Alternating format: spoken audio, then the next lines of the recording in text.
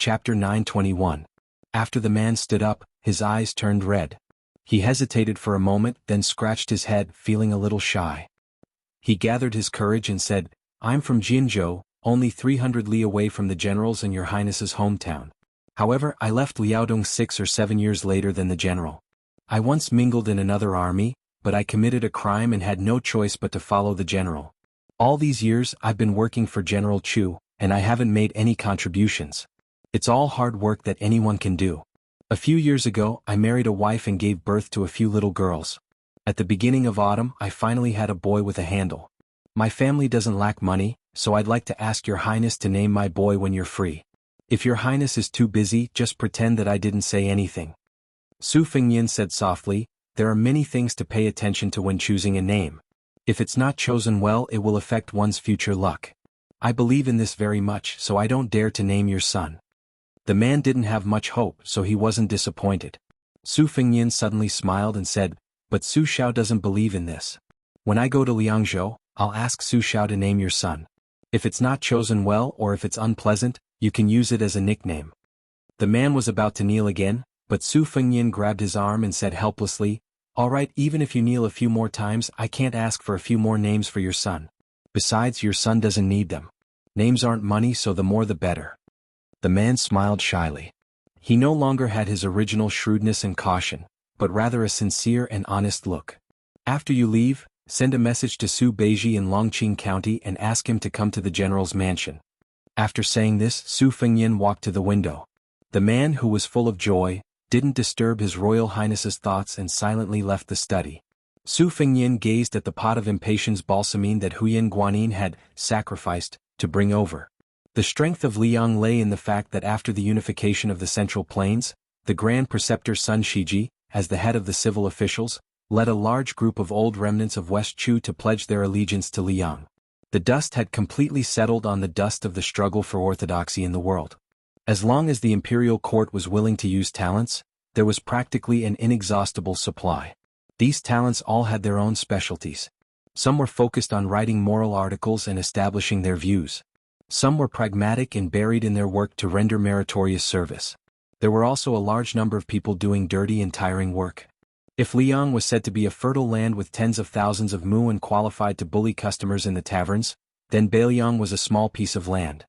His master, Li Yishan, for so many years, could be said to be a clever housewife who couldn't cook without rice. Su Fengnian used to joke in private. Whether it was with Su Xiao or with his two sisters, he said that even if he could become the emperor, he would rather die than sit in the throne room. This was because he had long known how difficult it was to be in charge of a region.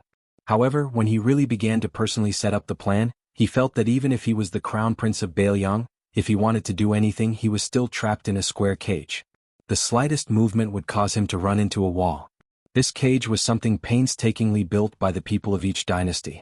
Su Fengnian returned to the writing desk and picked up the brush to write down the loosely structured 3 words, "Only tell corpses."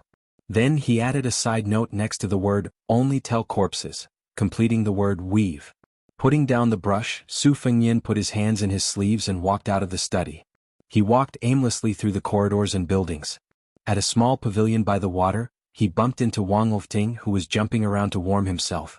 This fellow, along with Li Hanlin, Wang Yunshu, and a young master who committed crimes in Amei County, were known as the 4 tyrants of Lingzhou. Not to mention Wang Shihua, who could not be underestimated, but compared to the lifeless Wang Zhenlu, the head of the Su of Gojosian family, Su Fengnian was undoubtedly more interested in this new master of the purple gold Wang family, Wang Lifting. Because of the hereditary succession, Beiliang was now in an unavoidable era of turmoil. A new emperor would bring in new officials. Those who should have fallen had already fallen, and those who should have risen had yet to rise. Many families were following the general trend and moving around, but the timing was different. Zhong Hongwu, who was born into a noble family, let his only son, Zhong Qingxin, take the path of a civil official in order to seek change. Wang Shihua, who was already a famous scholar, let Wang Yunshu take the path of a military general in order to seek change. However, most of these people had good fathers, so they could get twice the result with half the effort. Su Fengnian only knew that the purple gold Wang family had not produced any great talents for several generations. He originally thought that Wang Lifting's generation would also fall into decline.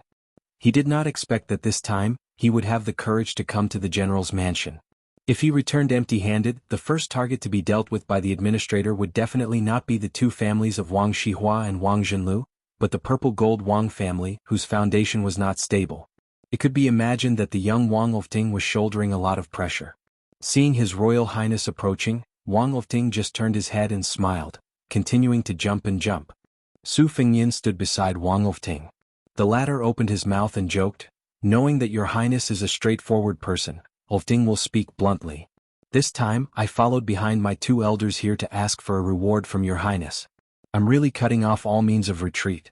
If I don't get an official position when I return to Huangnam County, I will definitely be criticized by those old men behind my back. Your highness, please do me a favor and take pity on Wang Lofting." Su Fengyin looked at the narrow ripples that were only slightly rippled within the rules, and calmly said, "First, tell me what kind of official position you want. If it's too big, I can't afford it. If it's too small, I can't take it out. If I try to fool the purple-gold Wang family, I will also be drowned in the spit of those old men behind my back." Wang Lofting laughed heartily and said, "It's not big. Bailiang's Weaving Bureau only has this kind of official position. The two Weaving Bureau in Gangnam-do are 4th-rank positions. Our Bailiang's Golden Thread Weaving Bureau is only 5th rank. Anyway, the old weaver Li Shifeng has worked for 12 years. He should have retired long ago." Su Fengyin said calmly, "5th rank isn't small." Wang Lofting was indeed thick-skinned. He stopped jumping and exhaled a mouthful of smoke. He turned his head and looked at His Royal Highness with a bright smile. "Lofting knew that it would be difficult to get an official position, so I have the intention to buy one from your highness. The purple-gold Wang family is willing to take out 180,000 taels of silver, all in cash. If it's not enough, the family still has some rare antiques and calligraphy rubbing, which can be converted into silver. As long as your highness is generous, we can probably gather another 100,000 taels of silver. There's no other way. We can't be compared to the other 3 princes of Huangnam County. Our purple-gold Wang family is poor." Su Fengyin sat on a long bench and gestured at Wang Lofting. The two of them sat facing each other. Su Fengyin smiled and said, "I can sell you a golden thread weaving bureau for 180,000 taels of silver. However, there's an additional condition." Wang Lofting smiled and said, "Your highness, my sister is indeed famous for being virtuous. However, her beauty is only average. Furthermore, she has a matchmaker. Your highness, please don't have this idea." Su Fengyin was stunned. He didn't know whether to laugh or cry. He smiled and said, "Don't try to be glib with me. Let's be serious. I know that you have a good friend who comes from a poor family. He is a teacher in the purple-gold Wang family. Yao Baifeng said that as long as this person is willing to take the imperial examinations and obtain scholarly honors, he will definitely become the top scorer of the Lingzhou imperial examinations, as well as the Huiyuan imperial examinations of the 8 prefectures. He might even become the Zhuangyuan imperial examinations of the 3 prefectures. This year, Lu Yuyuan of Huangnam County obtained the top 3 of the palace examinations and was bestowed with the title of Jinshi. It seems that he benefited from your friend's weaving techniques. Otherwise, he would only be able to pass the county examinations. Not to mention the palace examinations, even the metropolitan examinations would be an extravagant hope. If you can persuade this person to leave the mountain, I will let you become a golden thread weaving bureau. If you can't persuade him, then you will have to obediently return to the purple-gold Wang family." Wang Lofting held his stomach and laughed loudly. Su Fengyin was indifferent. Wang Lofting stopped laughing and said with a cunning expression, "Your highness, please don't worry. This fellow has already been forcefully kidnapped by me and brought to the city. Should I call him over for your highness now?" Su Fengyin shook his head and said, "There's no need to meet him. Tell him to come to Lingzhou's capital after the new year. I have an official's hat to give to him for free." Wang Lofting sighed ruefully and said, "Comparisons are odious. I still have to spend my entire fortune to buy an official's position. This fellow has it all." Su Fengyin suddenly said, "You are neither the son of the first wife nor the eldest son. To be able to become the head of the purple-gold Wang family, it must not have been easy." Wang Lofting retracted his frivolous expression. However, he did not purposely sit upright and still. Instead, he said softly, "Compared to your highness, it is much easier." Su Fengyin laughed and said, "You haven't even become an official yet and you are already bootlicking?" Wang Lofting laughed again, "Let's get familiar with each other first. Since I want to live under someone else's roof, how can I not look at his face? In the future, your highness should give Wang Lofting more opportunities to flatter you." Su Fengyin joked, Then you should first become Chu Lushan's disciple and learn from him. Wang Lifting wanted to say something but stopped. Su Fengnian knew that he was a smart person and said directly, I know what you are thinking. Indeed, whether it is me or others, Chu Lushan's bootlicking has always been disgusting. However, there is one thing that many people don't see. Chu Lushan only treats one person this way. This is called being faithful to one person until death. Therefore he and Administrator Li both. At this point, Su Fengnian paused for a moment and did not continue speaking. He stood up and left directly. Wang Lifting, who had been secretly tense, did not think too deeply about the strange words at the end. After all, he had obtained everything he wanted on this trip and had even exceeded his expectations. At the same time, he felt as if a heavy burden had been lifted off his shoulders and he could not suppress his excitement. However, when he realized the meaning behind it, he felt a chill all over his body. Could it be that the owner of the neighboring mansion would also change his name as Bailiang changed? Chapter 922. When Su Beiji entered the Lingzhou general's manor, it was only 3 days away from New Year's Eve. Almost as soon as he entered the official residence, he immediately followed His Royal Highness to Liangzhou. If this special honor fell into the eyes of others, it would really be Bailiang's favor. On the return journey there were 2 carriages. Huyan Guanyin occupied one. Su Fengnian and Su Beiji squeezed into the other carriage. The 2 coachmen were respectively Su Yanbing and Hong Shuwen. There were no other personal guards or attendants. Su Beiji listened to Su Fengnian talk about the matters of Huangnam County and did not comment. Persimmon and Zhu Zi, when they interacted with each other, they seemed to be quite similar to the king of Yen and Nalen Yusi. They could be said to be the perfect example of a ruler and his subjects being compatible. The first time Su Beiji opened his mouth was to ask why he did not let Song Gu, who blocked the way, finish speaking. This was because Su Beiji was clear about the matter of Shitakian. Originally, Eagle Guard's negligence of Ren Shanyu's serious injury was not a big deal. However, when His Royal Highness saw the result with his own eyes, with Chu Lushan's gloomy nature, Song Gu's official career was definitely over. Whether or not he could keep his life was another matter. If Su Fengnian scolded and kicked him a few times and got angry, Chu Lushan could use this as an excuse to get off the donkey. He only needed to heavily reprimand Song Gu. In the end he could still forgive Song Gu. At most, he would temporarily teach him a lesson and give face to His Royal Highness and the Eagle Guard. In the future he would not hinder Song Gu's appointment. However, Su Fengnian did not say anything. How could Chu Lushan dare to take the initiative to minimize the matter? Su Fengnian's answer at that time was that he would never interfere in the affairs of Bailiang's spies. He could even tolerate the Peregrine Falcon and the Eagle Guard, who had turned from a colleague to a rival after the Bailiang spy agency split up. However, he would never allow the 2 to be like fire and water and take advantage of each other to hit each other when they were down. Bailiang could not afford this kind of internal friction. On this matter and all the disputes in the future, Su Fengnian would not be partial to his second sister, Su Weisheng. He would not deliberately support the Eagle Guard to suppress the Peregrine Falcon. Similarly, he would not take the initiative to side with Chu Lushan. He would not beat the paste 50 times and settle the matter with 50 strokes of the paddle. When Su Beiji heard this answer, he smiled generously. Obviously he was quite satisfied. It was difficult for an upright official to settle a family dispute. The root of the problem was that the person who held the bowl of water was not impartial. If he was not impartial this time, it would be difficult in the future. However, being impartial also had its difficulties and disadvantages. If he was not careful, he would be in a difficult position. This depended on whether Su Fengnian could persist to the end. Su Fengnian told him everything he knew. In addition to the 3 princes of Huangnam County joining hands to come to the general's residence to express their loyalty, he also mentioned that each of them wanted to be an official. The way they wanted to be an official was also very different. He also mentioned to Su Beiji that Wang Lifting had offered to spend money to buy the golden thread weaving. Hearing this, Su Beiji frowned and said, "Can this person take on a big responsibility?" Su Fengnian shook his head and said, "I've only met him once. I only feel that Wang Lifting's conversational style is not bad and very much to my liking. As for whether or not he can take on the golden thread weaving, I still need to get a few more detailed reports on the purple gold Wang family. Then I'll bring Wang Lifting out for a walk to know whether he is a mule or a horse. However, the golden thread weaving is in Lingzhou. When the time comes, the one who will have a headache will be you, the provincial governor of Lingzhou." Su Beiji asked, "Then what about the old weaving, Li Shifeng?" Su Fengnian said shamelessly, "I haven't thought about it yet. Why don't you decide when the time comes?" Su Beiji glared at him.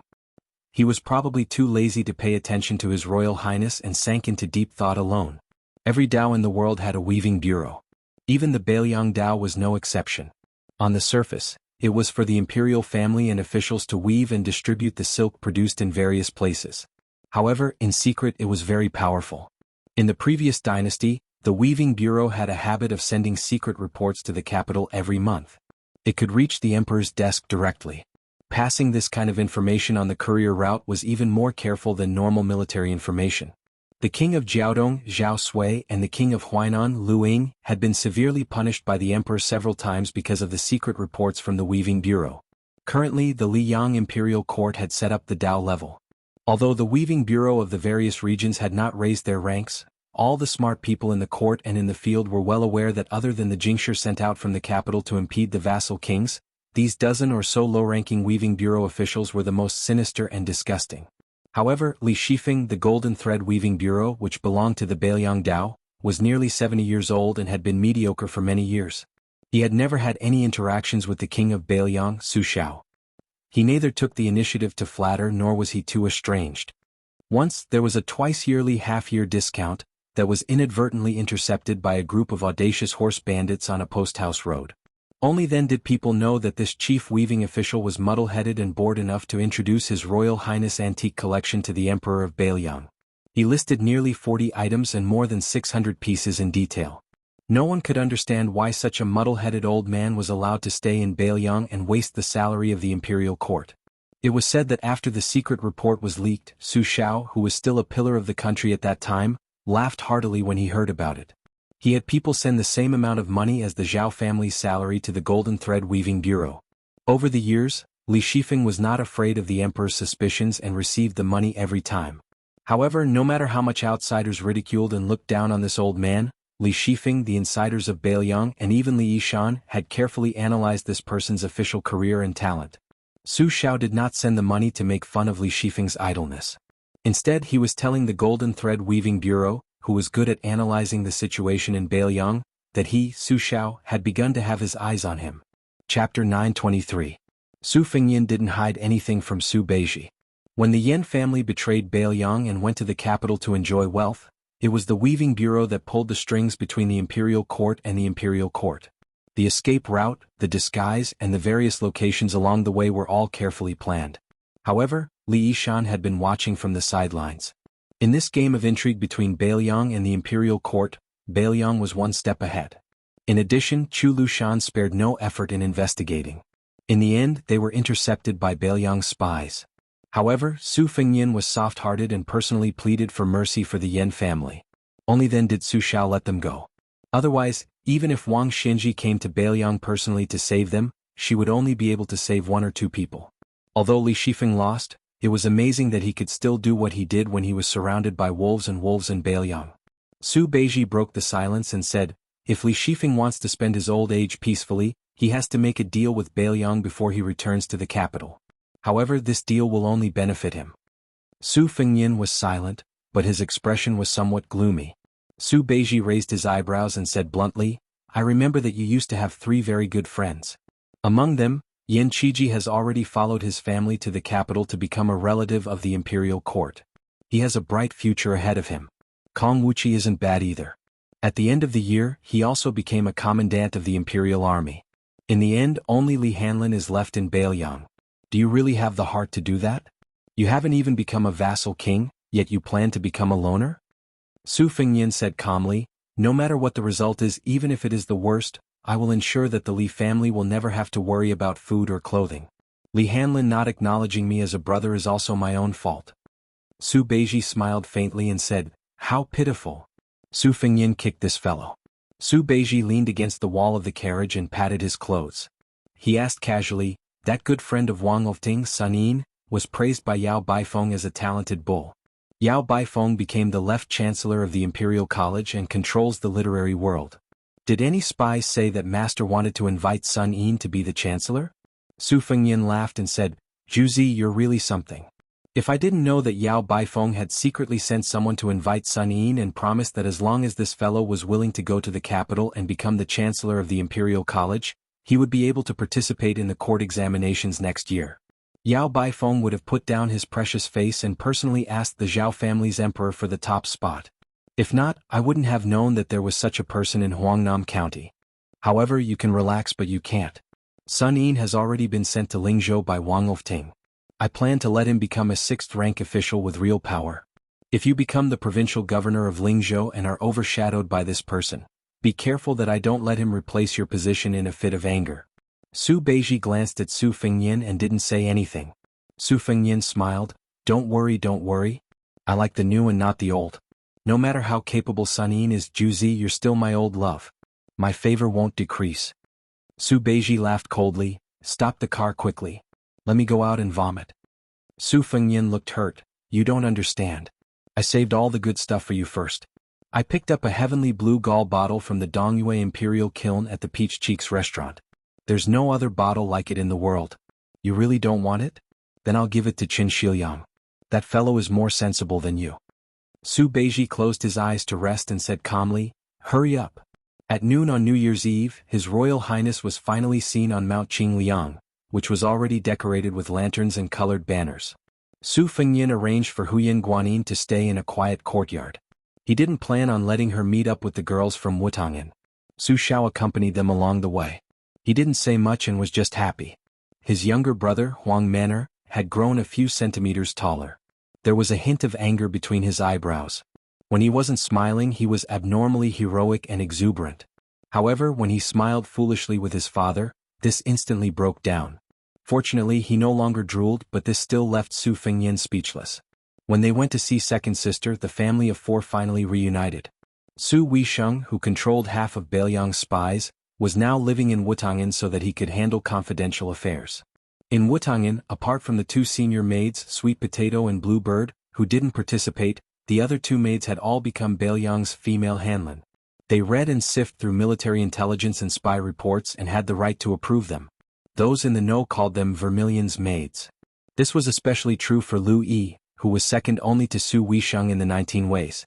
It was as if she was born to be good at scheming and planning and had become the second in command of Wutang'an. The second Junju, who demanded perfection, reprimanded almost all of the maids, but she relied heavily on Lu Yi. The 3 men of the Su family entered the room in Wutang'an. Su Weisheng sat in a wheelchair behind a low desk that was specially made for her. She raised her head and glanced at the 3 of them. She then lowered her head and casually pulled out a copy from a large stack of secret reports that had already been approved. She inspected the Vermilion's maids in the neighboring rooms to see if they had made any mistakes. Su Fengyin jogged over and saw that the ink on the ancient inkstone on the table was a little dry. He immediately squatted down beside the wheelchair and turned his head to flatter her. Sister, I'll grind the ink for you. Su Weisheng didn't even turn her head to look at him. She smiled insincerely and said, how could I let the Lingzhou general do this for me? Su Fengyin played dumb and said, of course. Su Weisheng didn't continue to make sarcastic remarks about His Royal Highness. She allowed him to roll his sleeves and grind the ink while she focused on reading the detailed Vermilion's handwriting on the various court reports and Beiliang's own spy reports. Su Xiao smiled knowingly. Su Longxiang sat down on the doorstep and held his chin in a daze. Su Weisheng probably couldn't stand Su Fengyin being in the way. She didn't even raise her head and said, didn't you see that we haven't put up the Spring Festival couplets and peach talismans? Su Fengyin slapped his head and said in realization, I'll go write the couplets right now. Let's put them up together later? Su Weisheng didn't make a sound. Su Fengyin went to the empty desk next door and began writing rapidly. It still took him an hour to finish writing the 100 Spring Festival couplets that the prince's estate needed. Every time he finished writing one, Su Xiao and Su Longxiang would gently dry them. Then they would call Su Weisheng. She still had work to do and told him not to wait for her. Su Fengyin and Huang Manor could only each carry 50 or so Spring Festival couplets. Su Xiao was responsible for carrying a box of slightly lighter couplets. They began to put up couplets from top to bottom on Mount Qingliang. When they reached the main gate, they found Su Weisheng sitting in a wheelchair, quietly waiting outside the gate. Su Fengyin smiled and asked Su Xiao to see if the couplets were crooked. He and Su Longxiang put up especially wide and large Spring Festival couplets. The 2 brothers finished putting up the couplets at the same time. When they turned around, they saw Su Xiao smiling from ear to ear. Second sister also had a smile that she hadn't seen in a long time. Chapter 924. After pasting the Spring Festival couplets on the main gate, Su Weisheng returned to Wutang'an, leaving the three masters to wander around the prince's manor. Su Fengyin and Su Xiao talked about the affairs of Lingzhou in bits and pieces. Su Xiao occasionally talked about some interesting news that had recently happened in the imperial court. For example, Gu Jiantang's son-in-law went on a killing spree in Jizhou.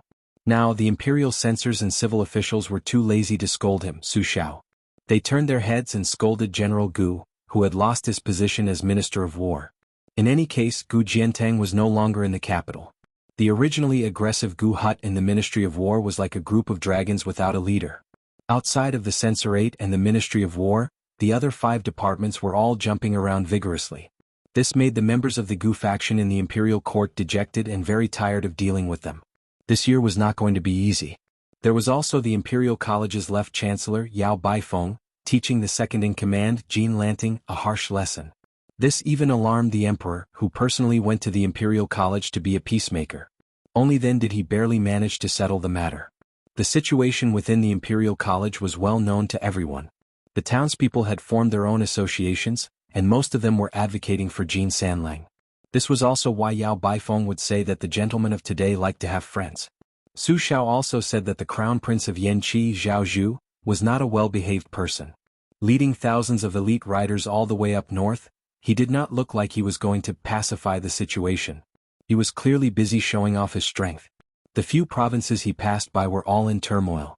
Before he even reached Guangling Road, where Zhao Yi was, he had already caused all the officials along the way to complain incessantly. Memorials complaining and impeaching flew into the imperial palace like snowflakes. The 3 of them walked to the side of Tidehark Lake. Su Xiao suddenly came to his senses. He said he was going to listen to Wang Chudong's storytelling and missed the time. That girl put on airs and was not willing to chat with an old man like him. Su Xiao hurriedly jogged over. Seeing this, Su Fengyin was dumbfounded. It looked like Wang Dongxiang, who was second in the Yanji Academy, was indeed formidable. Even Su Xiao, who was most afraid of dealing with books, was subdued. Previously, a letter from home had been sent to Lingzhou. Su Xiao had said that Wang Chudong was very witty and clever. She was not afraid of an old brute like him at all. She gave him a lesson the moment they met. Acting like an elder, she told him, the illiterate king of Beiliang, that reading was actually very interesting and not boring at all. She told Su Xiao to read official history. Winners were kings and losers were bandits, so it was better to read unofficial history. Reading about scholars and beauties was the same. No matter how many twists and turns there were, they would eventually grow old together. In reality, it could not compare to reading classics. It was like seeing an old gentleman sitting upright from start to finish. You would feel that he had been rigid for too long, but one day you would feel that he had his own adorable aspects. Other than that, Wang Chudong also said that reading military books and poetry books was different. Su Fengyin felt great admiration. This girl was really daring to teach Su Xiao how to read. It had to be said that neither Li Yishan nor Zhao Chongling had been able to get Su Xiao to read more books in the past. Su Fengyin looked up at Tide Listening Pavilion. Chen Shiliang should be in the side room on the top floor right now. Everyone in the Wang Fu said that this young man was increasingly similar to that state scholar who had died without a grave. Su Fengyin looked away and saw Su Juzi sitting alone in the pavilion, throwing a large amount of bait into the lake. The koi fish rolled in a grand scene. Su Fengyin squatted at the edge of Tide Listening Pavilion's platform and said to Huang Man beside him, Lucio, said that the section of willow whose body I tore apart did not die. He probably used an unorthodox Qi cultivator's ability to cunningly escape before he died. I think that this person's identity is not as simple as a spider's web. It's fine, we will definitely have a chance to interact with him in the future. Huang Man nodded earnestly. Su Fengyin said self-deprecatingly, I'm puzzled. That section of willow was like that, but that little celestial master who changed his name from Zhao Jingxi to Zhao Ningxin was also difficult to deal with. He was suppressed half to death at the Spring Lake. I originally wanted to use him as a useless person to make the Taoist ancestral court unhappy. I didn't expect that when I returned to Mount Longhu, I heard that Zhao Ningxin's realm had advanced by leaps and bounds again. The young chief of Wudong, Li Yufu, killed the evil dragon at Mount Xiafei and became famous all over the world. The old celestial master, Zhao Shi, who had been in seclusion for many years, did not stay idle either.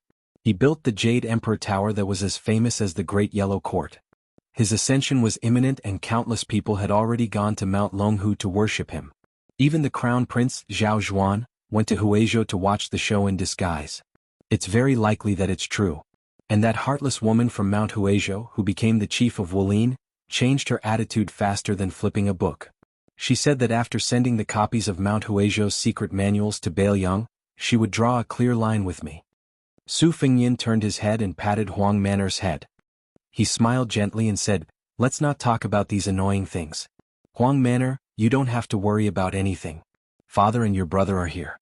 "That's right. Ever since your brother seized and transported back the 4 talisman general armors from the Xiang Fan Reed marshes, he began to let the Mahis giants in Bailiang's machine-making bureau work to restore it to the level of Great Grandmaster Yi Hongting's number 1 talisman armor. Last time at the Iron Gate Pass, the golden armor was also in our hands. Moreover, this time from the killer cat outside Shenwu City, I learned some secrets from Han Diaoxi's skull through Su Ying. One of them was the details of how he skinned Yi Hongting.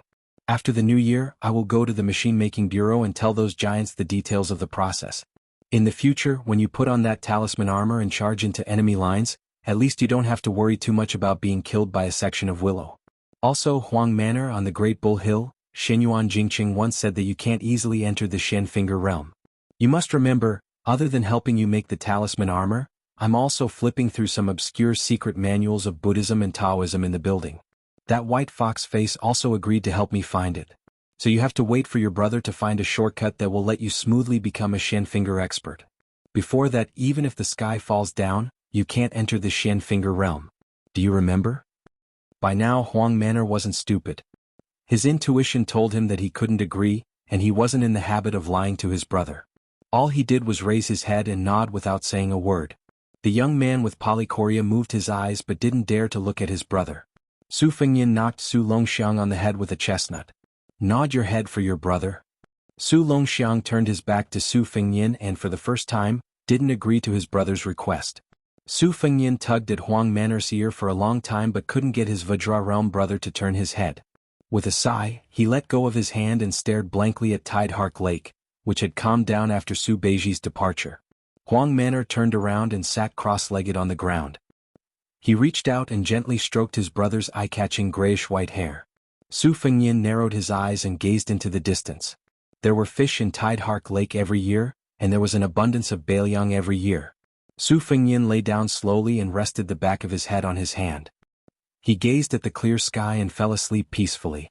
He had never told Su Xiao that when he saw his father's silhouette on the Spring God Lake, even though he knew that the silhouette was getting older and hunchbacked with age, he could still see the Emperor Wang Xinji Zhang Julu and Yuan Binshi from afar. Su Fengyin wasn't the least bit afraid of these fellows appearing together on the lake. He felt very at ease. Two much stronger tiger kuei scuttled out with a whoosh and ran towards Su Fengyin with all their might. In the end, Huang Manor pressed them down to the ground with one hand each. The two strange beasts were only a few feet away from Su Fengyin, yet they couldn't escape from Huang Manor's palms.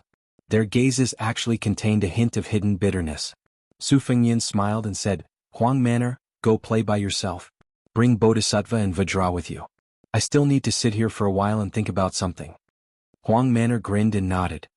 He dragged the two tiger kuei with him and ran far away. Huang Manor strolled around. After letting go of the tiger kuei for the first time, the pair of siblings wanted to run back to Tide Listening Pavilion to look for Su Fengyin. However, Huang Manor, who walked as fast as lightning, grabbed their tails. After suffering a few times, they could only follow behind him sickly. He unknowingly arrived outside the walls of Wutangen. In the end, he found that his father didn't go to listen to the story of that sister-in-law. Instead, he pushed the wheelchair and took his second sister to relax. When Su Xiao saw Huang Manor, he waved his hand. When the female tiger kuei called Bodhisattva saw Su Weisheng, she seemed particularly affectionate and lively. Su Xiao continued the previous topic and slowly said, "In the future you as the older sister have to keep an eye on the matter of Bailiang's official consort. Xiaoyan knows what she's doing. Father isn't just more at ease, he's the most at ease. It's only when it comes to matters of the heart that this child easily disregards the consequences once he falls in. Wei Xiong, it's not that I'm worried about the military and politics of Bailiang being affected. I've worked so hard to build up such a large family business. If in the end my son can't even afford to squander it, then how am I supposed to be a general? How am I supposed to be the king of Bailiang after the new year? It's just that I'm very afraid that you, my younger brother, will get hurt. I'm a rough man, but I've seen many people come and go. I also know that this kind of invisible injury is more hurtful than a serious injury caused by a knife or arrow. Perhaps you won't be able to recover from it for the rest of your life. Su Weisheng grunted in acknowledgement. Chapter 925. Then there are the future concubines. To be honest, of the two women that have been temporarily decided, Wang Chudong, who is already in the Fu, and Lu Qingyan, who is in Qingzhou, father does like the little girl Wang Chudong more. However, there are different ranks of concubines. Wang Chudong can only be after Lu Qingyan. After all, the Lu family is full of talents. Compared to Wang Linquan, who relied on Chu Lushan to climb to the position of the richest man in Qingzhou, Wang Chudong is definitely more important to Beiliang in the future. Therefore, in the future, if there is a dispute between the two families, as long as it doesn't involve major issues, you have to side with the Lu family. This can be considered father's compensation to Lu Qingyan as his daughter-in-law. Because father knows that Xiaoyan may not be able to open her heart to this poor woman in this lifetime. Treating each other with respect only sounds good, but for a married couple who will spend the rest of their lives together, it is actually a kind of suffering. Father has been going to Wang Chudong's place every day to listen to her stories. First, it is interesting.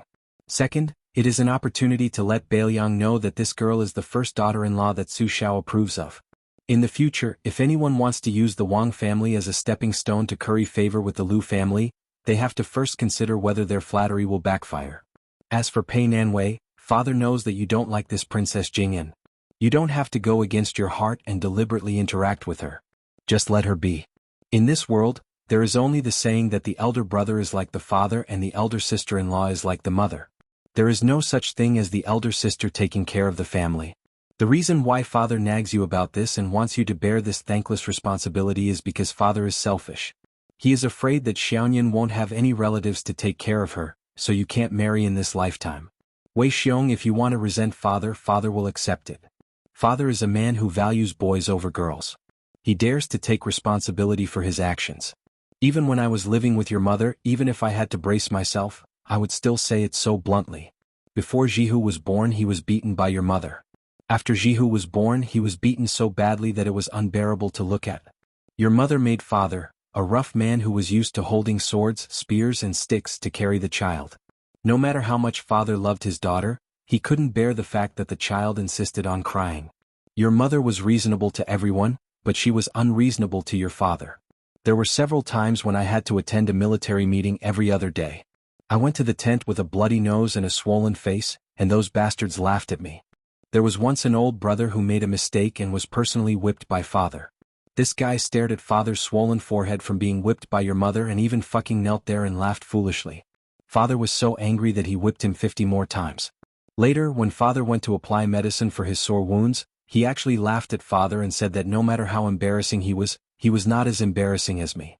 This old brother was Qin Jibao's father. Other than his young son, he was the one who led all the Qin family's descendants to their deaths. Father was not the kind of scoundrel who could be so shameless as to give a meritorious official a death-free gold medallion while craftily fabricating a crime of treason. If we said that we would be brothers, then we would be brothers for life. It was father who owed the Qin family first. Therefore, even though he knew that Qin Jibao would not accept Xiaoyan as the new prince of Liang, he did not care about him for more than 10 years and allowed his adopted son to cultivate trusted aides. If Qin Jibao wanted to leave Beiliang, father would not stop him. If he wanted to be both the Minister of War and the Prince of Shu, it would be up to him. Father did not wish for the day when he and Xiaoyan would fall out and become enemies to the point where they would have to meet on the battlefield. It would be best if they could not have any contact with each other. However, father knew that the group of old foxes Zhang Julu and Gu Jiantang, as well as the emperor of the Zhao family who was hiding behind the scenes, would not let such a sharp spear rust in vain and not point the tip of the spear at Beiliang. Speaking of this, the old man, who had been in the military all his life, was somewhat sorrowful. Su Xiao smiled and turned his head to his second son, Su Longxiang, and said, "Huang man, you will be enlightened sooner or later. You must remember that your older brother is good to you. That time when your older brother got into big trouble and father wanted to beat him, you came out to stop him. You were angry at father and looked like you wanted to fight father to the death. Father only pretended to be angry on the surface, but in fact he was very happy.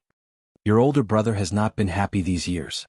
Outsiders think that because he is Su Xiao, the eldest son of the butcher's first wife, he will definitely be in the limelight. You will only understand the bitterness of it when you are enlightened. Losing his mother and sister is nothing. In the Great War of the Spring and Autumn period, countless people in his family died. However, he was cursed by people for 18 generations and had to guard the gate for these heartless bastards. Perhaps one day he would have to sacrifice the lives of hundreds of thousands of his steel cavalry in exchange for peace of mind. Later, when the Central Plains changed masters, he would be cursed and scolded by the new masters in the history books. Furthermore, there would be a large group of scholars and common people who had never suffered any hardship. This is the most pitiful part of your brother. In his youth, before His Royal Highness chose to hide, the entire Bailiang Palace knew that His Highness doted on His Royal Highness from the bottom of his heart. As long as there was something fun, no matter how precious or rare it would be sent to Huang Manor before it was warmed up. However, when good things were in the hands of Huang Manor, who was astonishingly strong and did not know the severity of the situation, how could they be complete? It would only take a few moves for them to be broken. The people in the manor who cleaned up the mess had never seen His Royal Highness angry. Even when His Royal Highness began to live a dissolute life with a notorious reputation, he still did not neglect Su Longxiang. The servants were rarely whipped in the prince's mansion. Su Fengnian had gotten angry a few times because he knew that the servants were deliberately teasing the young prince. And those times, His Highness the heir apparent had personally punched and kicked the servants to death, without showing the slightest mercy. Chapter 926.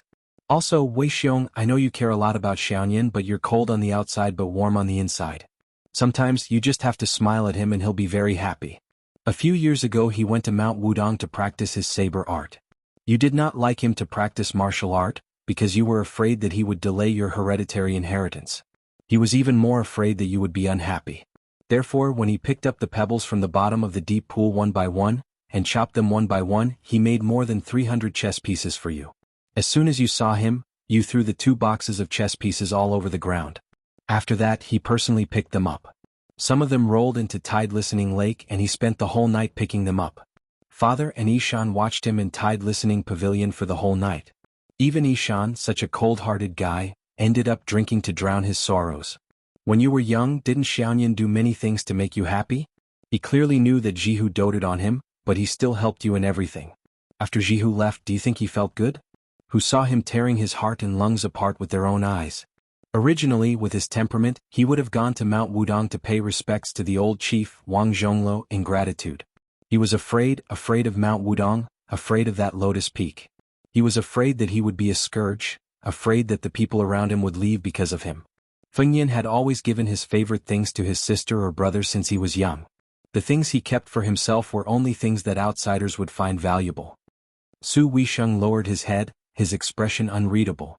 In today's world, people in high positions cherish their lives and reputation. The more they read, the smarter they become. Each one of them is so smart that they don't seem human anymore. Who would be willing to carry the coffin of an old soldier who has no relatives or friends? Who would be willing to guard the city gate for a maidservant in a foreign land with no one to rely on? Ishan is such a smart person, so why is his vision so high that even Qin Jibao doesn't think highly of him and instead thinks highly of him? Why did old Huang leave without any attachments on his trip to Martial Emperor City? Why was it that Li Chungang had clearly fought with Wang Xianji and was still willing to use the Battle of Guangling River as the closing battle of his Jianghu career? Why was it that Huan Wen, who was now the second assistant, who had always spoken a few words of justice for the Bailiang, now went against his conscience and did not hesitate to tamper with the transport of grain, racking his brains to make things difficult for the Bailiang? It wasn't that Fengnian's talent in martial arts was higher than those rare great grandmasters in Jianghu. It wasn't that Fengnian's intelligence was so great that it was close to demonic. In fact, it was very simple. As long as he sincerely treated people as people and slowly gathered the people's hearts, he would win the overall situation.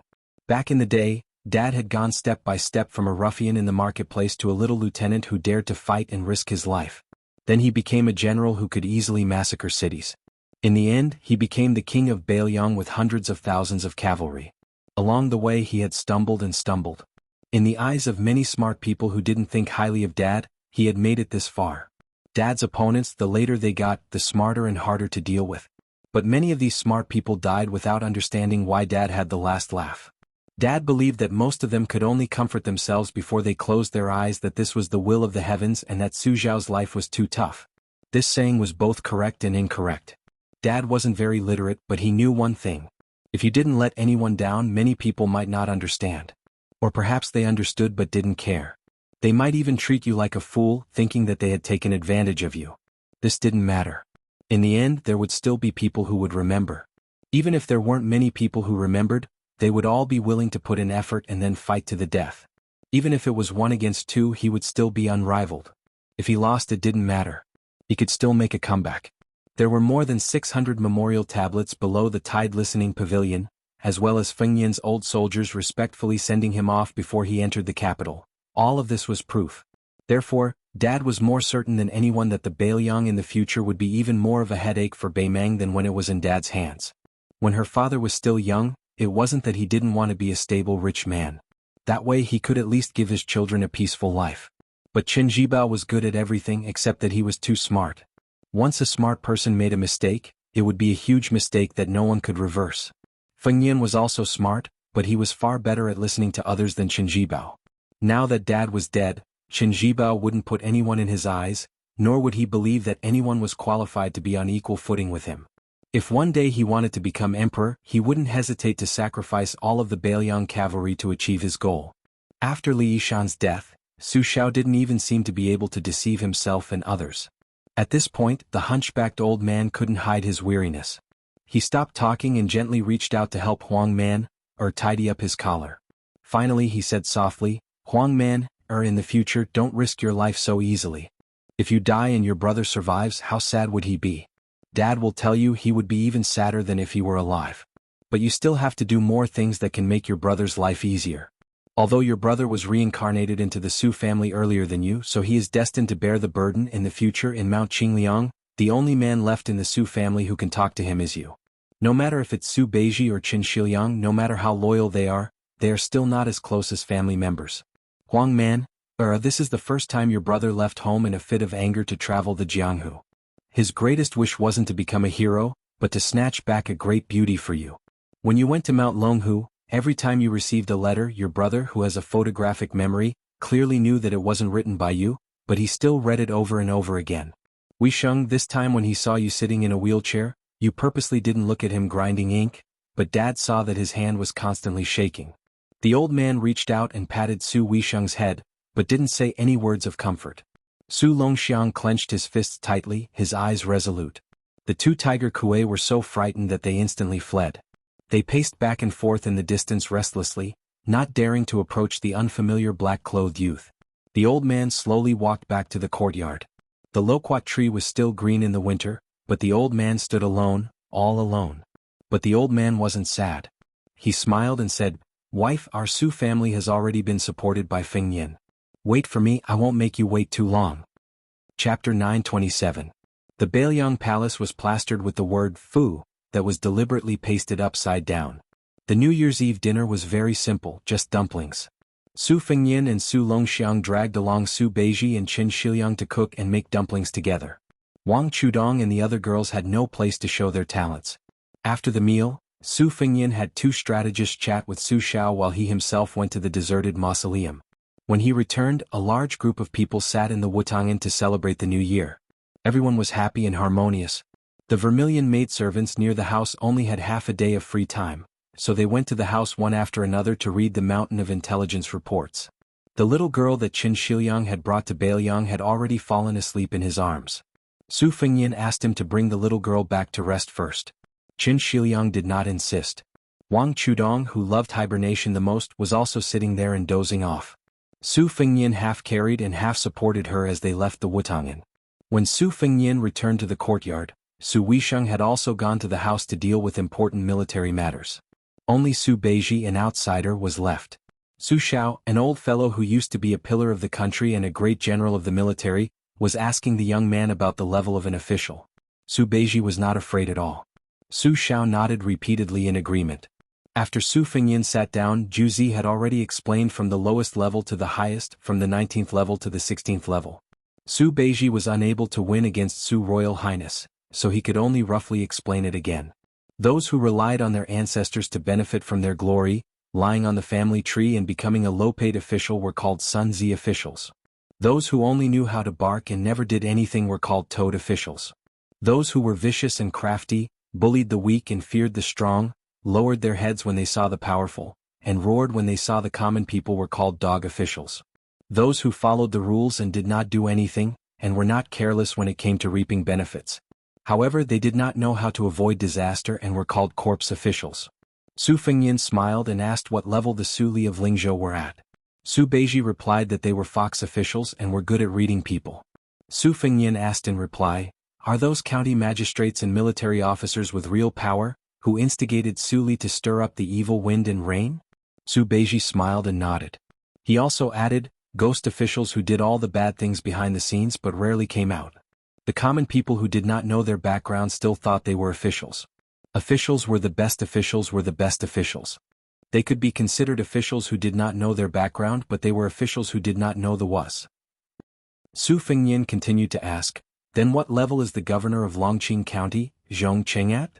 Zhongqing is on the 15th floor. In my opinion, there is nothing easier than being an official in the world. Do not be greedy or take advantage of others and progress step by step. There are aides and officials to give advice and suggestions, and the situation is in order. You can be a shopkeeper who does not do anything, and there is no harm in only caring about the flowers, snow and moon. Generally speaking, you live in harmony with the common people. Then Huangnam County's merit officer Wang Shihua? Their government affairs are mediocre, but their reputation is extremely good. They have never been greedy or harmed people. If there is a good government, they will definitely do their best to help. As for the subordinates, they treat the people as if they are their own children. This is also the kind of honest and upright official that ordinary people want the most. This kind of official is on the 16th level. The size of their contributions depends on whether their master is wise or not. The overall situation is clear and the subordinates follow suit. Their official position will naturally rise with the tide.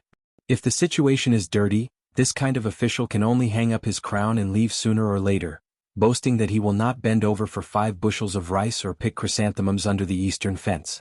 It is not that they do not want to be officials, but that they do not have the ability to turn the tide. They can only take a step back, cherish their reputation and retreat at the top of the tide. Officials who have left their names in history are all like this. Of course, they have to leave behind a few poems that are popular among the people. In the books, there were many officials who were highly praised by later generations, but in fact they did not see the big picture. Their actions were of no help to the situation of the world. They were just martyrs seeking favor. If they met a stupid emperor, they would let them succeed. If they met a cunning emperor, especially one who was narrow-minded, as long as they played a little trick, they could make them depressed for the rest of their lives. From Su Beiji's point of view, Wang Shihua is not suitable to be the county governor of Huangnam County. Instead, he is like Huan Wen, who went to the Imperial College, who hides his strength and bides his time. When the time is right, he will be able to amaze the world. What is the position of Song Yan, who is going to be your assistant in Lingzhou? The 16th level, capable officer. They are not very good at seeking fame, but their methods of currying favor in the officialdom are not bad. The main point is that they can govern the territory well and make it flourish. Their vision is very high and they can see the situation outside of the first 15 levels of officials. However, they are actually concerned about the common people. It is just that this kind of person is destined to reach a certain rank in the officialdom. Unless they meet a noble in the court, they will not be able to move an inch. Not to mention other things, just the common people who are inevitably short-sighted due to their family background and position may scold these officials when they are in office.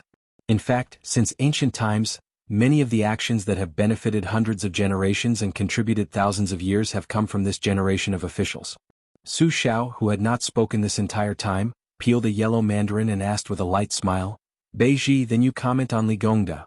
Su Beiji still said straightforwardly, "He can't compare to an honest and upright official who is also greedy. He can't compare to an incapable officer who is capable and can do things well. In general, he can take care of both sides and can be considered a good officials. The administrator is already an outstanding talent in this level of officials. If it weren't for the fact that he is somewhat narrow-minded, he could have been promoted to another level.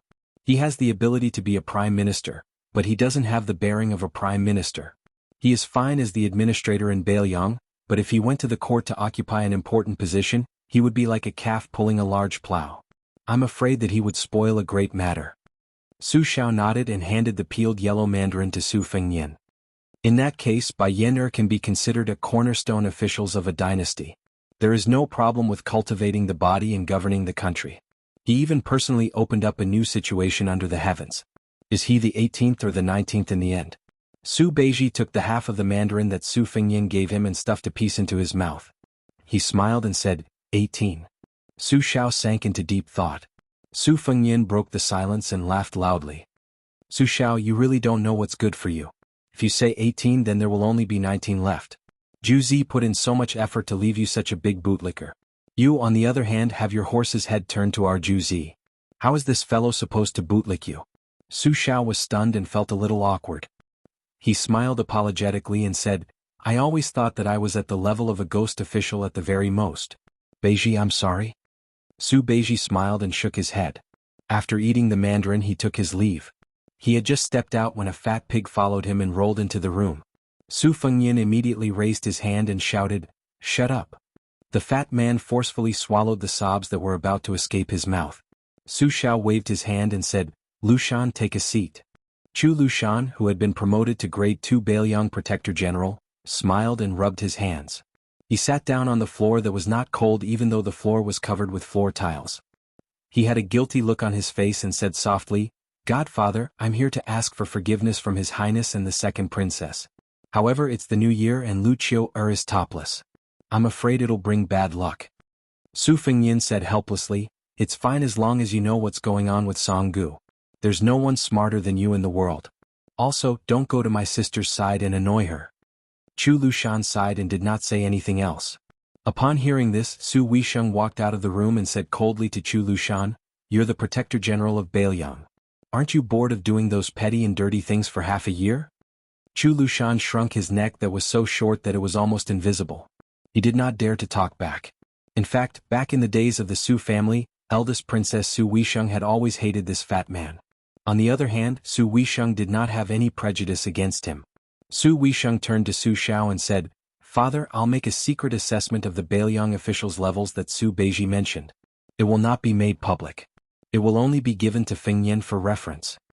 Su Xiao nodded.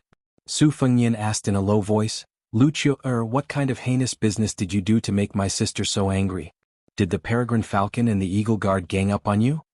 Chu Lushan said embarrassedly, I wouldn't dare. It's just a little joke when I'm bored. It's not worth mentioning. The more secretive Chu Lushan was, the more curious Su Fengyin became. He asked, Tell me about it. Chu Lushan scratched his head and said carefully, In the past, Lucio was in charge of the spies in Bailiang. Therefore Lucio knew a little about some of your highness's 3 trips. On the 3rd trip to Beimang, foster father told me more, so... Su Fengyin laughed and scolded, Spit it out. Chapter 928. Chu Lushan had probably come to the realization that if he stretched out his head, he would also be stabbed if he retracted his head. He spilled the beans from a bamboo tube, leaving Su Fengyin speechless. It turned out that the current situation in Bailiang was vaguely unstable, and there was a clamor everywhere. After Chu Lushan became the Protector General of Bailiang, he did not make any big moves. The more he felt that he had nothing to do, the more he randomly picked up a few unlucky fellows and threw them into the whisking room, giving them a miserable beating. Among these fellows there were villagers, scholars, officials, Jianghu people and soldiers. 7 or 8 of them were the type that could not keep their mouths shut. They were similar to Su Fengyin when he heard Skinny Monkey and the others boasting in the restaurant some time ago. Even if he heard them, His Royal Highness would not be bothered to make a fuss about it. However, it was clear that Chu Lushan did not have such a good temper. He sent them all to the whisking room, and according to Chu Lushan's imaginative and meticulous plan, he began to make them suffer a fate worse than death. One of the villagers, who was in the prime of his life, gathered a group of people to drink wine and said that Su Fengyin, the heir of Bailiang, was too easy to be. He had never suffered in his life, and His Royal Highness lived a life of luxury. How could it be as difficult as him burning charcoal and taking care of the crops in the mountains? In the end, when he arrived at the whisking room, he was stabbed more than 160 times. The number and severity of each stab were different. After he was injured, he would immediately apply top-grade wound medicine. During this period he would be served with fine wine and beautiful women. After he recovered he would be stabbed again and again. The reason why there were so many stab wounds was not because Chu Lushan had set this rule for no reason. Instead, it was based on the number of stab wounds that His Royal Highness had received before he came to Mount Wudong. He had received 16 stab wounds.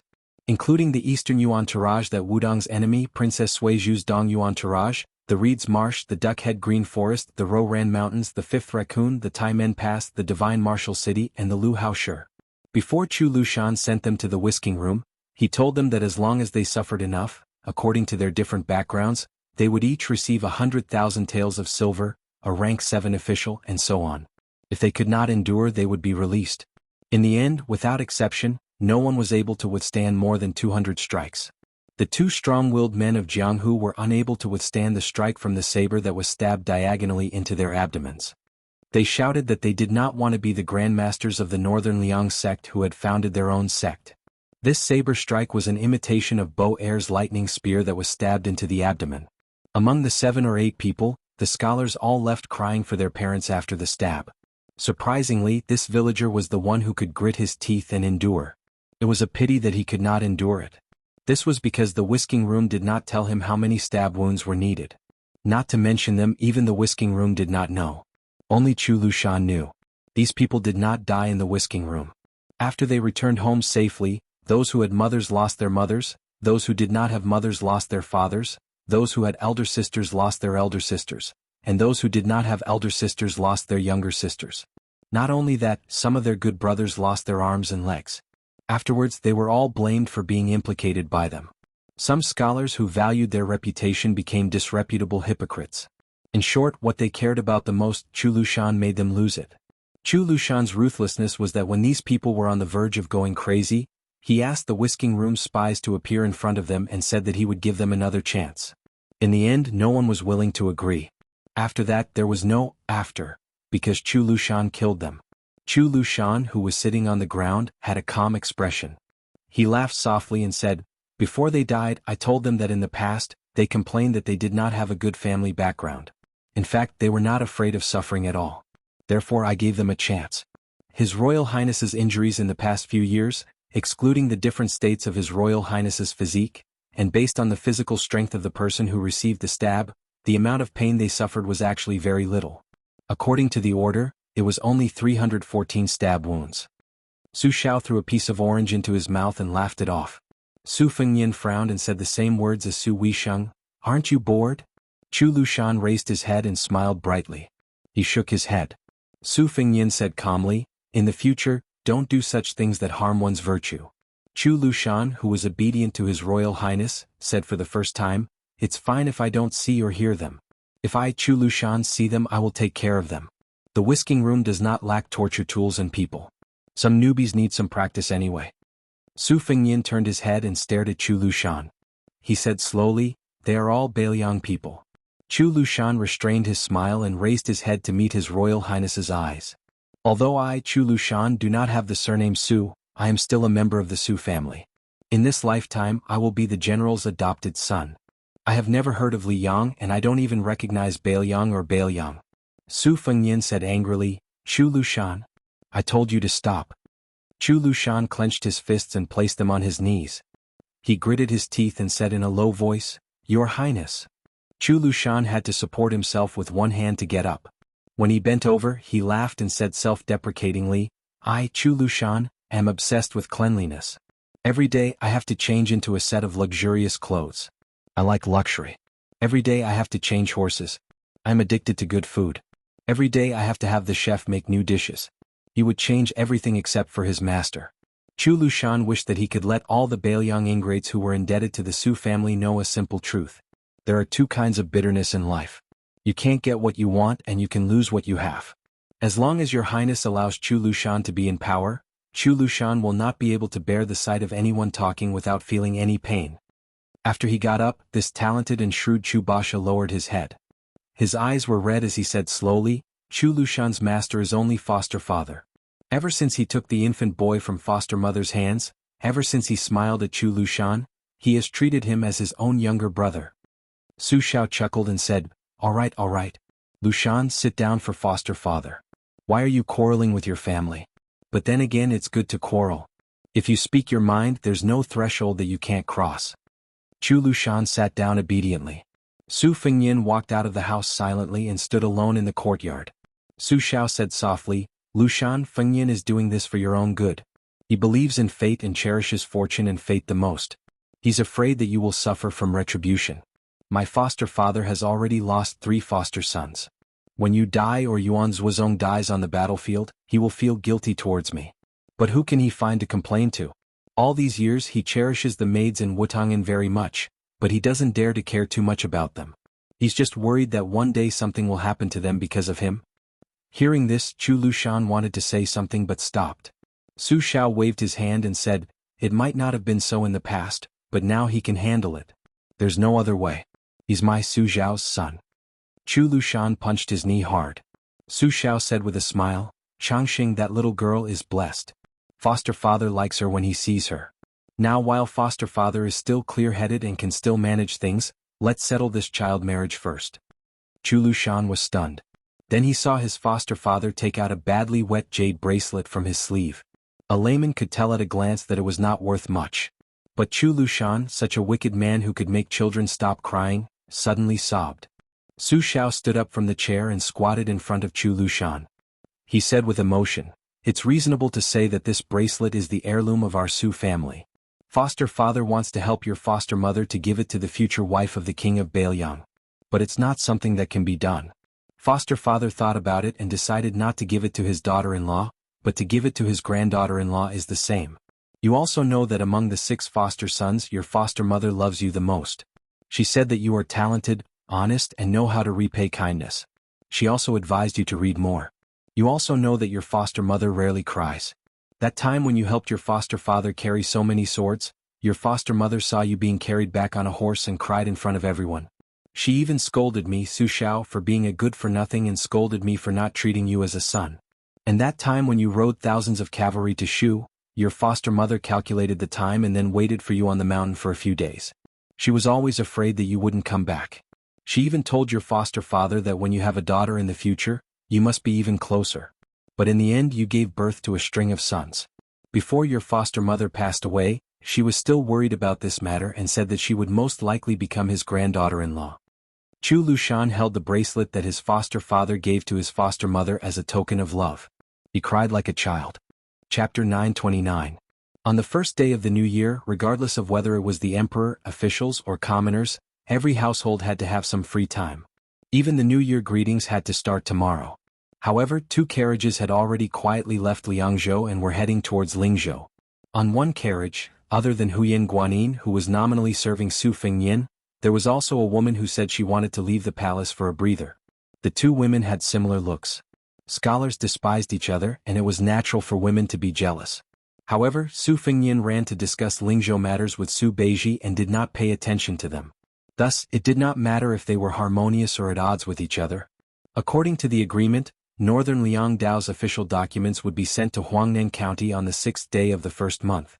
Other than Governor Song Yen, who was promoted to the title of Little Governor, in Lingzhou, Zijin Wang family's Wang Luding would also go to Jinlu County. The 2 family disciples of Lingsu Wang family would also go to Yuliang Prefecture to be the county magistrate and deputy county magistrate respectively. In addition, Commandant Jiao Wui would enter the Lingzhou General's manor and be promoted to the 3rd in command of Lingzhou's military Yanxia Commandant. At that time, even an idiot would be able to see that the new Lingzhou General was determined to make the administrator, who was also the Lingzhou governor, into a slow stew. On the 2nd day of the first month, Lingzhou was very lively. Logically speaking, some of the officials and dignitaries who were far away and could visit Surly in a few days all rushed over on the same day. The administrator's manor was filled with people and carriages. The housekeeper and gatekeeper of the Li manor could be considered particularly slick and clever, but they still couldn't handle the social interactions. They all wished they had 3 heads and 6 arms. Li Gongda did not rest for a moment in the morning and was busy until dusk. Many of his old friends and confidants could only deal with it by drinking a few mouthfuls of wine. Otherwise, even if Li Gongda had a large amount of energy, he would not be able to handle the waves of guests. Li Hanlin did not return home for the new year this year. He wrote a letter back home that was clearly written by someone else. He said that he was going to Beimang to play around. Seeing this, Li Fujian's heart jumped. She wanted nothing more than to grab her brother's ear and drag him home.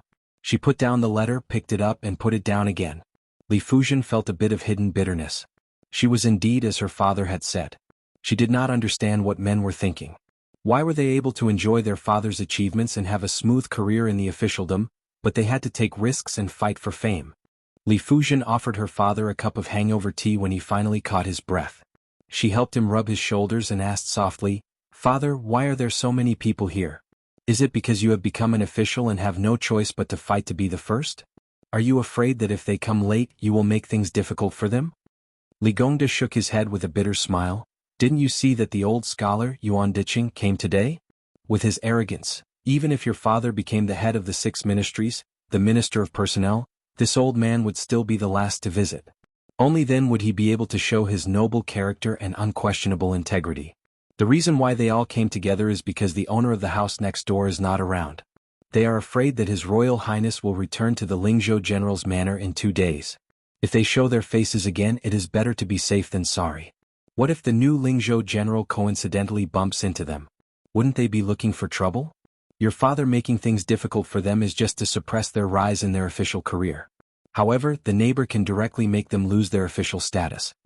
Li Fuzhen said mockingly. He is indeed capable of doing such a rude and unreasonable thing. Li Gongda smiled and said, wrong, very wrong. Father knows that you have never taken father's words seriously. Since father has allowed Guofufeng into the family this time because of you, then you should seriously listen to father's heartfelt words this time. How about it? Li Fuzhen made a sound of acknowledgement. Li Gongda drank a mouthful of tea and let out a breath. Only then did he say leisurely, as the Beiliang Taoist administrator, you are the head of the civil officials. According to the law, the Lingzhou provincial governor should be someone else. However, why do you insist on having this position as well? Father's desire to be an official is not false, but His Highness the heir apparent has come to be the general of Lingzhou next door to our family. Logically speaking, no matter how thick-skinned father is, it would be wise to take the ladder and step down. However, father is truly worried. Nearly 1,000 scholars have entered northern Liang, and most of them are from Lingzhou. In the future, northern Liang's civil and military officials will be separated, and the 2 sides will be clearly separated. This is the general trend. If father doesn't have the position of Lingzhou's provincial governor, then his words will still be effective, but it will definitely be greatly reduced. Father's talent and learning are shallow, and he doesn't have an advantage like Wang Shihua's. If we miss this great opportunity to cultivate trusted aides, when Su Beiji or someone else replaces father's position as the administrator in the future, the Li family might very quickly be ridden on top of our heads. We don't need to be afraid of a falling tree, but we need to be afraid of a falling wall being pushed by everyone. Your younger brother is ruthless. Father does not doubt that he can become a colonel or even a general. However, he is my only son. He cannot lick the blood of blades on the border for the rest of his life.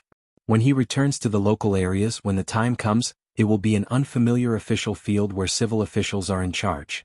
The Hanlin Academy is a martial man who is used to killing and might not be able to make a detour.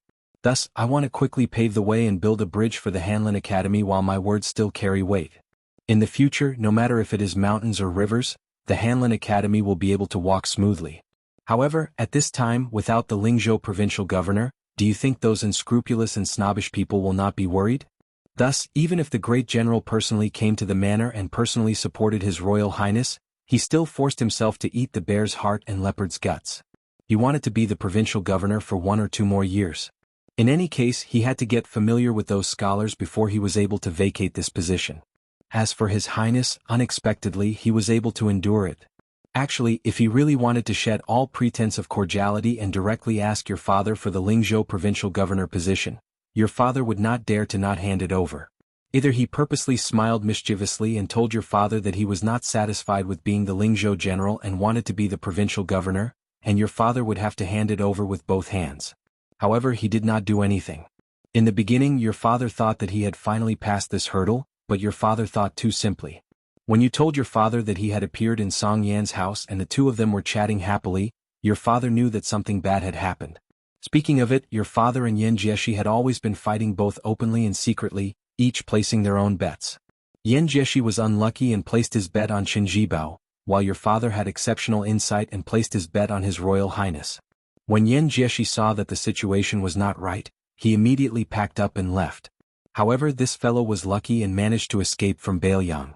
Otherwise, even if your father knelt for 3 days and 3 nights to plead for him, it would still be useless. At that time, your father told him that His Royal Highness was not so useless. In private, your father always liked to criticize Yan Jieshi's lack of insight. As a result, your father only knew that he was just a pot calling the kettle black. His Royal Highness went to Huangnam County this time and abducted 3 family heads in Huangnam County, plus Song Yan, who was estimated to be the provincial governor of Lingzhou soon. Jenner, you always felt that Hanlin went to the border to join the army, and it was His Royal Highness who harmed him. However, have you ever thought about why Hanlin, such a stubborn ghoul, suddenly changed into another person? The reason is actually not complicated. You also know it in your heart, but you just don't want to admit it. You told your mother that your younger brother felt that Hanlin had lost face when he went to Yanqi Bazaar in the capital, and that kid from the Kong family became officials and had a bright future ahead of him, so he gritted his teeth and worked hard.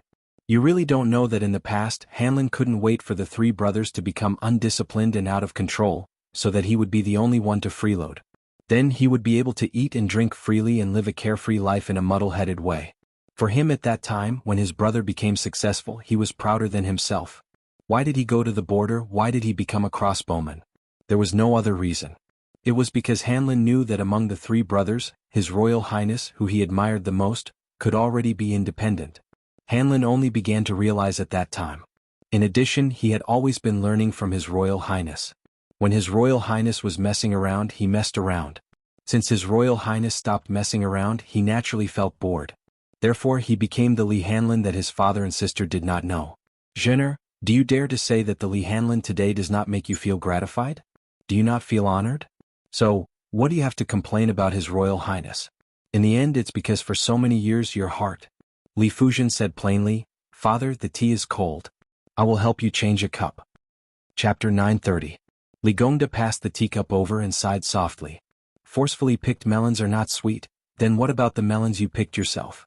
Li Gongda collected his thoughts and muttered to himself, Forget it, since things have come to this, it's good to not be the provincial governor of Lingzhou. If I give it up quickly, the Su family will remember this favor. It's time to return Lingzhou to a stable officialdom. When Li Gongda turned his head around, he said, Master, there is a fellow who claims to be Master's junior and wants to see Master no matter what. He gave me 20 taels of gold right away, scaring me. If it was a normal day, this gold would have been earned by Master. But today it is not his turn to bother Master. A scholar with no scholarly achievements, no family background, and only some money, is worthy of showing off in our Li household. He really doesn't know what's good for him. Today, even a 6th-ranked official can't say more than a few words. Even a rank 6 official can't say anything. Li Gongda waved his hand and He Chang turned to leave. He then exclaimed and said, That's right, Master, that 30-something-year-old junior said his name is Su Hun and he is from Lingzhou's Danyang County. He even said shamelessly that as long as he said this, Master will definitely meet him. Li Gongda was absent-mindedly drinking tea with his head lowered. His fingers trembled. Just as the old steward He Chang was about to drive the young man who did not know the immensity of heaven and earth out of the mansion, the administrator raised his head and calmly said, Bring him here. The old manager acknowledged and did not dare to say anything. He turned around and heard Li Gongda ask softly, Is the Lingzhou general's residence still empty? He Chang nodded, It's empty. The Lingzhou general has not returned yet. Li Gongda nodded and waited for the loyal old manager to leave before placing the teacup on the table. He stood up and joked with Li Fujian, Father still needs to entertain guests. Didn't you always complain that I looked down on that poor scholar Guofufeng? Bring him to see your mother. A grown girl cannot be kept at home. Father will turn a blind eye and treat it as me forcing you out of the house. In the past, Li Fujian would have been overjoyed. However, at this moment, based on his intuition, he asked softly, Father, is this Danyang County guest called Su Hun? Li Gongda smiled indifferently and said, An old friend's disciple. I have to meet him. Li Fujian was skeptical and left the house with a worried heart. The old steward quickly brought in Su Hun, who did not look like a noble at all. The administrator, who had already sat back in his chair, squinted his eyes and looked at him carefully. He hesitated for a moment, held the cup lid with 2 fingers and shook the slightly cold tea. The old steward left tactfully. Su Hun, who looked ordinary, stepped into the house and closed the door without asking for permission. He smiled and said, Su Hun thanks the late uncle. Li Gongda did not speak from the beginning to the end. He lowered his head and drank his tea. This Su Hun was very unfamiliar to the entire Lingzhou. Probably not many people could recognize him. Even if they had met him once, they would not remember him. However, Li Gongda was different from ordinary people. When the Golden Weaving Bureau was established in Beiliang, it was located in Danyang County. According to the original intention of the imperial court, the Golden Weaving Bureau should have reported to the imperial study in the capital. He should have reported everything to the military officials in Beiliang, as well as the scholars' recommendations and customs. However, Li Shifeng was probably living under someone else's roof and knew that Su Xiao was not to be trifled with. He had been doing nothing and turned the weaving bureau, which had a gloomy authority, into a government office with few visitors. He only symbolically paid a visit to Li Gongda and Yan Jieshi during festivals. Li Shifeng often traveled around Beiliang and did not deliberately hide anything. There was once when he met Li Gongda, who was the governor of Feng province at that time. At that time, Li Shifeng let a coachman appear for no reason and introduced him as a distant relative of his called Su Han. Li Gongda was silent for a long time. He finally raised his head and looked at Su Han. Su Han handed something to the administrator. This is the handwriting of the Grand Secretary Jianghu. Huan, one of the province, also wrote a note. Su Han saw that Li Gongda had no intention of taking it. He smiled and carefully placed it on the table. He said calmly, "If you don't trust the secret letter, don't worry. You can find a way to verify the handwriting and seal in private. If you don't trust Li Shifeng, you can take Su Han and send him to the Lingzhou general's mansion next door. If you don't trust Su Han, you can send him to the Golden Weaving Bureau and then send him to Chu Lushan. If you don't trust the imperial court, you can take a look at the secret letter before making a decision." Li Gongda responded with a cold smile. Su Han took it calmly. After a while, Li Gongda glanced at the table and asked calmly, "Why are there two secret letters? What's written in them?" Su Han smiled. "Su Han is just a messenger. Even if I die, I won't know what's written in the letter." Li Shifeng didn't touch the secret letter from the beginning to the end. As for why there are two secret letters, since you asked about it, it means that they are sincere. Then Su Han has to die. Li Gongda frowned. "What do you mean?" Su Han said calmly, "Su Han has avoided all the spies in Lingzhou. Please don't worry about this. I might as well tell you the truth. The Lu family in Qingzhou was attacked. Beiliang's peregrine falcon suffered heavy casualties. Jianghu suffered even more. The main reason was not to stop the Lu family from dying. It was to attract Lingzhou's attention so that Su Han's trip would be foolproof. But this is not enough. The imperial court wants me to tell you why there are two secret letters after you have the intention to accept the secret letter. One letter is real, the other is fake. Vermilion mud seal is real if the color is too heavy and fake if the color is too light. The fake letter was sent by the administrator to the Crown Prince of Beiliang. Of course, other than one secret letter, it is not enough to clear your suspicion. So Su Han has to die. Golden Weaver Li Shifeng also has to die. Even the entire Golden Weaver Bureau will cease to exist from today onwards. But Li Shifeng has suffered. A Golden Weaver Bureau allows the Imperial Court to have one more pillar of the Imperial Court. At the same time, Beiliang has one less administrator. It is worth it. Su Han spat out a poisonous pill from his mouth. After peeling it, a small piece of paper was revealed. He crushed the pill and hid it in his sleeve. After reading the contents of the paper, he stuffed the paper into his mouth and swallowed it. He said expressionlessly, "The day after tomorrow." Li Gongda did not speak. Su Han explained, "The Crown Prince of Beiliang will arrive in Lingzhou the day after tomorrow. Today Su Han will leave quietly and come back the day after tomorrow.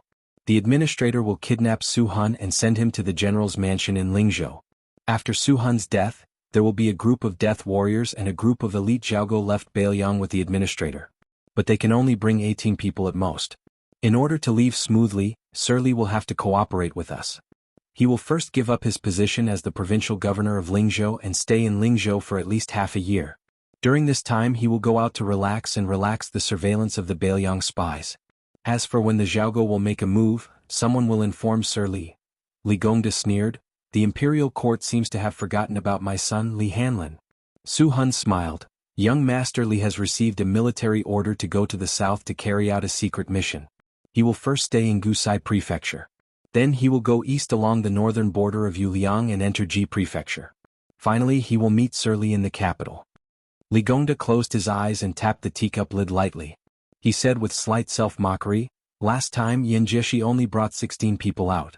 The imperial court is really concerned about me." Su Han was silent. Li Gongda smiled and said, "Let me do the math. I, Li Gongda, am now a rank 2 border official. If I want to advance any further, I can forget about northern Liang. However, there aren't many positions in the capital. Among the 6 ministers, other than the Minister of Personnel who was recently promoted, the rest are nothing.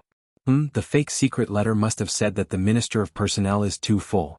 Who knows, it might be even more petty like the Minister of Revenue or the Minister of Justice.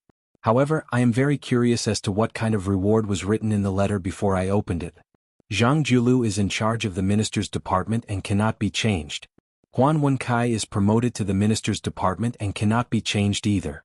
That leaves only the Hall of Secretaries. Other than becoming the lord of this place, it seems that I will also be given the title of Grand Secretary of the Imperial Cabinet. Li Gongda has been addicted to being an official all his life, but I never thought that I would be able to be on par with Sun Shiji and the others. Su Hun remained silent when he should not have spoken. Li Gongda smiled and asked, "Are you not afraid that I will send you and the letter to His Royal Highness now?" Su Hun said indifferently, "I will die anyway. So what if I die 2 days earlier?" Li Gongda stared at his face for a moment and nodded. "Thank you, Sir Li, for letting me die a worthy death." Su Hun bowed deeply and gently opened the door. Then he quietly left the administrator's mansion. Li Gongda stood up and walked to the side of the table. He stretched out a hand and quickly retracted it as if it was hot. Then he slowly stretched out his hand again. However, his hand stopped a few inches above the 2 secret letters. His expression was gloomy. Chapter 931. On the 2nd day of the 1st lunar month, at the border between Liang and Ling provinces, at the intersection of 2 post-house roads, a group of carriages with escort flags mounted on them turned into the spacious north-south post-house road, following behind the 2 carriages. Escorting an escort was dangerous and unpredictable. As long as there was a relatively safe official road, one would have to ride at full speed to make up for the time spent on careful escorting on mountain roads and rivers. This group of carriages carrying the banner of the Golden Gate Escort Agency was quite ostentatious. There were more than 30 burly men, most of whom were young and strong. When the escort team passed by the 2 carriages in front of them, one of the carriages suddenly lifted the curtain. A gray-haired head poked out and smiled at one of the escorts. "Hero, do you still remember me? Last time, when we were entering autumn, we drank green ant wine together at the roadside wine shop." After the escort recovered from his shock, he slowed down his horse and approached the carriage. His face full of joy, he nodded and said loudly, "I remember, how could I not? Young master's handwriting is good, and your father is also very loyal. He treated us brothers to 2 large jars of green ant wine and 5 caddies of beef. Why, are you also heading to Ling province?" Su Fengyin smiled and said, "Isn't that so? Now that I'm making a living in the capital of Ling province, I have to run over there after spending the new year at home. It's a life of hard work. If I remember correctly, there's a shop a few li ahead. The wine and meat are authentic and the price is fair. If it's on the way and won't affect your escort work, let's eat together. It'll be more lively. It's still my treat." The escort who came from Liaodong to Beiliang to make a living was immediately put in a difficult position. Back then, the 3 of them were forced into a corner by that mad dog with the surname Yuan. Out of more than 100 people in the sect, only the 3 of them were left. That mad dog also had an old father-in-law who was said to be extremely powerful in the Liang imperial court. After thinking about it, they felt that only Beiliang could not control them. But now, even though they relied on their martial arts skills and finally had a stable job, they were still living under someone else's roof. He was just a new escort and had to look at the old escort's face. For a moment he was in a dilemma. Fortunately, the old escort, who was rather dignified in the Golden Gate Escort Agency, had sharp eyes. After carefully sizing up the 2 carriages for a moment, he laughed loudly and said, "Since this young master is an old acquaintance of our brother Do, then he can be considered a friend of our Golden Gate Escort Agency. I know the shop in front. It's the next stop for our escort agency. Later on we won't dare to let young master spend money. We'll pay for the wine. No matter how poor the Golden Gate Escort Agency is, we still have to pay for it." Su Fengyin did not refuse. Without him saying anything, the coachman, Su Yanbing, had already whipped the horse to move faster. This detail made the old escort inwardly click his tongue in wonder. He did not expect that not only did this young master, who should be from an extraordinary family, look so friendly, but even his retainer was a sensible person. The 2 groups of people arrived at the familiar shop that was very clean for the escort agency. The shopkeeper had long been familiar with the eating habits of these returning customers, so he did not need to say much. He instructed the shop staff to quickly serve the dishes and wine. There was more meat than rice than wine. It was an ironclad rule that escorts were not allowed to drink alcohol.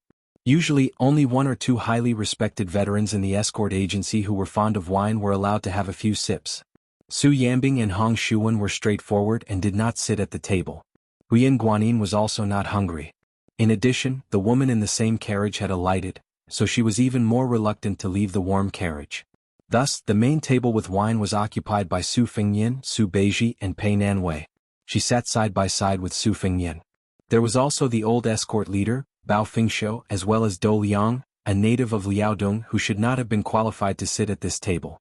Pei Nanwei was draped in an expensive white fox fur coat and a fox fur hat. Originally, such attire would have made a woman with slightly darker skin appear as black as charcoal. However, her attire made her look even more beautiful than snow. The old escort leader, who had traveled extensively for most of his life, still had to expend a lot of effort to retract his gaze. He thought to himself, I've never seen such a beautiful woman in my life. This meal was well worth it. The young waiter in charge of serving the dishes and wine almost knocked the wine jar to the ground. His face flushed red and he resentfully looked back 3 times with every step. He was kicked by the angry shopkeeper until he cried out in pain. As usual, Su Fengyan referred to himself as Su Qi to outsiders.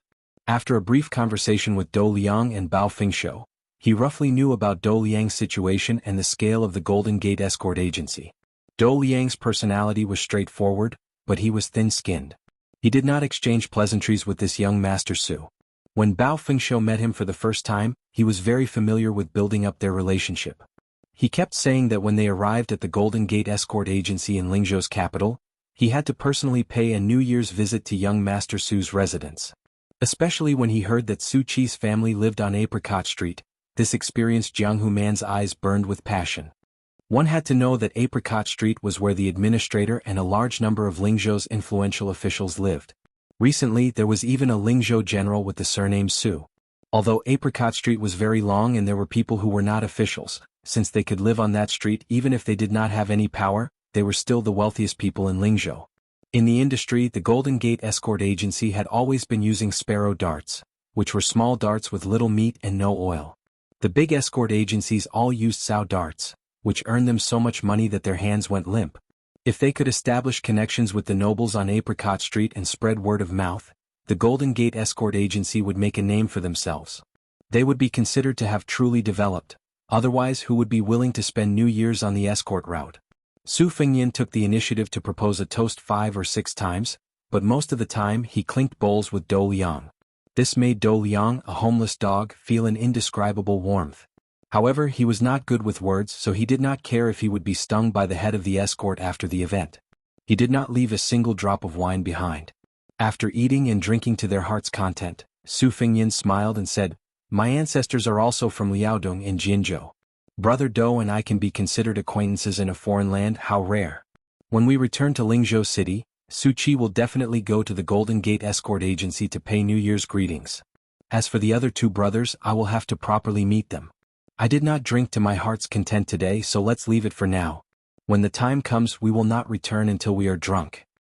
Bao Fingshou chuckled and said, Young Master Su will also have to pay a visit. The Golden Gate Escort Agency must not be impolite. If this gets out, we will be laughed at. How could Su Fengyan not know what the old escort was thinking? He was afraid that Su Qi was a small family that bragged without a draft, so he had to personally take a look at the mansion to be at ease. He did not expose him and nodded with a smile. No problem. In the future, if there are any items that need to be escorted, since Brother Dou is in your escort agency, I will specially trouble the Golden Gate Escort Agency. The escort agency still had to hurry on with their journey. Both parties cupped their fists and bade farewell. Bao Fingshou whispered to the shopkeeper when he paid the bill and gave him a few extra pieces of silver. Obviously, he knew that young Master Su wanted more food and wine, so the escort agency paid for it in advance. Su Fengyan sat back down on the bench and asked for an extra pot of warm green ant wine. He poured half a bowl for Su Beiji and Pei Nanwei. Su Beiji laughed softly and said, After this escort mission, Dou Liang's salary will definitely double. Su Fengyan did not comment and changed the topic, saying, Qin Shiliang not only has to manage the salt and iron industry, but also has full authority over the transport of grain. One is competing with the local tyrants, the other is wrangling with the officials of the capital. He has already provoked the local tyrants. Do you think he can do it? Su Beiji said indifferently, I don't know. Su Fengyan pursed his lips and continued to ask, You are already the provincial governor of Lingzhou. Qin Shiliang still does not have a real official position. Do you think he has a knot in his heart? Su Beiji only drank. Su Fengyan clicked his tongue and said, I originally thought that the 2 of you are so smart that you don't have to belittle each other. I didn't expect that you still can't escape from this vicious circle. Su Beiji squinted his eyes and said, What do you know? Su Fengnian said shamelessly, "Be careful, I will really let out a fart for you." Su Beiji wiped the wine stain on the corner of his mouth. "When I become the provincial governor, you should get out of Lingzhou as soon as possible. Out of sight, out of mind." Su Fengnian only cared about cursing and swearing, but there was nothing he could do. Pei Nanwei was a little puzzled. There was still someone in this world who could subdue another. Was it the heir of Bailiang beside her?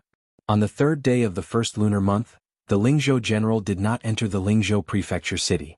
This made many of the old foxes in the official circles who had a keen sense of smell to act were greatly disappointed. They all retreated from the general's manor on Xingzi Street and endured the cold for a day for nothing. They resisted the urge to jump up and down and curse. They begged in their hearts that His Royal Highness must return to the city tomorrow. Otherwise, when would this suffering end? Chapter 932. In the dusk of the fourth day of the first month, most of the visitors to Apricot Street had left. Only a few officials and nobles who lived on the street remained. When they saw the two carriages slowly approach, they almost burst into tears. "Old ancestor, you are finally willing to come." Regardless of whether they were old or in the prime of their lives, they all quickly rushed toward the carriages and inquired about the well-being of the young people who slowly got off the carriage. Everyone's flattery, other than the same title, His Royal Highness, did not repeat a single word. If the inexperienced officials had the chance to stand to the side and listen, they would definitely benefit greatly. They suddenly realized that flattery could be done to the point of perfection. Some of the old masters, who used to be arrogant, were now as respectful and reverent as they were when they saw the ancestors in the paintings during the ancestral worship ceremony. Su Fengnian greeted them one by one with a smile. Even if he did not report his official position, he was still able to say it word for word. While these important people in Lingzhou with a large age difference were putting honey on their lips, they could not help but have mixed feelings in their hearts. Just based on this point, even if His Highness was not smart, he was not stupid at all. Su Fengnian stopped and had one of the Lingzhou fifth-ranking officials go to the administrator's manor to inform him that he would go visit Uncle Li the next day. The old man, who was so old that he would always return home to recuperate every time he encountered a difficult situation, was so strong that it made his colleagues speechless. Su Fengnian brought everyone into the general's official residence. Then he had Su Beiji, who was not of high rank, accompany him in the study to catch up with the loyal officials of Lingzhou one by one. Then those at the back saw the people in front of them all leave with stiff faces without exception. However, there was unconcealable joy between their brows. They slowly walked to the corner of the corridor and immediately moved like the wind. They were most likely going home to report the good news. Most of the guests entered the manor nervously and went out in high spirits to return home. Su Beiji, who His Royal Highness had placed on the table to support him, did not have any joy on his face. He stood at the window and looked at the administrator's manor with a serious expression. Su Fengnian sat behind the desk with one hand supporting his cheek and the other rolling the copper coin between his fingers. Su Beiji said, "Relax." Su Fengnian thought for a while. "All right, accompany me to the Golden Gate Escort Agency to drink. Since the wine in Lingzhou doesn't have any worldly and bloody smell, do you want to drink more?" Su Beiji, who had only gotten drunk once in Beimang, nodded. Su Fengnian and Su Beiji got into the carriage. Su Yambing drove the carriage to the Golden Gate Escort Agency on the other side of the city. Earlier, when they crossed the threshold of the side door, Su Fengnian paused for a moment and raised his head to glance at the gray sky. After a while, he could no longer see the peak of the mountain that only appeared when the weather was clear. When they arrived at the entrance of the Golden Gate Escort Agency, Su Fengnian introduced himself as Su Qi from Apricot Street and said that he knew the old escort leader Bao Fingshou and the new escort leader Dou Liang. The eyes of the young man guarding the door lit up. Hearing the words Apricot Street was enough. It was even more useful than mentioning Bao Fingshou. His impatience was swept away and he subconsciously bowed. However, when he saw the warm and smiling face of the young master, he immediately straightened his back. Who knew if this fellow was bragging? Of the young masters who lived on that street, how many of them had not trampled and injured people in Lingzhou before? How could they be smiling so happily with a small guard like him? Who would believe that? Bao Fingshou, who lived in the escort agency, hurried over. He was extremely friendly and polite. Not only him, even the first and second masters of the escort agency were alerted. Su Qi was also tactful and directly revealed the identity of the young master beside him. He had served as a soldier in Longqing County and was currently doing some miscellaneous work for Governor Zhong Qingxin. However, he was about to be promoted to the provincial government office in small steps. As a result, not only were the two masters happy, they were also somewhat in awe. Hu and Lingzhou didn't know about Huaihua great general Zhong Hongwu and his eldest son, Zhong Qingxin. Although it was rumored that His Royal Highness had extinguished some of his arrogance, a starving camel was still bigger than a horse. The Zhong family was undoubtedly still a first-class family in Beiliang that ordinary people felt was unreachable. To be able to get along with Governor Zhong day and night, how could the Golden Gate Escort Agency, which was as small as a sesame seed, be neglected? Dou Liang and his two brothers hadn't moved into the escort agency for the time being. Instead, they rented a small, remote, and simple residence outside. The escort agency hurriedly sent someone to invite them over to drink. The first master personally set up a large charcoal brazier. After the group of people sat down, they drank to their heart's content. When they were drunk, the two masters were emotional people and were not as restrained as before. They chatted and laughed without restraint. Because Dou Liang's two brothers, Wei Tang and Fan Yuyang, had met before, they had a good impression of them at that time. In addition, their eldest brother, Dou Liang, had come back from his escort mission to pave the way. They had already said a lot of good things about Su Qi, so they were even more open when they drank. The first master, Yu Xiucai, had a slightly scholarly name. It was probably because his parents had hoped that he would be able to pass the imperial examinations in the future. However, it was very rough and there was a shocking scar on his face. When he talked about this old story with Su Fengyin and Su Beiji, he didn't have any complaints. It was just that more than 10 years ago, he had been slashed in the middle of the street by a man who had kidnapped a woman. He didn't dare to fight back. In terms of martial arts, he could beat that son of a bitch 10 times with one hand. However, in terms of backing, Yu Xiucai lost by 1,000,000 miles and admitted defeat. To this day, this old man could only laugh and curse. Su Fengyin smiled and turned his head to Su Beiji and said, "In the future, I'll have to rely on you to be impartial and be the bad guy in this kind of situation." Su Beiji was indifferent and only drank in big mouthfuls. The men of the Golden Gate Escort Agency didn't take it too seriously. Even if the two young masters with the surname Su had a good status, Lingzhou City was deeply intertwined. Even the Lingzhou general couldn't do anything and was fooled by everyone. They all said that the administrator wanted to give His Royal Highness a show of strength. Therefore, as long as it was an outsider, no matter who it was, even if it was a young official from a landowning household, they couldn't casually make trouble here. Su Fengyin raised his bowl. It was probably the 7th or 8th bowl, but he still drank it all in one gulp. The people of the escort agency couldn't help but cheer from the bottom of their hearts. This alcohol tolerance were both excellent. Su Fengyin casually wiped his mouth and said with a smile, "Before I get drunk, I'll quickly say a few words of seriousness. Old brother Dou, old brother Wei and old brother Fan are all Su Qi's friends. In the future, I'll have to ask the two masters and old escort leader Bao to take care of me. Su Qi's bowl of wine is my thanks." The second master, Zhang He, was tongue-tied. He raised his big white bowl and said loudly, "Young Master Su is straightforward. Our escort agency is small, but no one is a bashful woman." Zhang He also poured out his heart to young Master Su. "It's not that Dou Liang's three brothers don't have any ability, but they are too great. Zhang He has seen it all. Take Wei Tang and Fan Yuyang for example. In fact, not to mention becoming an escort like Dou Liang, even becoming an escort leader is a matter of course. But in our small place, the rules are the same as other places. It's just that there's no way around it. Everyone has to endure it bit by bit, from a daughter-in-law to a mother-in-law. Otherwise, other people won't be convinced and will have resentment in their hearts. I, Zhang He, don't dare to say anything like I'll let my three brothers become escort leaders tomorrow. I can only apologize to Dou Liang's three brothers.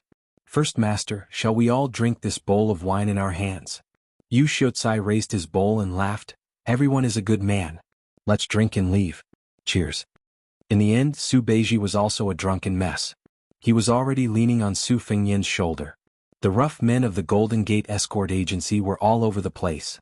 Yu Xiucai hugged the wine jug and mumbled in his drunken stupor. He was vaguely talking about how he hadn't been able to kill a few northern barbarians in his life. The number one steward of the general's estate, Sun Fulu, appeared at the door, sweating profusely. Before he left, His Royal Highness had told him to come to this small escort agency. Su Fengyin, the only one still sober, had no choice but to carry the unconscious Su Beiji on his back and bid farewell to the escorts who were cleaning up the mess with a smile. After walking out of the door, Sun Fulu said in a low voice, "Young master, for some reason the administrator kidnapped a man and brought him to the estate in the middle of the night. What kind of trouble is this?" Su Fengyin made a sound of acknowledgement. The extremely drunk Su Beiji was blindly tossing and turning. He slapped His Royal Highness's head with one hand and casually smeared His Royal Highness's face with the other. Sun Fulu was so shocked by this scene that the corner of his mouth twitched. This Su Beiji who had wandered from Beimang to our Bailiang, if he couldn't become the administrator of Bailiang in the future, he, Sun Fulu, would directly change his name to Sun Tzu. Su Fengyan slowly walked towards the carriage with Su Juzi on his back. It was difficult to walk. Chapter 933. Li Gongda was placed in the corridor outside the study by Sun Fulu. Su Hun was tied up and heavily injured. His clothes were stained with blood. Beside him was one of Li Gongda's trusted retainers who stared at Su Hun. This person was a true master and his cultivation was naturally not bad. He was as famous as the Liantong gang leader in the Lingzhou Jianghu. However, one enjoyed wealth in the administrator's manor while the other had his entire family wiped out in one night. One could see that being a guard dog was much more comfortable than being a stray dog with no one to rely on. Li Gongda looked calm. He closed his eyes and focused. His two fists in his sleeves loosened and clenched. At the end of the corridor was Hong Shuwen, who was from the White Horse Righteous faction. He was like a poisonous snake waiting for an opportunity to strike. When Hong Shuwen stood up, Li Gongda suddenly opened his eyes. When he saw His Royal Highness carrying Su Beiji back, the scene was too different from what he had imagined. He was stunned. Li Gongda was someone who had been through a lot in the officialdom. He immediately calmed himself down and let his retainer leave first. This time the old man didn't act like an elder. He solemnly shook his sleeves and knelt on the ground. He said in a deep voice, Li Gongda came to apologize to His Royal Highness. I hope your Highness can save Li Hanlin on account of our 20 years of friendship. Li Gongda couldn't see Su Fengyan's expression. His Royal Highness probably handed the drunk Su Beiji to Hong Shuwen and then quickly walked over. He held the administrator's arms and tried to help him up. However, Li Gongda tried his best to kneel down. He heard His Royal Highness ask anxiously, Uncle Li, why are you doing this? How can Fengyan bear the responsibility? So what if he is Hanlin? Uncle Li, get up and talk. Li Gongda said with a faint sobbing tone, Your Highness, if you don't agree to save my son Hanlin, even if Li Gongda dies kneeling here, I will not get up. Su Fengyan, who reeked of alcohol, said angrily, I don't have to save anyone but Hanlin. How can I let Hanlin fall into danger? Uncle Li, why do you have to be so pretentious? Could it be that as the dignified Taoist administrator of Bailiang, you have done something to betray the Su family? Li Gongda raised his head and said with tears running down his face, Your Highness, Li Gongda has been loyal to Bailiang for 20 years. Heaven can be my witness. The general's cultivation of the Li family is as good as giving us a new lease on life. Li Gongda admits that he can't deny the crime of corruption. He is absolutely loyal to Bailiang and the Su family. Su Fengyan squatted in front of the administrator, who had lost his composure, and said softly, In this case, Uncle Li should get up and talk. First, tell me who the kidnapped person is and why Hanlin wants me to save him. There are no outsiders here. You and I can speak frankly. If I can't do something, then I will beg Su Xiao. I don't believe that anyone in Bailiang can hurt Hanlin. Who can wrong the Li family? Only then did Li Gongda stand up shakily, wiping away his tears with his sleeve. He pointed at Su Hun and said sternly, This person's surname is Su and his given name is Su Hun. He is the trusted aide of that gold weaver Li Shifeng and is also a secret agent of the Liang Imperial Court. A few years ago he took his family out for a spring walk. Li Shifeng, that sly old fox, actually pretended to meet me and purposely mentioned that this person was a descendant of his distant relative. Tonight, this Su Hun actually snuck into the mansion and delivered a secret letter personally written by that green-eyed man, saying that as long as I, Li Gongda, am willing to betray Northern Liang, my position in the imperial court would only be higher than that old bastard Yan Jieshi. Furthermore, Zhao had already arranged for the Li family's escape route, so how could Li Gongda be so ungrateful? I immediately apprehended this thief, but my poor son Hanlin has already been transferred to the Northern Mang Southern Dynasty by a military order and is now being forcefully escorted eastwards along the northern border. I'm afraid that it won't be long before he enters the capital from Ji province. Your Highness, although Li Gongda has no intention of betraying Northern Liang, since he was targeted by Li Shifeng and Su Hun, these treacherous villains, it must be because Li Gongda, as the administrator, is not a proper one. No matter how Your Highness and the great general deal with Li Gongda will not complain at all. However, Your Highness knows Hanlin's character very well. Su Fengyan let out a sigh as he replied with a smile, Oh, I see. Uncle Li, don't worry too much. Come on, have a cup of tea in the study. Fengyan will send a message to Su Xiao, Chu Lushan and Huang Fu Cheng, the general of Yuzhou province. I promise to return as safe and soundly Hanlin to Uncle Li. Li Gongda was about to nod and express his gratitude when he suddenly widened his eyes. His Royal Highness, who had always been smiling in front of him, directly pushed Su Hun, a gold nugget who might be able to dig out a lot of secrets from him. His 5 fingers formed a hook and directly tore off half of Su Hun's face. Then, as if he still found it too troublesome, he used the Immortal's touch on the head. Poor Su Hun died on the spot without saying a word. Su Fengyin, whose hands were covered in blood, casually wiped them on his sleeves. Then he carefully supported the administrator with one hand and pushed the door open with the other. The two of them stepped over the threshold together. Su Fengyin stopped and leaned back. He smiled at Su Yambing and said, "Uncle Su, please ask Hong Shuwen to quickly send out 3 secret letters. The last one is to be sent to Huang Fucheng. Tell him that I allow him to privately mobilize 2,000 light cavalry to intercept me. By the way, ask someone to send a pot of hot tea." Su Yambing nodded. Li Gongda said in a low voice, "Your Highness, Su Hun is clearly not an ordinary spy. Li Gongda tried to get information from him before. It seems that when Yan Jieshi escaped from Beiliang, he was also personally involved. With him in our hands, we don't have to worry about Li Shifeng and the Golden Weaving Bureau not giving in. It seems safer to kill him later." Su Fengyin shook his head and said with a smile, "Uncle Li, you underestimate how tight-lipped these men of sacrifice are. Besides, I don't care about Li Shifeng or the Weaving Bureau in my own territory of Beiliang. Even if there are spies from Jianghu, as long as there is a reasonable reason, I can kill them as I want. I'm not their relative. Anyway, it's a life-and-death battle between two sides, so there's no need to care about family ties. When doing this kind of thing, it depends on who's ruthless.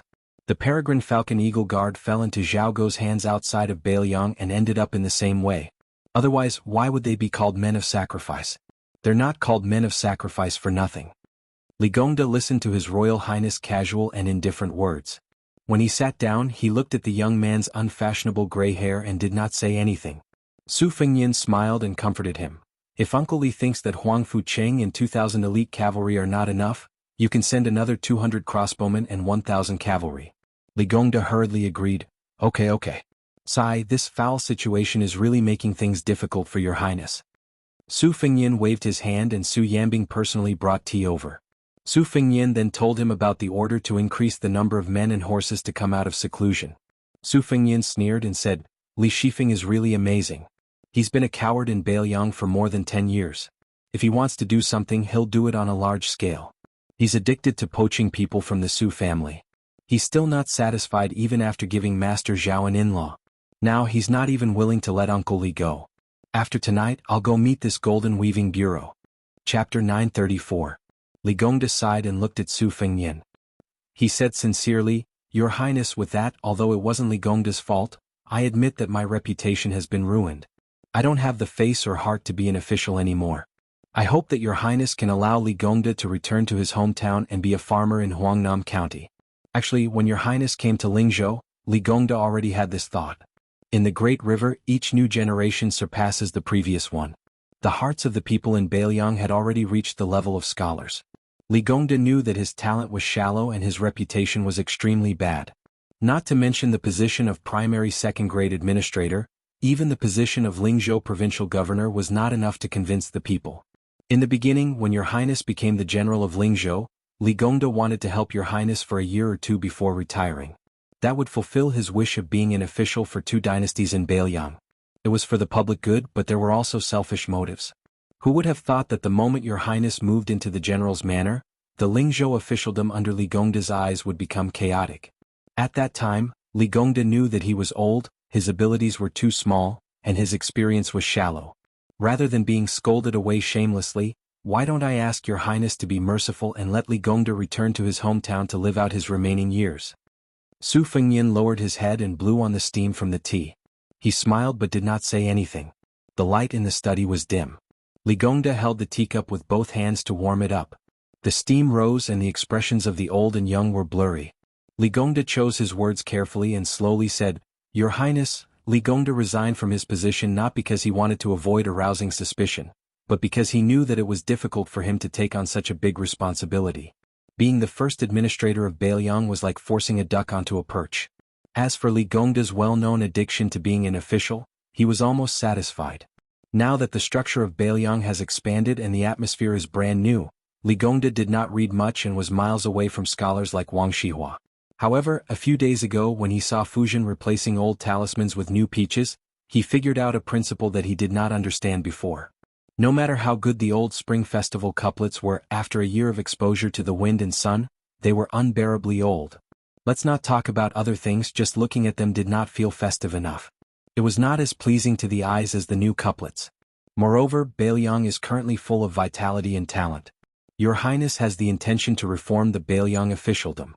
In the end, the study of officialdom is nothing more than the essence of the three words moving one's position.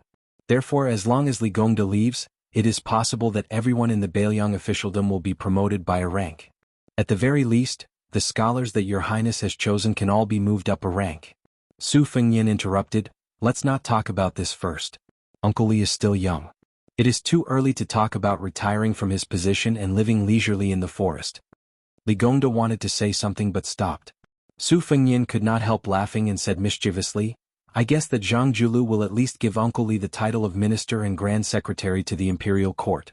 Otherwise he will be too petty. Li Gongda smiled and said, Li Gongda has not opened the secret letter, so I don't know the contents. Then the administrator placed the secret letter in his bosom on the table. Su Fengyan casually glanced at it and heard Li Gongda laugh heartily for the first time that night. If it were up to Li Gongda, he would look down on a minister with the same rank as the administrator and a grand secretary who can't make money out of thin air. It would be more appropriate to let Tantanan give up the position of Huan Wen to Li Gongda. Of course, if the grand secretary is willing to give up the position, Li Gongda won't mind kindly accepting it. If that is the case, Li Gongda can go back on his word once. Your Highness, please don't stop Li Gongda. Su Fengyan drank a mouthful of tea and laughed out loud. If the son of the Zhao family has such courage, I really won't stop Uncle Li. It would be nice if the news of an official trained by Beiliang became the Grand Secretary of the Imperial Court in the end. In the future, wouldn't countless scholars flood into Beiliang to become officials? Because Beiliang is a prosperous land, I would be happy to see them all work hard in Beiliang for 20 to 30 years and accumulate enough hard work. Then they would run to the Imperial Court to politely accept them for their retirement. They would comfortably enjoy a high position for a decade or so. After they die, they would all be bestowed posthumous titles by the emperor. How good would that be? The Su family of Beiliang would benefit, and the Zhao family of the Imperial Court would gain fame. Everyone would be happy. Li Gongda smiled knowingly. Su Fengyan withdrew his smile and said, Uncle Li, you can continue to be the administrator with peace of mind. As for Hanlin, I promise to send you back to Lingzhou unscathed. Li Gongda still wanted to say something, but Su Fengyan closed the cup lid and placed it on the table. His expression was one that did not allow rejection. He said, Uncle Li, then it's settled. We'll talk about everything when Hanlin comes back. Li Gongda could only stand up and say goodbye. He silently left the study. Su Fengyan walked him to the door of the study. He sat back in his chair and closed his eyes. If this secret matter spread out, it would be enough to shake the entire court. He had planned the entire situation single-handedly. Su Weisheng and Wutong'an were in charge of every detail. The golden silk weaver Li Shifeng had made a deal with Beiliang. His children and grandchildren were kept in the capital as hostages. If he wanted to leave Beiliang alive and not arouse the suspicion of the imperial court, or more accurately, the emperor, he had to come up with a flawless plan. Thus, it was true that Li Shifeng was a loyal and responsible spy. It was also true that Zhang Julu wrote the 2 letters that Li Shifeng got from the imperial court. It was also true that Li Hanlin was sent to the southern court of Beimang. True and false, it was tangled and complicated. During this period of time, the interests intertwined. Everyone's actions, big and small, were enough to dazzle one's eyes. Beiliang could not afford to make a single mistake. Liang could afford to lose, but Beiliang could not afford to lose. If they won, the Golden Silk Weaver would go from an organization of the imperial court to Beiliang's private property. Large amounts of spies hiding in Beiliang and around Beiliang would be tracked down. Many of the Liang spies who had infiltrated the military at the border would also be uprooted. In this way, the mud in Beiliang could be cleaned up. When Su Fengyan became the general of Lingzhou, his ambition was not in the military affairs of Lingzhou. Instead, he wanted the Beiliang officialdom to be completely free of worries. Only then could those scholars be at ease and settle down. If Li Gongda resisted the temptation, then Su Fengyan had told him before that he would let this Uncle Li enjoy his official life. If he did not, then it would be the worst situation. Even with the Yen family's betrayal first, Su Fengnian still had no plans to destroy the Li family. He would only nominally let Li Gongda resign and return home with the excuse that he was unwell and peacefully be a rich man in Huangnam County. Just as the administrator had said tonight, once he retreated, the Beiliang officialdom would do its best to act according to His Royal Highness' wishes. Whatever Su Hun did, it was Li Shifeng's wishes. And Li Shifeng's guidance to Su Hun was Su Fengnian's intentions. As for crossbowman and marksmanship leader Li Hanlin, he had a large group of Beiliang's most elite Eagle Guard following him. There were also 6 Master Realm retainers from the Wang Manor mixed in. Those Jianghu death warriors who were in charge of receiving him outside the pass were destined to die. However, Su Fengnian knew that if this happened, the 4 brothers who grew up together went to brothels and took the blame together, none of them would be left. The administrator brought his trusted retainer and slowly walked out of the general's manor. Li Gongda turned his head and looked at the slightly eerie official residence in the night. He smiled and asked, "What kind of person do you think His Royal Highness is?" The Master Realm retainer hesitated and said, "An expert." Li Gongda laughed and did not force this careful Jianghu expert. He muttered to himself, "Although a great man has to be ruthless, but it doesn't mean that he isn't a hero." The retainer did not dare to say much. Li Gongda walked to the door of his own manor and was about to step onto the steps. He suddenly retracted his foot and smiled, "Let's take a walk. It's rare for Apricot Street to be so peaceful." Li Gongda walked to the empty and lonely street and sighed, "Everyone is suffering, it's all about finding joy in the suffering. Others may pity you but you don't know that you are suffering. That is true ability. I like the general am old. No matter what I do now, it is for my descendants." In the study room, Su Fengnian reached out and grabbed the teacup. The white porcelain cup shattered. Half of the tea splashed all over him.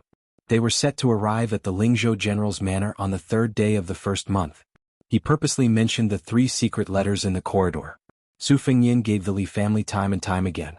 At this moment, there was still only 1 secret letter on the table. In this game of chess, Beiliang, who had the geographical advantage, would not lose no matter what. It was only a matter of winning more or losing less. However, to Su Fengnian he would lose no matter what. He asked for it. He was alone. Su Beiji said it well. Chapter 935. Because the imperial court had appointed a crown prince and conferred titles to various kings, the emperor had personally decreed a general amnesty and changed the name of the year to Xiangfu. In the first year of Jianghu, when the sound of firecrackers welcomed the new year, there were still court officials on duty. An old man in his 60s walked unsteadily toward Zhang Hut with wine and a bag in his hand. Along the way he occasionally met him. Regardless of whether it was the Son of Heaven's personal attendants or the eunuchs who could wear bright red python robes, when they met this old man, without exception, they all took the initiative to stop and throw the rules and regulations of the palace to the back of their minds. They all exchanged a few pleasantries with a smiling face. If it were an ordinary person, once they were discovered, they would definitely be remembered by the head eunuch of the ceremony directorate, Han Diaosi. Sooner or later they would not be able to bear the consequences. However, now that the ceremony directorate had changed its head, celebrating the beginning of spring, and the target was Tantanon, who was liked by everyone in the imperial court, both inside and outside the palace, there was no need to be afraid of being used against them. Even if there were people who wanted to make trouble for the emperor would only reprimand those people for gossiping. Huan Wen, who had replaced Sun Shiji as the new head of the province, greeted everyone along the way and arrived at Zhang Hut. From a distance he saw the Minister of Revenue, Wang Xiongui, standing under the eaves, rubbing his hands and exhaling. This Jiangnan scholar, who came from a humble family, could be considered an extremely young and strong man in the imperial court that was full of white hair. Along with many of the pillars of the imperial court, he had relied on the imperial examination to become a carp jumping over the dragon's gate during the Yonghui era. Furthermore, in that year's imperial examination, Wang Xiongui, who ranked first and third, was the youngest of the top 3. The teacher who presided over the imperial examination was the Grand Secretary Zhang Julu. The teacher who read the examination papers was coincidentally the Left Chancellor of the Imperial College at that time, Huan Wen. Relying on his talent in running the country and helping the world, he had climbed up the ranks to become the Minister of Revenue. Wang Xiongui was undoubtedly part of the Zhang faction. Even though he had become a minister, he had always treated Zhang Julu and Huan Wen as disciples. At this moment, without waiting for Huan Wen to approach Zhang Hut, he hurriedly ran down the stairs to help Huan Wen take the wine jug and cloth bag. Huan Wen joked, "Fuding, why is that blue-eyed boy shutting the door to you again? This old fellow is really something." Yesterday you went to pay your New Year's greetings and today he came again. It's obvious that he cares a lot about your favorite student, but he just can't bring himself to do it. It's fine. In a moment I'll just say that this pot of wine and salted peanuts were all brought by you. I don't believe that Bai Yin won't be envious. If he can hold back his greed and just watch the two of us enjoy life, then I'll be helping you vent your anger, won't I? Minister Wang, whose given name was Fu Ding, smiled wryly and said, how could this junior dare to get angry with Grand Secretary Darren? Wan Shi, please don't make fun of Fu Ding. Besides, this junior didn't discipline him properly and let that good-for-nothing son of mine get into trouble. The entire capital is watching as a joke. This junior truly has let down Grand Secretary Darren and Huan Shi's expectations. Huan smiled. This Tantanon wasn't quite the same as those shrewd pillars of the imperial court who couldn't help but be suspicious of their dark temperaments. When the old man smiled, it wasn't a fake smile, and it didn't make people feel that there was a knife hidden in his smile. Instead, it made people feel that Sir Huan had truly encountered a happy occasion. Over the years, some of the senior ministers who had fallen on hard times liked to run over to Huan to reminisce about old times, bringing along a few pots of good wine. Whether or not this old man of the Huan residence could help was another matter. In short, if it was something that made people feel like there was still some leeway after he spoke of it. There were two things that Huanzhou didn't do. He didn't add flowers to brocade and he didn't hit a person who was down. With Huan leading him into Jianghu, Wang Xiongui had the courage to enter. Huan stopped in front of the door. Wang Xiongui had already put one foot in and could only obediently take it back. He heard the old man say softly, your youngest son is called Yuan Ran, right? Even an old man like me who doesn't leave the house has heard of his great name. It can't be said that he has done a basket of bad things, but at least half a basket of bad things. Last autumn, he had a dispute with the heir of Bailiang at the Jianghu embassy.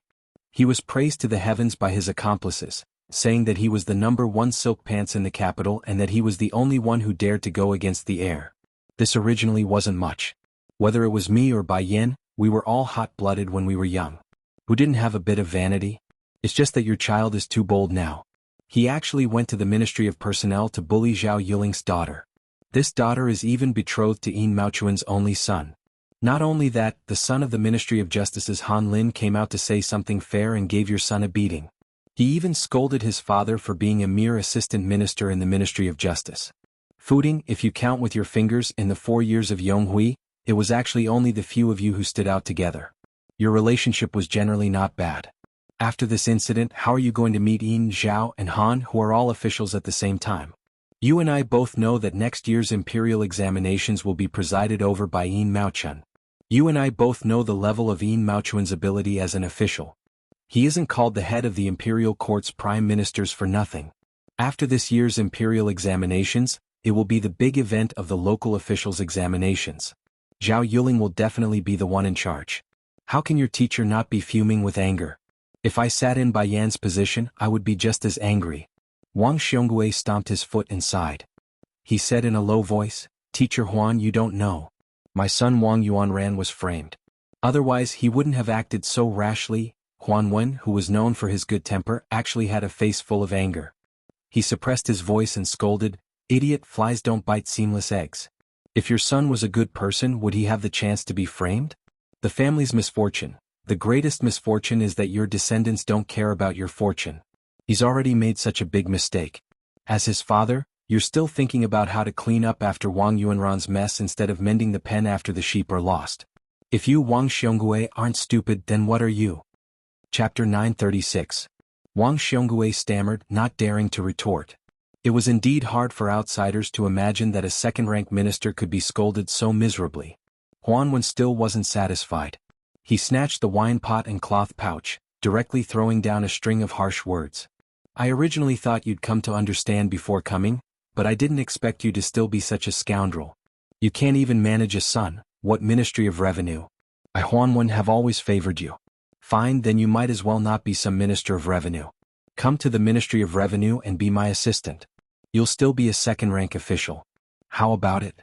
So that your son won't rely on you, his father, to raise his tail to the sky and show that extremely unsightly light. Wang Xiongui was so scared that his face turned pale. Everyone in the court knew that Grand Secretary Zhang Julu was in charge of the Zhang faction, which was actually of the same origin.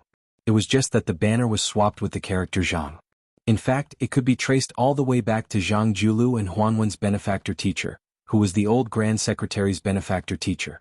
Wang Xiongui was undoubtedly the most popular candidate to take over Zhang Julu's position, both inside and outside the Zhang faction.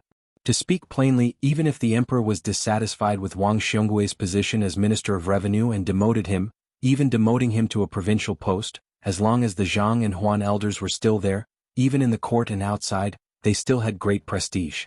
Wang Xiongui wasn't afraid of not having a chance to return to the central government. However, if the Zhang and Huan elders felt that Wang Xiongui couldn't bear the heavy responsibility and wasn't enough to support their branch, then Wang Xionggui's career in this life could be considered to have come to an end. Huanwen gave a cold snort. Wang Xiongui was dejected and didn't say anything. After careful consideration, he said bitterly, "Teacher Huan, this junior knows his wrongs. I won't enter the room and make the Grand Secretary worry. While there's still snow on the ground, I'll go back now and have Wang Yuanran kneel in front of Zhao Yuling's gate. I'll also personally pay a visit to Zhao Yuling to apologize." Huanwen nodded and laughed. "Fuding, you slippery fellow. What dog farts snow on the ground? Zhao Yuling's gate is filled with a sea of people, it's very clean. Why don't you find a handful of snow for me? Fine, it's good that you know your wrongs. It's good that you've caused such a ruckus. It'll teach your son a lesson. Wang Yuanran is not stupid. Even if you keep a straight face, he can still see the love in your eyes. Plus, your wife is soft-hearted. She can't stand the crying of her young son.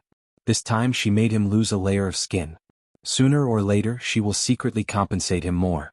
Tell Wang Yuanran that if he dares to cause trouble again, I'll tell Yao Baifeng to throw him into the Imperial College for 3 to 5 years." The Minister of Revenue, who had Tantanon personally intervened to help him deal with his family affairs, had tears in his eyes. His lips trembled as he said, "Teacher Huan's kindness, this junior is unable to repay." Huanwen shook his head and sighed, "These small favors I've given you are nothing. The one inside is the one who really thinks highly of you. Fuding, you must not disappoint him."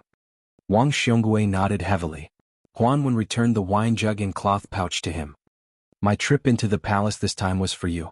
There is a beginning and there is an end. Come, let's go in and meet our Grand Secretary." Entering Zhang Lu, the purple-bearded and blue-eyed Zhang Julu still did not give the Minister of Revenue any face.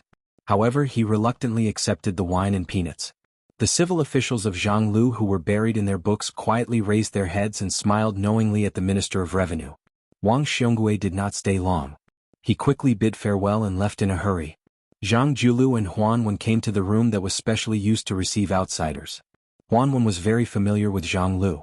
He brought in his own utensils and began to leisurely boil wine. He said to himself, "The court says that you and I, one playing good cop and one playing bad cop, cooperate seamlessly. I didn't think so before, but now I can only pinch my nose and admit it.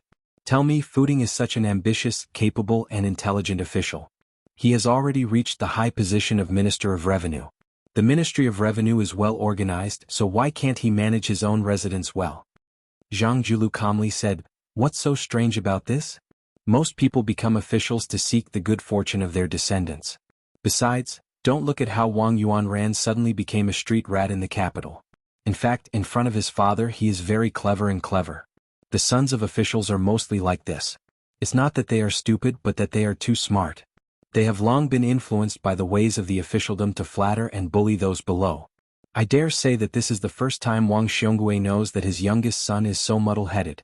This is also why every year there are many officials who do not fall at the hands of their political opponents, but fall at the hands of their own children and grandchildren. It's not strange for father and son to be in court together, but it's rare for 3 generations to be in court together. Even if the positions of the 3 are not high and their ranks are not high, whether they are good or bad officials, at least they are truly intelligent officials." Huanwen, whose nose had been frozen to a brandy, smelled the aroma of the wine and asked with a smile, "Then how many generations do you think there are in Beiliang?" Zhang Julu calmly said, "This question you have to ask the mysterious Huang Sanjia. I don't know and I don't want to know. What's done is done, and that's more important than anything else. As for how far you can see, in the end it depends on how far you can walk." Huanwen laughed heartily. Zhang Julu stretched out his hand.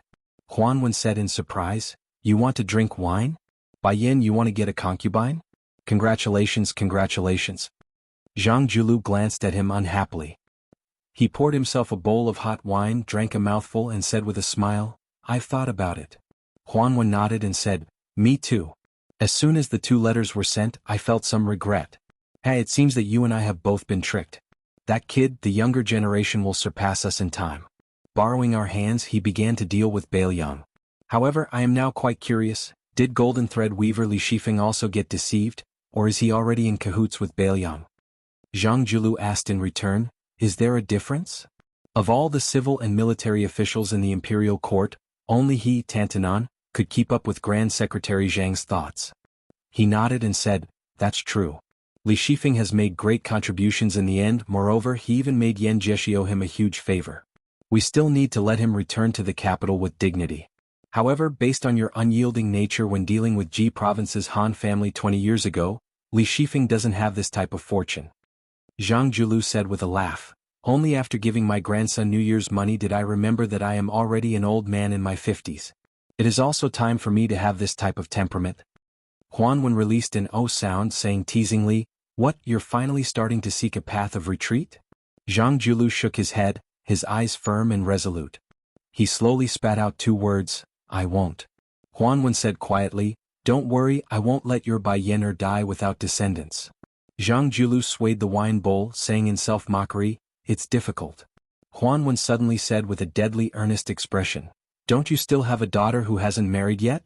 In the future, Bailiang still lacks an official consort. What do you think of this idea?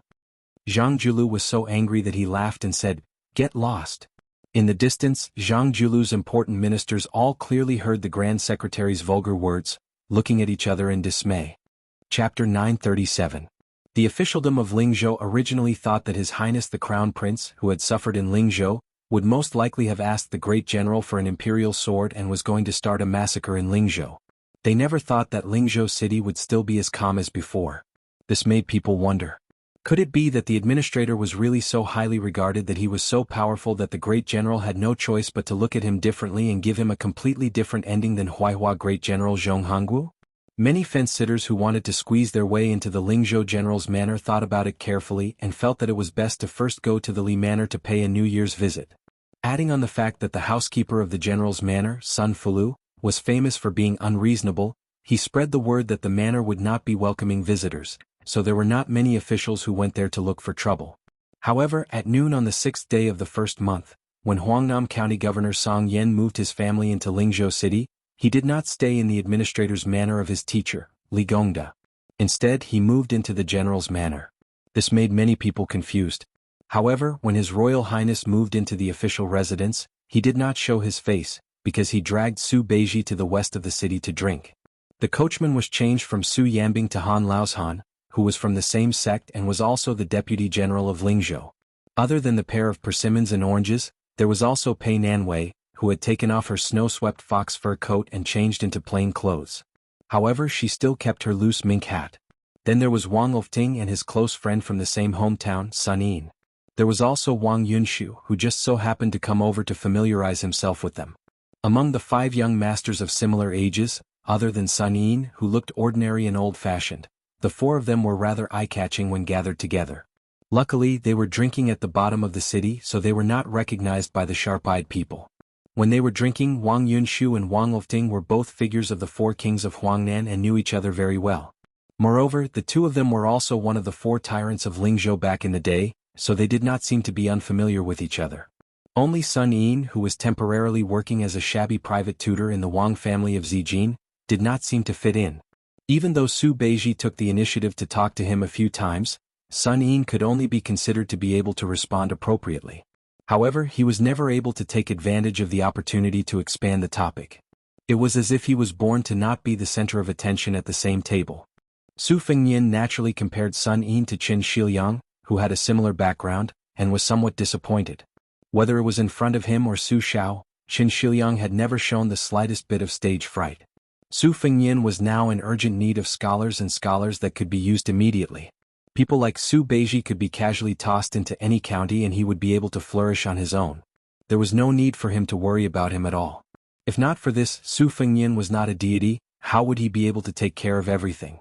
Wang Lofting, who had good observation skills, had secretly stepped on Sun Yin's feet a few times under the table. The stubborn Sun Yin was still as stubborn as before. The aroma of the big pot of dog stew on the table filled the air. They had also drunk more than 10 caddies of green ant wine. It was about time to pay the bill and leave. Wang Lifting lamented in his heart. This clan head of the Wang clan of Purple Gold knew very well how the first impression was. It was incomparably important. There were so many so-called talented people in the world who did not get the chance to meet them. In fact, most of them were idiots who did not know how to find the right opportunity to recommend themselves. It was not as if a man had talent, it was not as obvious as a woman who was pregnant at first glance. It was no wonder that others could not tell the difference between good and bad. However, the problem was that Wang Lifting was more certain than anyone else that Sun Yin was not a pedantic scholar who only knew how to read books. This was what made him feel so regretful. Although he, Wang Lifting, was the new favorite of His Royal Highness, he could not be so foolish as to tell His Royal Highness that Sun Yin's talent was extraordinary. It was His Royal Highness who could not recognize a fine steed, not His Royal Highness. If Wang Lifting was really so impetuous, he would not be able to sit firmly on the seat of the clan head of the Wang clan of Purple Gold. The seat was also stained with the blood of many of his clansmen. Don't judge Wang Lifting by his scholarly and elegant demeanor. With one hand he lured the bandits into having evil thoughts at the sight of wealth. With the other he used a large sum of money to hire the authorities to suppress the bandits. Without any hesitation he killed nearly half of his uncle's family of more than 40 people, leaving only a few old, young women and children behind. Not a single one of the 18 bandits was left alive. The two groups of people parted ways. Wang Lifting left with Sun Yin, while Wang Yunshu led his horse and rode together for a distance. Then he said that he did not lack friends in the capital and that he had to go to the brothel to fool around. Then he spurred his horse and left. Ever since Wang Lifting became the clan head, the two young masters who were originally on good terms with each other gradually drifted apart. On the other side of the road, Su Fengyin bought a stick of sugar-coated haws and bit into it. Su Beiji was silent for a long time. In the end he could not help but ask, "You really don't plan on using Sun Yin, who has the potential to become the second Yao Baifeng of Beiliang?" Su Fengyin, who was busy dealing with the sugar-coated haws, said vaguely, "Even if I want to use him, it would be a headache to put him in an official position. With his personality, regardless of whether he is a scholar or not, once he reaches the county, if I just leave him alone, this fellow will be beaten up by the old foxes until he dies of depression. If I have to take out a very large official's hat for him to wear, to be honest, I really am not willing to do so. That's because giving it to anyone would be more useful than giving it to Sun Yin. At the very least, it would be more effective than giving it to Sun Yin. It's just that letting him be kidnapped by Yao Baifeng to go to the Imperial College in the capital is also inappropriate. The Imperial Court is blessed with a unique environment and skilled craftsmen to carefully polish this piece of unpolished jade. If in the future Sun Yin becomes a powerful official in the Imperial Court and Beiliang has another Zhang Julu as an enemy, I would regret it so much that my intestines would turn green with regret. But to put him under house arrest in Beiliang for the rest of his life, regardless of sentiment or reason, is not kind. Yao Baifeng said that he is a scholar who has won 3 yuans in a row. In the end, if he ends up in my hands, it will be a waste of his life. If word gets out, it won't be good." Su Beiji smiled and said, "You think that Sun Yin is a chicken rib, tasteless to eat but a pity to throw away?" Su Fengyin nodded his head. Unexpectedly, Su Beiji shook his head and said, "Not necessarily." Su Fengyin handed half a stick of sugar-coated haws to Pei Nanwei, who was sitting quietly. Unexpectedly, she took it calmly and bit off one of the haws and put it in her mouth. Su Fengyin did not have the mood to flirt and continued to say to Su Beiji, "Capable people have more work to do. Why don't you help me test Sun Yin? I really don't have time to care about him. I am about to leave Lingzhou and participate in the military training at the border with Su Xiao." Su Beiji said decisively, "If he is handed over to me, even if I become the governor of Lingzhou, don't expect Sun Yin to be loyal to you. As long as he is a scholar who doesn't have a bit of pride. Sun Yin is especially obvious." Su Fengyin frowned and said, "It's not a problem anyway. What do you want me to do?" Su Beiji said softly, "There is a way that saves you the most trouble. Do you want to hear it?" Su Fengyin rolled his eyes and said, "Don't talk nonsense." Su Beiji said calmly, "If you can't use him, then kill him. Kill him secretly. You can drown him by accident or poison him slowly. Anyway, you are familiar with this. Wang Lifting is ambitious. Before he becomes the golden thread weaver, let him know what it means to show mercy and severity." Pei Nanwei turned to look at this Beimang remnant and made up her mind to stay away from this person. Just as Su Fengyin was about to speak, he saw a group of riders galloping on the street in a domineering manner. Immediately the whole street was in chaos. Fortunately, the people seemed to be used to it. The women ran with their children, the hawkers ran as fast as they could, and the men in the middle of the street jumped and dodged. Practice makes perfect. This undoubtedly increased the arrogance of the group of hedonistic young masters. Most of the young masters were wearing fur coats and had knives and swords hanging on their necks. There was even a young woman with fiery eyes and a vicious aura that did not lose out to the group of hedonistic young masters. The horse she rode was a very outstanding breed, the Yellow Dragon Hussar. It was not much inferior to the western region's Fergana horses that were hard to buy with money. Among the group of horses, she and the leader, the White-Hoofed Shadow, were the most expensive and eye-catching. Su Fengnian looked on coldly from the side with a calm expression. The White-Hoofed Shadow only glanced at Su Fengnian from the side of the street and then passed by. Unexpectedly, the young mistress of the Yellow Dragon Hussar had sharp eyes. At first, she only saw the two handsome young men's appearance, and then she saw the woman beside them coincidentally raising her head and revealing her appearance. She deftly lashed out with her whip and knocked off the beautiful woman's mink hat. Not only that, she stopped the horse and turned it around. The horse's hooves stomped heavily on the street. When she was about 10 steps away, she shook her soft golden horsewhip and looked down at the woman and two men with evil intentions. She clicked her tongue and said, "It's strange that we can meet such a beautiful woman here. Gaudirun, come quickly, I guarantee that you won't have to go to the brothel to throw money for a year. If you take her back home, I bet that your two mosquito legs won't have the strength to go out and drink anymore." Su Fengnian bent down to pick up the mink hat from the ground and handed it to Pei Nanwei, but she glared at him angrily. Pei Nanwei was after all the former Princess Jianghu. It was true that she was angry at the young woman's ignorance and rudeness, but she didn't want to lower herself to her level. However, this person surnamed Su could clearly block the whip, but he still watched as she was humiliated. This made Pei Nanwei extremely angry. Su Fengnian saw that she didn't accept the mink hat, so he smiled and put it on his head. The young woman stopped her horse and the group of horses quickly turned around and returned. The eyes of the young man who was called Gao Dirun lit up and he was shocked. He didn't say anything as he jumped off his horse and rushed towards Pei Nanwei. He was about to throw her onto the back of a horse and return home. Su Fengnian waved his hand and signaled for Han Laoshan, who was secretly following them, to not show himself. He then took a step forward and kicked out with a seemingly soft kick.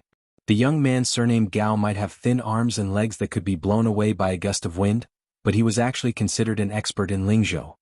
He gave a sinister laugh and pushed off with the tip of his foot. With a beautiful flip of his body, he pounced towards the fellow who looked like an embroidered pillow. Su Fengnian, who was teasing him, smiled and suddenly took a large step forward.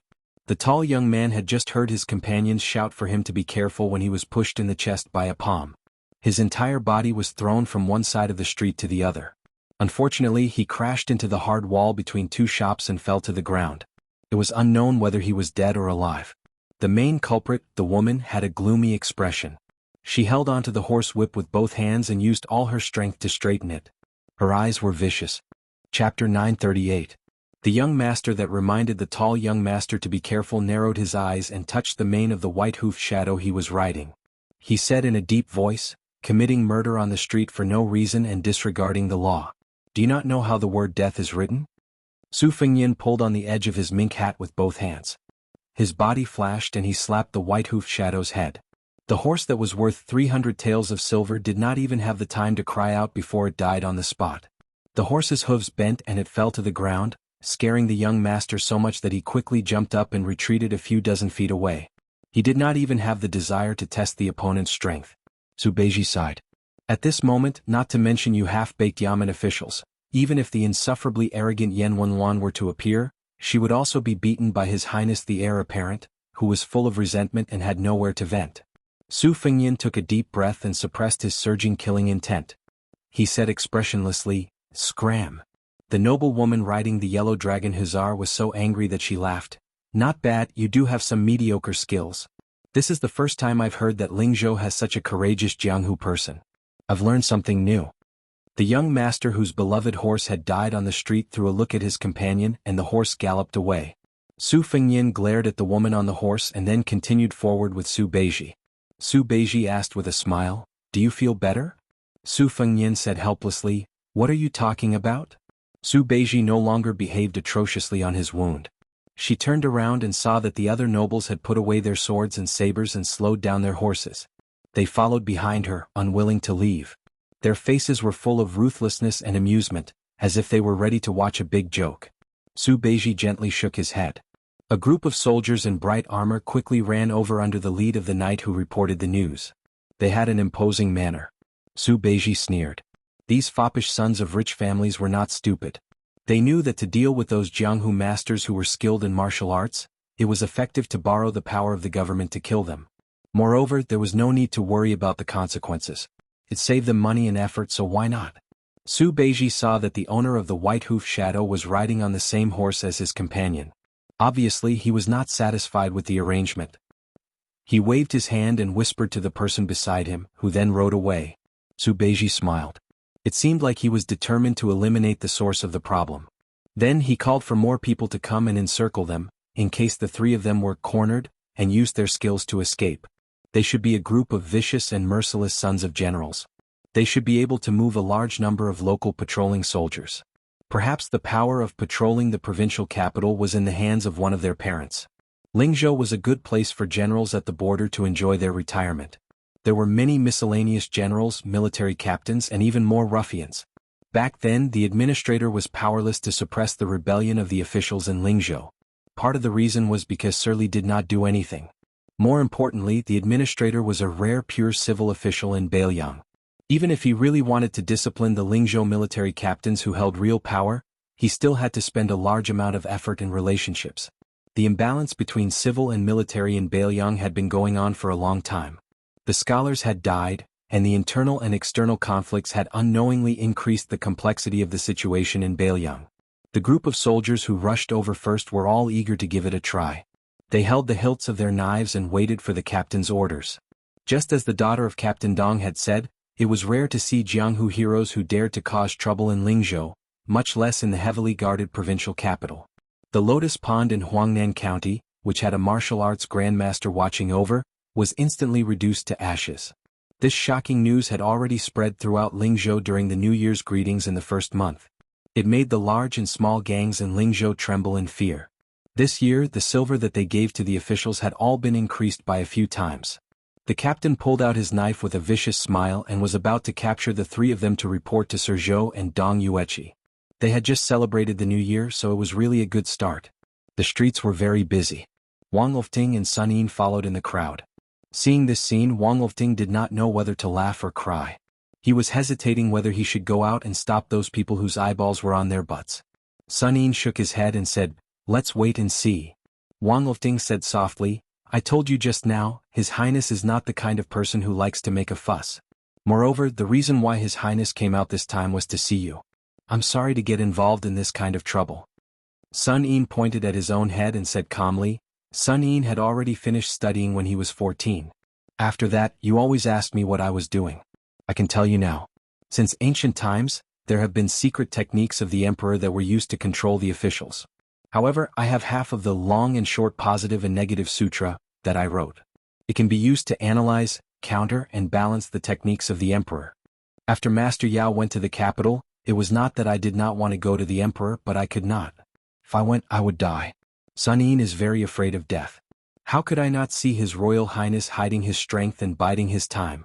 Since he was able to make the four princes of Huangnam County go from being united on the surface to completely breaking up, it proves that His Highness is like what I told you that night. He chose the middle of the road to govern Lingzhou. However, what Sun Yin wanted, even if it was a hereditary position of His Royal Highness, he still could not give it. Sun Yin, rather than selling what you have learned against your will, it is better not to sell it. Wang Lufting said regretfully, "Can't you learn to compromise?" Sun Yin sneered, "Then what is the difference between you and Administrator Li Gongda?" Wang Lufting hurriedly shut her mouth and obediently watched the commotion in the distance. She was afraid that this fellow beside her would say something disgraceful. Beiliang was poor. Perhaps it was because there were not many broken pots left. Those who were barefooted were never afraid of those who were wearing shoes. Since ancient times, the people were valiant. They were used to fighting. It was only after Su Zhao's arrival that they became more restrained. However, the competitive blood that flowed in their bones did not fade away. At this moment, there was a rare fight between a commoner and an official. Many men were cheering and making a ruckus. However, no one thought that when a man in normal clothes walked out, there was not even a single drop of rain, let alone loud thunder and small raindrops. The arrogant daughter of the Dong family was stunned as if she had been possessed by a ghost. She hurriedly got off her horse and walked in front of the man. The people in the distance could not hear what was said. They could only see the man's cold expression. The daughter of the lieutenant of Wuxia did not become angry out of embarrassment. She still stood there uneasily. Outsiders did not know the situation here, but the friends of the daughter of the Dong family were all scared out of their wits. They all rolled off their horses as if they were walking on thin ice. The squad leader quickly sheathed his sword and led the soldiers under him to kneel in front of him. As it turned out, Dong Zhen, the daughter of the second most powerful lieutenant in Lingzhou, Dong Yueqi, recognized this man as the deputy general of Lingzhou with the surname Han. When Deputy General Han was inspecting the military camp before the new year, Dong Zhen just happened to be wandering around nearby. She glanced at him from afar and felt that this uncle was imposing. Even her father, who could cover the sky with one hand in Lingzhou, was far from being able to compare. She could only accompany him from the side. Afterwards, she heard her father carefully mention that Deputy General Han had entered Lingzhou with His Royal Highness. There was no need to pay attention to His Royal Highness, who had never appeared outside of the general's estate. As long as they did not clash with him head-on, His Royal Highness would have to leave Lingzhou with his tail between his legs sooner or later. However, Deputy General Han could not be provoked. Not only was this person the junior brother of the immortal spear Wang Xiu, whose martial arts were unparalleled, he was also the general's personal retainer. In the future he would be an official in Lingzhou for a long time. Dong Zhen did not dare to show off in front of this legendary man who could be said to be invincible. However, from her point of view, she was in the right to cause such a big commotion. Moreover, she did not think that General Han would be so calculative with a girl of the younger generation like her. However, when Dong Zhen saw the young man in the mink hat walk to General Han's side and whisper something, to which General Han could only nod his head, Dong Zhen was instantly scared out of her wits. In such a big Lingzhou city, who could treat Han Laohan like this? Was there even a need to guess the identity of that person? Dong Zhen was the first to wake up and kneeled heavily on the ground. When the other hedonistic sons saw this, they were so scared that they peed their pants. They all kneeled down one after another and did not even dare to breathe loudly. Han Laohan said with a stiff tone, "All of you kneel and ask someone to bring the person with the highest authority in your family. I will give you 5 incense sticks worth of time. If no one comes, I will directly twist off your heads." Dong Zhen wanted to cry but had no tears. They all had to kneel obediently, so who was going to ask for help? The young man in the mink hat chuckled and said, "Let this group of soldiers who have worked hard for the people of Lingzhou go and pass on the message. Soldiers, hurry up and ride their horses. There are not many opportunities like this. A single horse is worth more than all of your belongings. At that time, if any one of these people dies, the skin on your body will be peeled off in anger. Not only the armor on your body, you will also lose a layer of your skin." The squad leader gathered his courage and stood up. With him taking the lead, the soldiers under him also stood up hesitantly. Su Fengyin said to the squad leader, "I have counted. You just happen to be one more person. You stay here. The rest of you go and pass on the message.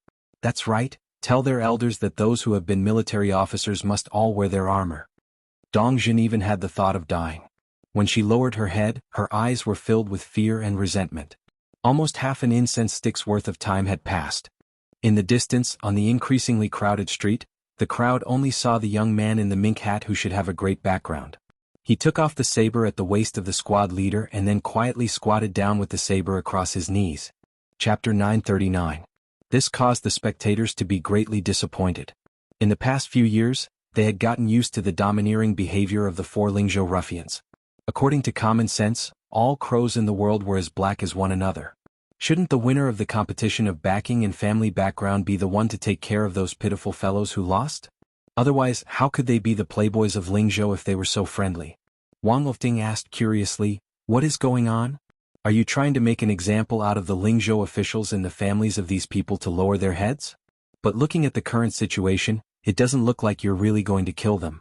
If you really want to wait until those officials arrive before you kill them, then you can only kill them verbally and it will be hard for them to accept it." Sun Yin said slowly, "The worst plan is to kill randomly, killing the playboys and officials to establish our might in the eyes of the people of Lingzhou. In the end, it will make the military officials and officials of Lingzhou and the officials of the Yamen work together against a common enemy. The current situation is like burning our eyebrows. The best plan is to not kill anyone and treat it as doing a favor to those families. At least they won't look too bad in the future." Both sides will be at peace for the time being, but it won't help with the situation in Lingzhou. The soldiers at the border of Yu and Liang will look down on His Royal Highness. The best plan in the current situation, there is almost no best plan to speak of. Wang Lufting smiled, almost. Sun Yin said calmly, there is, but I don't think His Royal Highness can do it. Wang Lufting continued to ask, tell me about it. Sun Yin gave a rare smile, if it ends up muddle-headedly and you treat me to good wine and I get drunk, I'll tell you. Anyway, in Beiliang, I, Sun Yin, am destined to be neither high nor low. Since I can't live happily, then I can only drink happily. After the time it took for 4 incense sticks to burn, horses galloped over one after another. Fortunately, most of them were generals and had excellent horsemanship. There was only one civil official who had never been on the battlefield, but he was also quick-witted. He let his squire ride the horse and rode with him.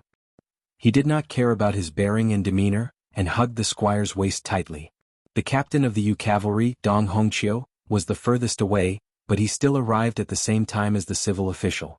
Of the 4 military officials who arrived before him, one was the director of the Lingzhou army, one was a general with a title, and 2 military captains with real power. They were all kneeling on the ground with their descendants. That foppish playboy who had fainted after hitting the wall was also dragged over. Lord Zhou, who was in charge of the county's documents, also ran away quickly. His body was faster than Dong Yueqi and he fell to the ground neatly. He cried, humble Zhou Jianshu pays his respect to His Royal Highness. My unfilial son has disturbed His Royal Highness, I deserve to die. One must know that this Lord Zhou of the Lingzhou army was one of the people who had entered the general's residence that day. In the study room, he had received His Royal Highness's promise. Even if he did not get promoted and become rich, at least no matter how Lingzhou rose and fell, he, Zhou Jianshu, would still be able to keep his position as the 3rd highest civil official in Lingzhou. Young Master Zhou riding the white-hoofed shadow was the unfilial son that Lord Zhou had mentioned. Even Zhou Zhizhong, who had Commander Yan Wenwan as his back, had obediently knelt down. The director of the army and the military captains all felt a little better. Only Dong Yueqi remained standing. He cupped his fists and said in a deep voice, humble General Dong Hongqiu pays his respect to His Royal Highness. He was standing, but His Royal Highness was still squatting. Zhou Zhizhong saw this scene from the corner of his eyes. He lowered his head a little more, but the corners of his lips curled up. The entire Lingzhou officialdom knew that Dong Hongqiu was old General Zhong's trusted subordinate. Furthermore, because Dong Hongqiu had joined the army at a young age, he was a military official who had experienced the Spring and Autumn War. Otherwise, he would not have been able to become the captain of Lingzhou's Yuqi. Who knew how many generals who had retired from the border were eyeing this kind of prominent position? If one did not have any true ability, even if they were lucky enough to become one, they would be kicked down. In truth, even the normal citizens who did not like Dong Zhen and Zhou Jianshu felt that it was right for Dong Yueqi to not kneel to His Royal Highness who had no achievements. His Royal Highness gripped his Beiliang blade and slowly stood up. He did not fly into a rage like Dong Hongqiu had expected. He did not even try to use his status as Beiliang's heir or Lingzhou's general to force him to kneel. Han Laoshan, who was standing respectfully behind His Royal Highness, was about to take a step forward when Su Fengyin waved his hand. Su Fengyin stood with the blade in his hand. His hands were gently placed on the hilt of the blade. He said with a slight smile, everyone do not worry. This heir has not suffered much. It is not that your sons and grandsons do not want to commit sins, but that they do not have the ability. It does not matter if they are wastrels who can't do anything right or if they are parasites who only know how to enjoy their achievements. It does not have much to do with this heir. This heir has been unreasonable in Beiliang for almost 20 years. There are indeed many things that are unreasonable. In this aspect, I am just like your sons and grandsons. However, using this opportunity today, I want to tell you about a small principle that this heir knows. Dong Yueqi sneered and said, oh? Since His Royal Highness has the leisure to do this, I am willing to hear the details. Su Fengyin smiled and said, actually, there is no need for this heir to say anything. Come, other than Sir Zhizhong, help the other officials take off their armor. The military officials kneeling on the ground all suddenly raised their heads. After being stunned, they could not hide their anger. Among them, the military official who was over 50 years old stood up with a dark expression. I have risked my life for your Su family to have the glory I have today. Now all of this wealth belongs to me. I can be killed but not humiliated. Although my grandson has offended his superiors, he has not harmed you at all. Even if you are the eldest son of the great general and His Royal Highness of our Beiliang, my grandson's life is not good. He lost to you, a young man who could immediately become a general of Lingzhou. If you, Su Fengyan, want to beat him, I will accept it. However, if you want to humiliate me, there is no way. I have lived for so long. I don't believe that you would dare to kill all of these people on the streets. If that is the case, then I was blind to work for your Su family in the past. After the surplus general and the two captains looked at each other, they gritted their teeth and stood up. The group of commoners who could only see the general situation from afar had already begun to cheer loudly. There were people who said that the men of Lingzhou were good.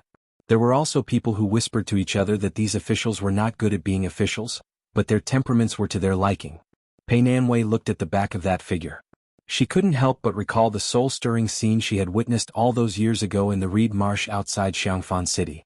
She, who should have been rejoicing in other people's misfortune, was a bit dispirited. Su Fengyan did not use his blade.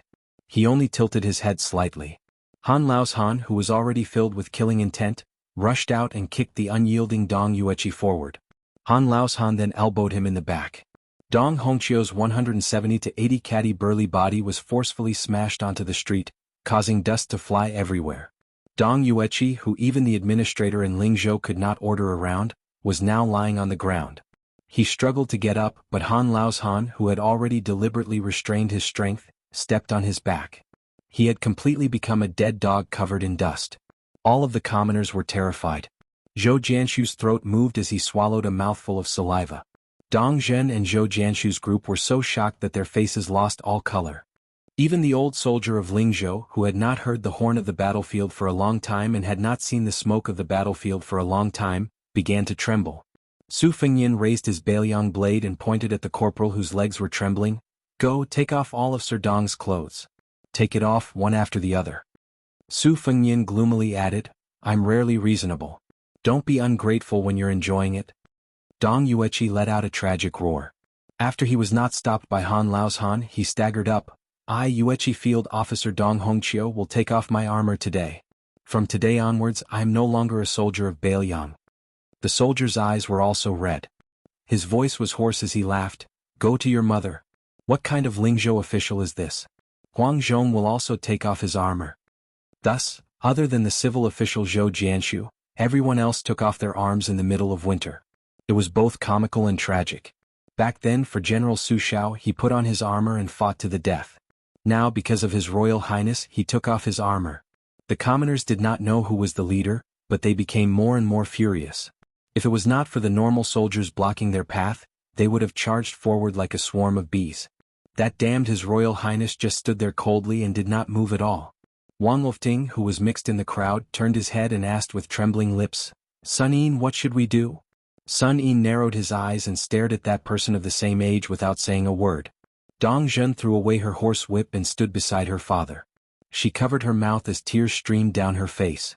Sir Ji Zhong was also forcefully helped up by his unfilial son. Su Fengyan's eyes were cold as he said calmly, Dong Hongqiu, currently a grade 4U cavalry captain in Lingzhou. 26 years ago he joined Su Zhao's army and followed Chu Lushan to open Shu. He was the first to reach the top of Chunshan Pass. In this battle he was stabbed 4 times. Huang Zhong, currently a grade 4 military officer in Lingzhou. During the Battle of Xiangfan City he was a death warrior of the vanguard camp. He climbed the city wall 6 times and was injured 6 times until he could no longer fight. Of the 800 death warriors of the vanguard camp, only 19 survived after the battle. Hong Yuan, together with his brothers Honghe and Hongshan, were the first crossbowmen in Liangzhou. Together they cut off 21 heads of Beimang's scouts. His brothers died one after another. Hong Yuan was heavily injured and could not even hold a teacup in his right hand. He had no choice but to retreat from the border. Su Shao personally gave him the title of General Wei Yuan and promised that his eldest son could become an official when he was 20 years old. His Royal Highness did not even look at the other 2 fellows who relied on their father's contributions or silver to become captains. His Royal Highness held the Bailiang knife and turned to leave. He only left behind one sentence. Those who stand beside these 3, go and count the scars on your ancestors and fathers. Chapter 940. Although the west side of Lingzhou was not as wealthy as the north side, there were many crouching tigers and hidden dragons. Most of the officials lived here. The inside story of the disturbance quickly spread throughout the taverns. Wang Lofting and Sun Yin chose a restaurant that specialized in Jiannan's spring stew. They sat on the second floor near the railing and ordered the famous camel's peak stew that shook Bailiang. The clamor downstairs could not be separated from the farce on Wenquan Street. At first, they were cursing His Royal Highness's unscrupulous actions and humiliating Dong Yueqi, Huang Bing, Cao Cao, and the valiant bravery General Hong Yuan. Not only did he use his status as Lingzhou's general to force them to kneel, he also wanted them to bare their upper bodies. This made the three so angry that they did not hesitate to take off their armors to express their intentions. They were determined to leave Bailiang and no longer work for the Su family. Afterwards, a few sharp-sighted officials joined in and found out that the matter was not so simple. It turned out that the young masters of the Dong and Zhou families rode their horses on the street to pick a fight with His Royal Highness first. They even mobilized soldiers to encircle this Lingzhou general. This made the outsiders who were cursing Su Fengnian for being a good-for-nothing restrain themselves. They still muttered that it was just a dog-eat-dog situation and that none of them were good people.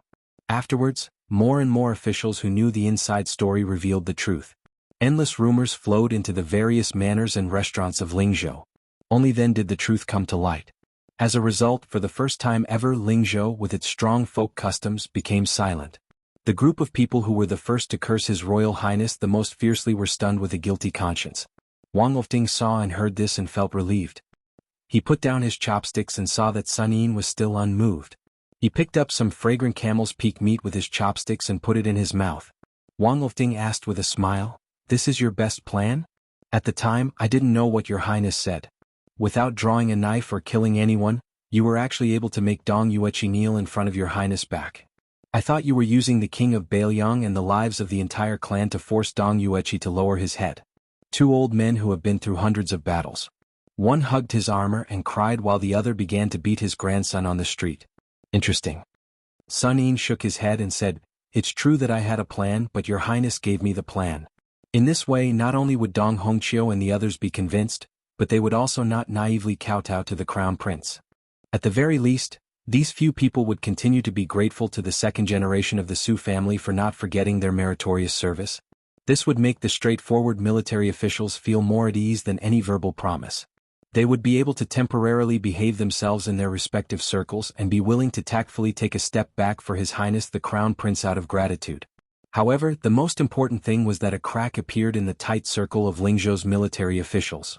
The military officials who had personally fought on the battlefield and the children of generals who had become officials because of their father's contributions would inevitably begin to size each other up. They would no longer be as close as before. As for the Su officials and Yamen who were the most familiar with changing the rudder, seeing that the upper echelons appeared united but were divided at heart, they would naturally do their work obediently. No one was stupid. The Lingzhou general could even subdue Dong Yueqi, who was supported by General Zhong Hongwu. So wouldn't it be easy for him to take care of them, this group of low-class shrimp soldiers and crab generals? The more His Royal Highness held the imperial sword in his hand, the higher he raised it but did not land on anyone, the more it would make people feel fear. Right now, His Highness still did not use the might of the King of Bailiang to chop down Dong Yueqi's yellow soldiers. Instead, he was thinking about their old friendship and using reason. However, His Royal Highness was a vicious person who even dared to make a move on Zhong Hongwu. In the past, no one praised him for his shrewdness. Everyone knew that the Lingzhou general was not a kind person with a bodhisattva's heart. Everyone guessed that there would be a bloody disaster in Lingzhou sooner or later. There would definitely be blood. Pushing down layer by layer, the administrator who lived in seclusion did not move. Zhou Jianshu, who had been kneeling the entire time, did not move. Right now, even the arrogant military officer behind Dong Yueqi did not move. "Lu Ting, who do you think will be next?" Wang Lifting smiled knowingly. It can only be that group of Su officials who did not have a good year in Lingzhou's officialdom.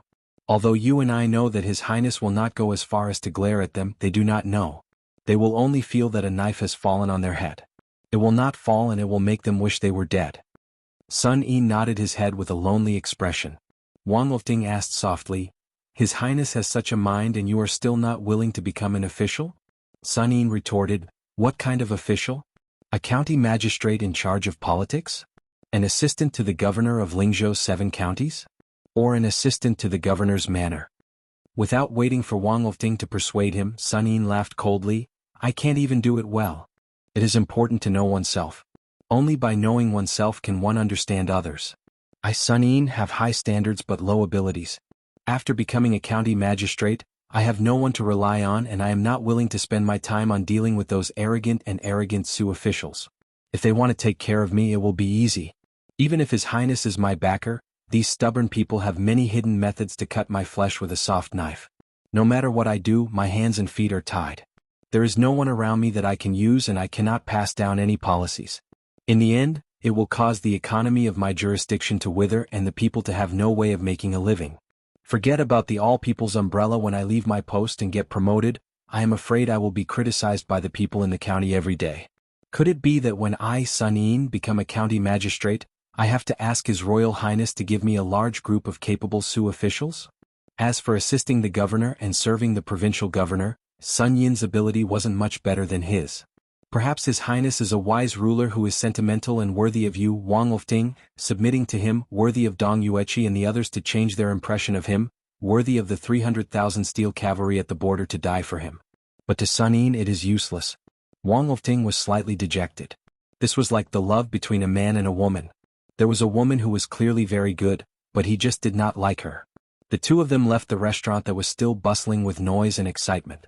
Compared to the past in Lingzhou City, it was obvious that there were many more elegant scholars who spoke with foreign accents. Wang Lufting's heart was heavy as he walked into a secluded alley. Sun Yin did not like extravagance, so Wang Lufting found him a clean house that was hidden in this alley. The somewhat tipsy Sun Yin said self-mockingly, Sun Yin's skills of learning and writing are unconventional, surpassing the ancients. It is a pity that the dragon-slaying skills that people ridiculed in the ancient books are indeed useless in Beiliang. Lufting, you don't have to persuade me anymore. If you reject His Highness' invitation and become a private tutor in Zijin's Wang family, His Highness will be indebted to you and see you in a new light. Just treat it as Sun Yin's debt to Zijin for all these years. Wang Lufting gritted his teeth and said, Sun Yin, with your talent and knowledge, how can you be a private tutor for the rest of your life? In the history books, it is natural that Wang Lufting is missing, but it is absolutely impossible that you, Sun Yin, are missing. Wait until I finish weaving gold thread, I will send you there even if I have to die. Without waiting for Wang Lufting to finish, Sun Yin angrily said, Shut up. This residential area was crisscrossed with alleys. But at night, it was deserted and quiet.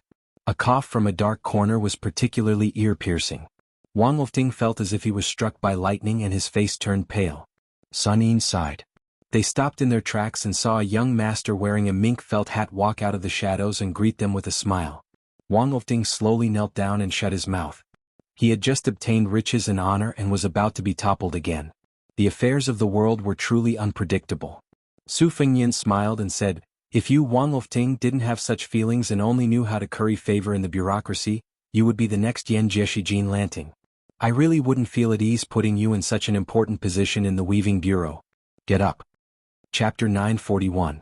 Sun Yin helped Wang Lufting up and said calmly, Sun Yin, His Highness is speaking from the bottom of his heart. In the future, don't worry about your golden thread weaving, don't feel guilty towards me. Now that things have come to this, Sun Yin will also speak from the bottom of his heart. After meeting His Highness, my life has already been thrown on the chopping block. I might not be able to keep it. If nothing goes wrong, I will most likely die quietly. Only with Sun Yin's death can you, Wang Lufting, Beiliang, and the imperial court have an explanation. Back then, when you kidnapped me to Lingzhou and asked me why it was like I was going to die so generously, this is the reason. Su Fengyan looked at Sun Yin. I can give my dragon-slaying skills a chance to be used, but I can't guarantee that it will be 10 or 20 years, or that it won't be successful in the end. However, for you, Sun Yin, at least there is a glimmer of hope. Do you want to make a big deal with me? Unlike Wang Lufting, who looked like he had lost his parents, Sun Yin remained calm and said with a smile, If it was before today, Sun Yin wouldn't believe it even if he was beaten to death. However, at this time and place, I am willing to listen to His Highness' opinion. If Sun Yin feels that there is profit to be made, then this deal is done. In any case, Sun Yin only has one life. He has a stomach full of knowledge that is inappropriate for the times, so he won't lose much. Su Fengyan, who appeared alone, turned around and left. Sun Yin slowly followed. Wang Lufting, whose limbs were weak, could only lean against the wall and gasp for breath. Wang Lufting, who stood in the same place, originally thought that Sun Yin's life and death were uncertain. The best scenario would be him coming back alive. He didn't expect Sun Yin to return with a smile in just the time it takes for a stick of incense to burn. His eyes were bright and full of spirit. Sun Yin held the young master of the Wang family of Zijin's hand and said with a smile, Ulfting, this is the last time we will see each other in this life. Wang Ulfting said in surprise. His Highness still wants you to die. Sun Yin shook his head and smiled. Bad plan. Wang Ulfting heaved a sigh of relief. Could it be that he wants you to be his trusted aide? In the future, I'll give advice and suggestions to His Highness? Sun Yin still shook his head. Medium strategy. Wang Ulfting, who had already tasted the bitterness of speaking too much, had an uncertain expression on his face. Sun Yin, who knew what he was thinking, still laughed and said, It's still the best plan. Her Highness once again gave Sun Yin a pleasant surprise. Lu Ting, don't think too much about it. You won't be able to figure it out even if you break your head. If not for this, how could you deceive Jianghu, these old foxes? Wang Ulfting gripped Sun Yin with all his strength and said with a laugh, I'm not going to make a fuss over nothing as long as you're living well. Wang Ulfting will be waiting quietly in Beiyang for you to go to the capital and win 3 prizes in a row. At that time, who in the world won't know you? Sun Yin said in a low voice, Earlier, I was watching the fire burning across the river and had nothing to do. In my mind, I have a set of 6 strategies to deal with the situation in Beiyang. Come, let's go back to our residence. Sun Yin will write it out for you. With this, you'll have the right to be a golden thread weaver. After that, there are also some rough drafts regarding the trend of the imperial court. I'll write them all for you. When the time comes, you can polish them a little. In the future, you might be able to become the provincial governor of Lingzhou.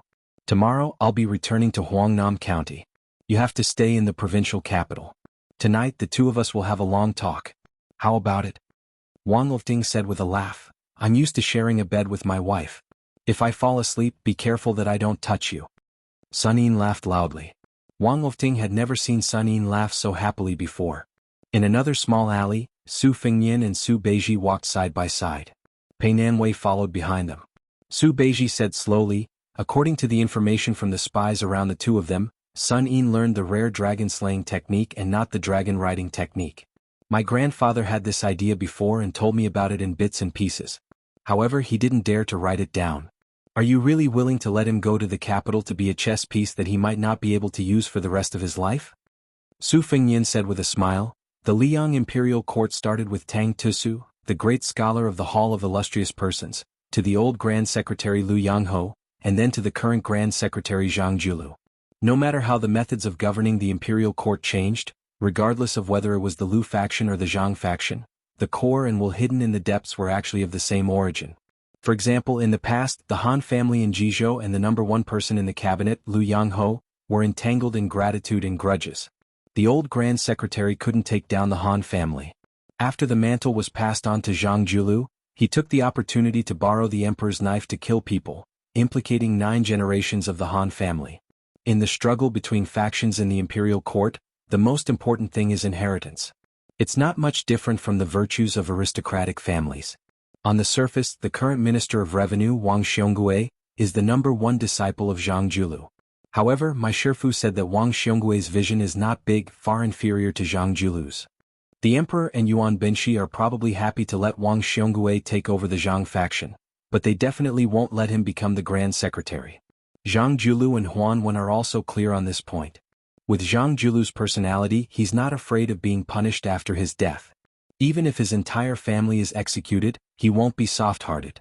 The Emperor's scheming is to get rid of the donkey after it has outlived its usefulness. Zhang Julu is afraid that when the time comes, his ruling strategy will be changed by the imperial court. In the beginning, my Shifu allowed Jean Lanting to go to the capital because he knew that this person was not capable of taking on such a big responsibility. He also had the thought of plotting against Zhang Julu. However, now that Yao Baifeng publicly reprimanded Zhang Julu in the Imperial College, I reckon that Zhang Julu is also somewhat vigilant. Perhaps he's already prepared to replace Wang Xiongui, who will be at the helm of the Zhang faction in the future. Sun Yin's departure this time is just right. Of course, Sun Yin's usefulness is far from being that simple. Right now, what Beiyang needs to do is to make Sun Yin's journey to the capital very difficult and bumpy. This is an enormous secret. I plan to bypass Wutangan and let Chu Lushan personally handle it. Su Beiji smiled and said, Are you afraid that Wutangan doesn't have enough experience, or are you afraid that Second Princess will be too mentally and physically exhausted? Or is it because the peregrine falcon that hit Chu Lushan with a stick last year will reward him with a date to eat during the new year? Su Beiji suddenly saw that Su Fengyan's expression was cold. Su Beiji's thoughts were very sharp. He was shocked and no longer joked. Su Beiji lamented in his heart. It wasn't easy to deliberately add oil to the fire of the imperial court. Bailiang's own family also couldn't escape one disaster after another. Su Fengnian suddenly laughed self-deprecatingly and said, "Being His Royal Highness and Lingzhou's general is already so tiring. Tell me, if he were to be the emperor of the world, how much effort would he have to put in?" Su Beiji smiled and said, "An emperor who knows how to use people is actually not as tiring as you think." Su Fengnian twirled the copper coin between his fingers and dismissed it with a smile. Han Laoshan almost couldn't take it anymore. He reported softly, "Your Highness, we've received news that a pair of master and servant with unknown backgrounds entered the country from Lingzhou's Hanxi County. They declared that they would meet Your Highness, who brought the head of the 5th Raccoon back to Liangzhou. Hanxi County sent out 2 groups of more than 400 soldiers, but they couldn't stop them. Your Highness, this is the portrait of that pair of master and servant." Su Fengnian was confused. He took the 2 pieces of paper with the portrait. On the paper were detailed words and deeds. After he finished reading, he passed them to Su Beiji and smiled, "This brother is very arrogant. In the middle of winter he's holding a fan of peach blossoms and beauties. He said that he's going to draw all the rouge on the 20 women on both sides of the book. He's really romantic. Juzi, take a look. His looks are also the kind that can make female heroes fall in love. He's even better than you. Are you jealous?" Su Beiji was puzzled and asked, "When did such a person appear in Jianghu? What realm is he at?" Su Fengnian said casually, "He dares to strut around Bailiang so openly. Furthermore, he's pointing his spear at me, Su Fengnian. If he's not at the 1st rank, isn't he courting death? Since he mentioned the 5th Raccoon, his tone is extremely arrogant. I reckon that he's referring to the mystic realm." Han Laoshan asked softly, "Your Highness, Su Yambing isn't in Lingzhou. What if I leave the provincial capital to intercept this person?" Su Fengnian smiled coldly and said, "You don't have to go. Just see if he has the ability to come to the provincial capital. Once he's here, then see if he has the ability to leave alive." Chapter 942. The banquet ended happily and the officials stood up to leave. Su Fengnian and the newly appointed provincial governor did not move, so the Lingzhou governor, Song Yen, had no choice but to take up the responsibility of sending off the guests. When he walked around the magnificent screen wall and returned to the main hall of the official residence, he saw His Royal Highness and the provincial governor walking over together. Song Yen quickly went up to greet him. Su Fengnian said with a gentle smile, "Song Biejia will probably have to stay here for half a day. Your official residence still needs some time and manpower. Go buy things and clean it up. If it was someone else, it would be fine, but Song Biejia is an important guest that I have invited to the provincial capital. I cannot neglect him at all. I hope that official Song can be more tolerant." Song Yen said in fear and trepidation, "Your Highness is thinking too much. This lowly official is not boasting, but it is true that I do not care about these worldly possessions. Your Highness really does not need to worry about the residence. This lowly official is not a clean official. Over the years, I have also accumulated a substantial amount of wealth. Even if every inch of land in Lingzhou City is expensive, I can still afford to buy a residence that I like. I can take this opportunity to spend all the money that I have embezzled. In the future, if this lowly official dares to extort the people's wealth in Lingzhou, I will have to trouble Your Highness to send people to confiscate the residence.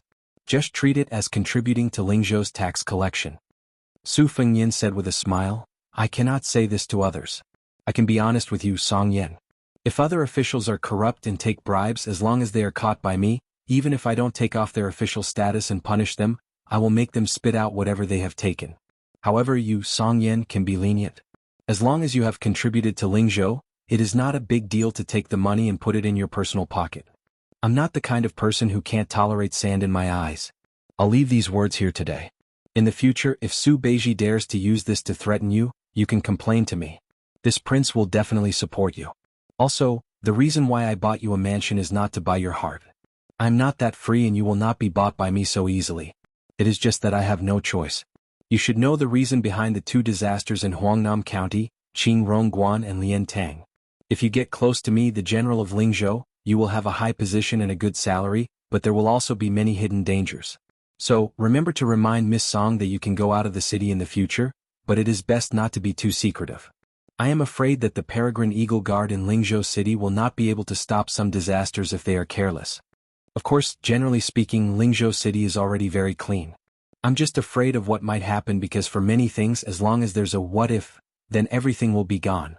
Song Yen clasped his hands and bowed. His tone was solemn and emotional as he said, "Since your highness loves the Song family so much, I will definitely do my best to assist the provincial governor to help your highness solve your problems and bring benefits to the people of Lingzhou." Su Fengyan nodded his head. When Song Yin raised his head, he asked with a smile, "Miss Song went to meet with her friends next door?" Song Yin was in his own territory, Huangnam County, and could still put on some airs in front of his royal highness. At this moment, he did not have any arrogance and replied respectfully, "Your highness is wise." Su Fengyan had a helpless expression as he joked, Song Bi, you have only been in Lingzhou City for a few hours and you are already willing to be my servant. Can't you have a bit of the demeanor of a famous scholar?" Song Yin had a natural expression as he smiled leisurely, "If there is a day when provincial governor is promoted again, when I successfully take over, I will definitely have to bow and bend my knees a little more." Su Fengyan gave a gratified smile, "That's right. This is the Lingzhou Bi that I want." Su Beiji also cupped his fists and said, "In the future I will have to trouble Song Bi." Song Yin quickly returned the greeting, "Of course."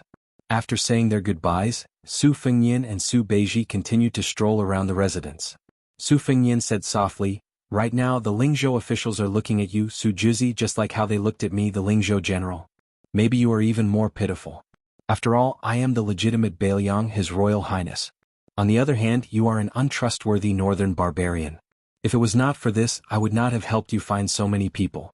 Persimmon Juzi, we are in the same boat. Luckily I can leave immediately. If you find it difficult to move forward in Lingzhou, I won't care about you."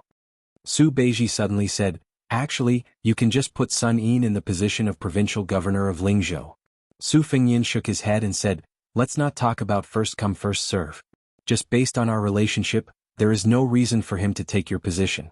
If you do not take the position of provincial governor of Lingzhou, it is even more impossible for you to take the position of provincial governor of Bailiang. In the future, how can you become the second provincial governor of Bailiang in the fastest speed? Sun Yin's current future is a win-win situation for both of us." Su Beiji said softly, "Have you heard of a saying?" Su Fengyan nodded doubtfully.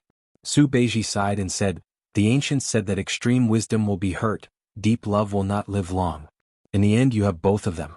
Su Fengyan casually put his arm around Su Beiji's shoulder and laughed heartily. "The ancients also said that good people do not live long, scourges live for thousands of years. What are you afraid of?" Su Beiji smiled.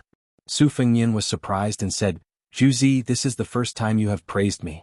No, I have to go to the firecrackers to celebrate." Su Beiji broke free from Su Fengyan's arm and said angrily, "Get lost." His Highness really did run away like a wisp of smoke. After Su Fengyan met Li Gongda on the night of the 4th day of the first month, he never went to the study again. He did not allow anyone to enter either.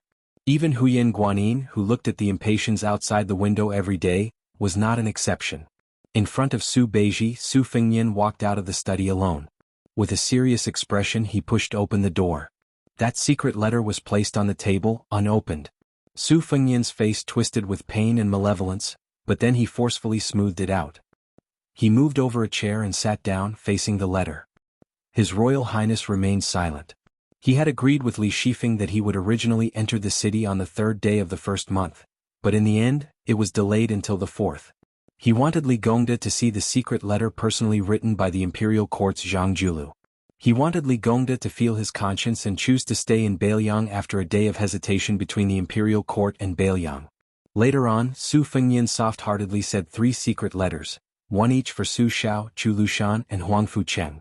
He added the extra word 3, so that Li Gongda, who had secretly hidden a secret letter from Grand Secretary Zhang, could rein in himself before the precipice. However, this Uncle Li, who Bailiang had never treated unfairly, still didn't change his mind. Just like that, he walked out of the general's mansion's main entrance. As for why Li Gongda drew legs on a snake, saying that Li Hanlin had been lured to Bailiang's southern court, creating unexpected complications, Su Fengyan was at first a bit bewildered and confused. However, soon afterwards, the secret letter from the spy at the border explained everything. He, Su Fengyan, schemed against the imperial court, schemed against Jianghu, schemed against Jianghu Huanwen, but when had the other party ever been soft-hearted, pushing the boat with the current? Instead, he caught Bailiang unprepared.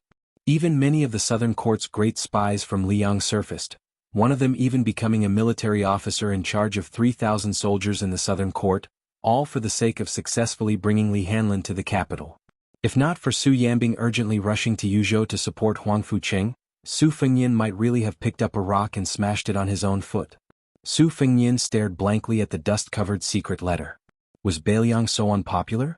Su Fengnian abruptly stood up, his chair instantly breaking into pieces. He said angrily, Li Gongda, are you so greedy? Han Laoshan, who had heard the commotion, was just about to barge into the study, but he immediately stopped when he heard this question. Su Fengnian laughed darkly in a low voice. Who doesn't want to be the emperor? Who doesn't want to be the emperor? Who doesn't want to be a rank 1 official, second only to one person and above tens of thousands of people?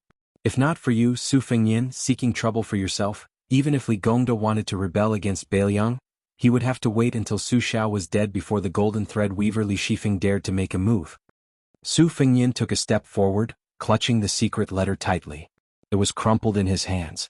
All of a sudden, Su Fengnian's eyes widened, his face filled with disbelief. The seals of the 2 secret letters were different in weight. This one was clearly the so-called true secret letter. Li Gongda should have handed over the secret letter with the light seal. Su Fengnian rushed out of the study, left the corridor and rushed toward the administrator's residence. He directly jumped over the towering wall between the 2 large residences. He landed lightly in the Li residence's garden. When they saw the 2 figures in the air, the 2 women were scared out of their wits. Su Fengnian calmly asked, Where is Uncle Li? Of the 2 women, Li Fuzhen opened her mouth wide and did not come back to her senses. On the other hand, Song Huangmei, who had been practicing martial arts since she was young, had a look of longing and reverence on her face. She swallowed her saliva and said with a smile, Your Highness, Sister Li and I just drank a pot of spring spirit tea with the administrator. He said he was going to the study to read. Su Fengnian smiled and nodded. Then he left in a flash. After Song Huangmei recovered from her shock, she jumped up and grabbed onto Li Fuzhen's sleeves, saying excitedly, Look, Sister Fuzhen, I told you His Royal Highness is a top expert filled with killing intent. He must have killed many people, but you didn't believe me. Now you believe me, right? With His Highness's mysterious movement technique, one wouldn't be able to use it without being at Master Realm. I think that the rumor that His Royal Highness personally killed the 5th raccoon of the Bing-carrying mountain is true. Before I get chased out of the general's residence, I have to go and learn from His Highness. Even if I have to serve him tea, I am willing to do so. Compared to Song Huangmei's excitement, Li Fuzhen lowered her eyes and was dejected. Chapter 943. Hearing the knock on the door, the administrator, who had been flipping through a book from the previous dynasty, raised his head and gently put down the book. He straightened his clothes and said calmly, Come in. The familiar figure pushed open the door and entered. He said to Li Gongda, The general of Lingzhou greets the administrator. Li Gongda's expression was complicated. This second-level official, who was known for his skill in flattery, rose and said in a low voice, His Royal Highness came at the right time, but he came later than Li Gongda expected. The reason he said this is because the matter of the 2 secret letters was indeed secretly planned by His Highness. Beiliang needs this kind of king of Beiliang, so he said, he came at the right time. He came late because he was dissatisfied with His Highness' soft-heartedness. After Li Gongda handed over a secret letter, he didn't immediately turn hostile and didn't immediately open the letter. He knew that the secret letter was the real one. This means that His Highness has been hesitant these days. Even if he mistakenly believes that Li Gongda has decided to join the court, he still doesn't want to kill him. His Royal Highness like this is more than enough to be the general of Lingzhou or the provincial governor of Lingzhou. If he is merciful, how will he command the 300,000 Beiliang cavalry that are the best in the world? Su Fengnian didn't refute this. Li Gongda smiled and brought out 2 chairs. The 2 of them sat across from each other. The administrator, who was very different from usual, looked at this young face that was becoming more and more angular. He sighed softly and said, His Highness, you might ask why Li Gongda did this. Since he clearly didn't join the court and wasn't tempted by Zhang Julu, why did he deliberately hide a fake letter? It's very simple. His Highness carefully planned this time and almost passed off the fake as the real one. He wanted to test Li Gongda, the head of the civil officials in Beiliang. Li Gongda also wanted to know whether it was wise for him to stay in Beiliang. Your Highness. At this point Li Gongda stopped talking. Unlike the previous time in the study, this time, tears flowed from the bottom of his heart. Li Gongda did not wipe them away and slowly said, Your Highness has come late, which means that Your Highness is not an ambitious and ruthless person who would kill anyone for your own achievements. Li Gongda felt regret in his heart, but he was even more grateful. I had entrusted Hanlin to such a king of Bailiang. Even if he really died on the battlefield one day, Li Gongda would grit his teeth and not have half a word of complaint. Li Gongda had been an official for 30 years, but he had never seen anyone who was truly heartless. In the end, they did not suffer from evil retribution. Even if they were honored before their death, it would be a disaster for their descendants. If the upper beam was not straight, the lower beam would be crooked. His Highness's methods were sinister, but he did not lose his kindness and mellow heart. He was exactly the same as the general. This was the new King Liang that Li Gongda truly wanted. To be honest, your Highness might not believe it. It was not that Li Gongda was cunning and saw through your Highness's plan at a glance. It was because Li Gongda believed that the general's son would not treat the Li family unfairly and would not let Hanlin down. That was why he never thought of going to the court to be some bullshit first-rank official. If I went to the capital, Hanlin would break off all relations with me and my son, and would not recognize me as a father for the rest of my life. His schemes were all for the good of his descendants. His son was gone and Li Gongda was already in his 50s. He had become a powerful official in the court. He would be in his coffin in a few years. What was the use of a posthumous title? Besides, how could being an official in the unfamiliar capital compare to being the administrator of Bailiang? Li Gongda had spent his entire life pondering the path of an official and studying the art of climbing up the ranks. As the old saying goes, ginger is destined to be spicier with age. I will not make such a big mistake at this age. Your Highness, don't worry. Li Gongda will never mention the secret letter to Hanlin. Your Highness has a clear conscience towards Northern Liang regarding this matter, and you shouldn't create a rift with Han Lin over this matter. Just treat it as Li Gongda's sincere request to your Highness to prevent Han Lin from going down a dead end. Your Highness, when the time comes, Han Lin can only die at the border. If your Highness has a guilty conscience towards Hanlin alone, Li Gongda also asks your Highness to consider Hanlin and not speak of this matter. Li Gongda, who had never knelt before Su Fengnian, slowly knelt down and said in a low voice, "If your Highness does not agree, Li Gongda will resign as the administrator." Su Fengnian handed the secret letter to the administrator and said calmly, "Uncle Li, Su Fengnian promises you one thing. If I have the chance to tell my descendants my last words in the future, I promise that as long as the Su family is prosperous, regardless of whether the descendants of the Li family are loyal to the Su family, even if they commit treason, I will ensure the safety of the Li family. The Su family will not kill anyone." Li Gongda's body trembled. He lowered his head and said with a choked voice, "This old official thanks your Highness for your kindness." At the door, Li Fujian saw the scene of his father kneeling and screamed, "Su Fengnian, what are you doing?" Li Gongda, who was being helped up by His Royal Highness, shouted, Don't be rude." Su Fengnian smiled, "Uncle Li, I want to apologize to you. From today onwards, Su Beiji will be the provincial governor of Lingzhou." Li Gongda wiped his face and chuckled, "This is not a big deal. It's not worth your Highness to tell me personally. Also, Hanlin has safely returned to Yuzhou." Su Fengnian said this in a low voice and left, brushing past Li Fujian. Li Gongda, who was overjoyed, carefully hid the secret letter and stared at his daughter. "You don't know the severity of the matter." Li Fujian said angrily, "Father, you are the administrator of Bailiang. You kneeled to Uncle Su and flattered him. When did I say anything? But Su Fengnian is just a general of Lingzhou. He is not even the hereditary king of Bailiang and he wants you to kneel. What right does he have? He calls you Uncle Li and it sounds nice, but when has he ever treated you as an elder?" Li Gongda narrowed his eyes and stared at his daughter. He smiled, "What right does he have? Just because His Royal Highness is stirring up trouble in Lingzhou. He has already made me the administrator, unable to make ends meet and flustered. Just because he dared to take down Zhong Hongwu in the Bailiang army and not pick on a soft persimmon to become a laughing stock. Just because he has lived until today."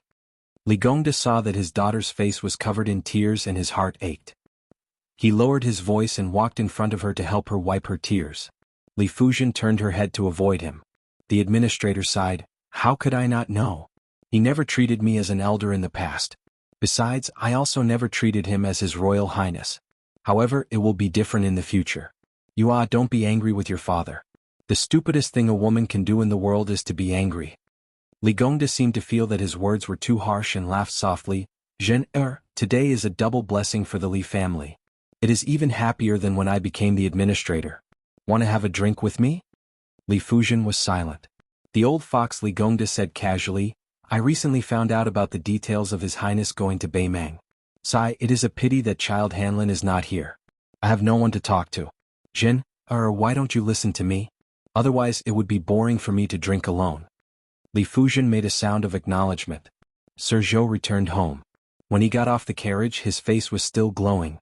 Zhou Jianshu's son, whose white-hoofed shadow had been slapped to death by His Royal Highness, Zhou Kongwen, was afraid that something bad had happened to his father in the general's manor.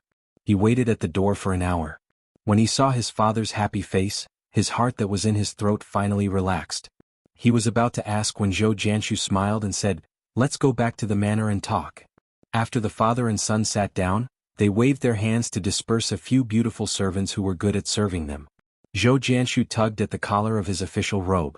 Zhou Kongwen hurriedly asked, "Father, what did that person say after entering the manor? Will our Zhou family be hated?" Chapter 944.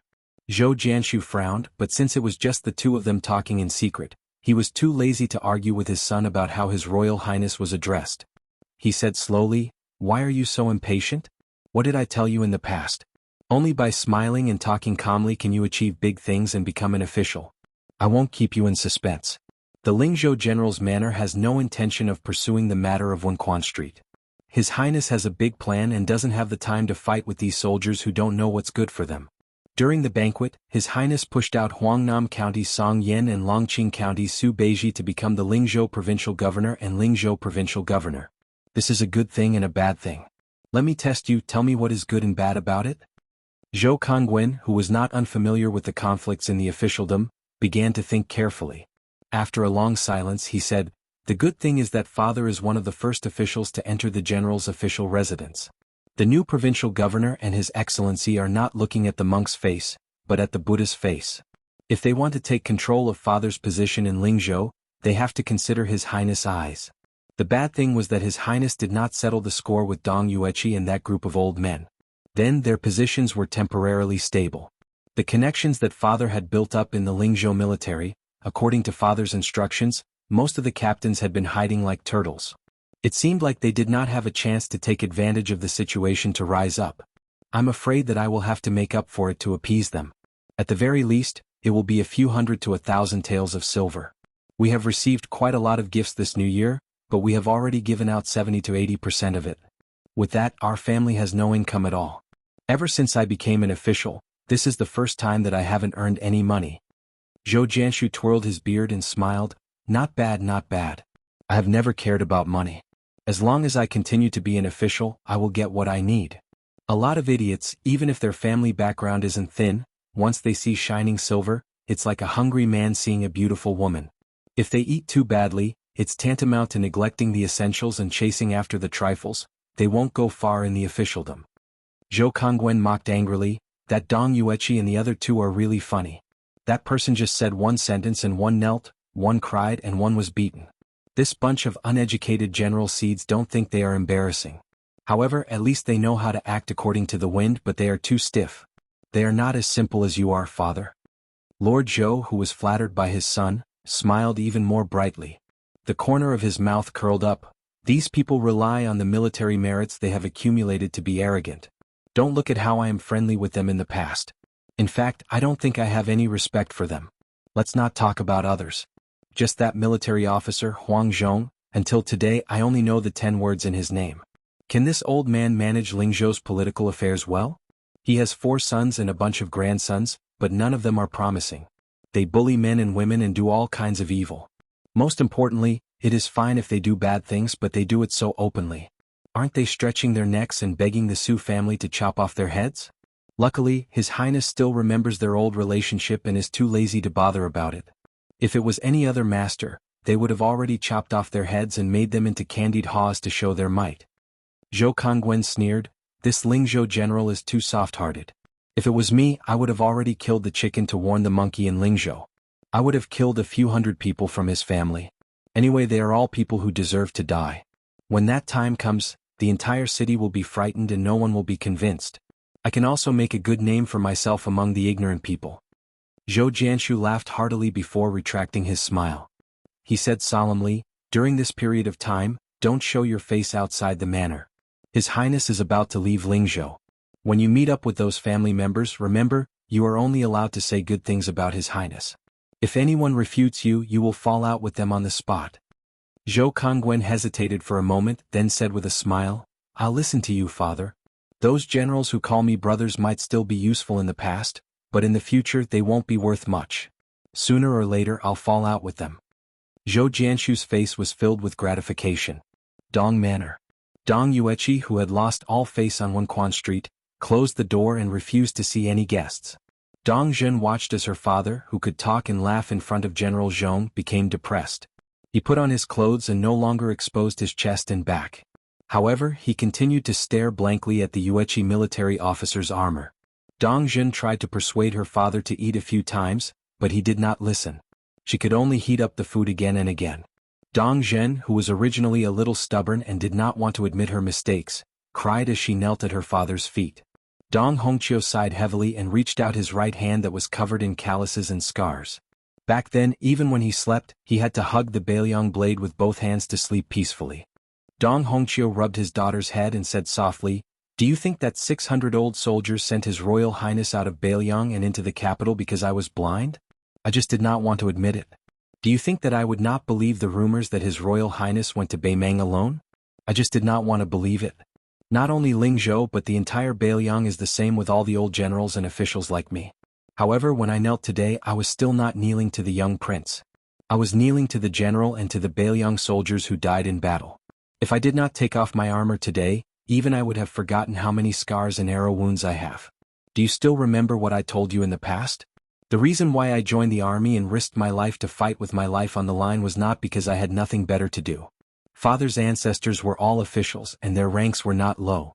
Your great-grandfather was a deputy imperial censor of Northern Han, and your grandfather was a county magistrate. They were all upright officials with a good reputation. Afterwards, your entire family was killed by bandits who took advantage of the turmoil in the country. Their eyes were red from the killing, and they killed every official they saw. They did not care if the official was good or bad, as if they were good people as long as they killed the official.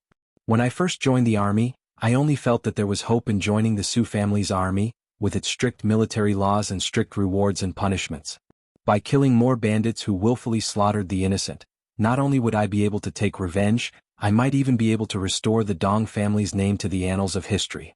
Perhaps there are some things that I have never told you. In the past I felt that there was no need.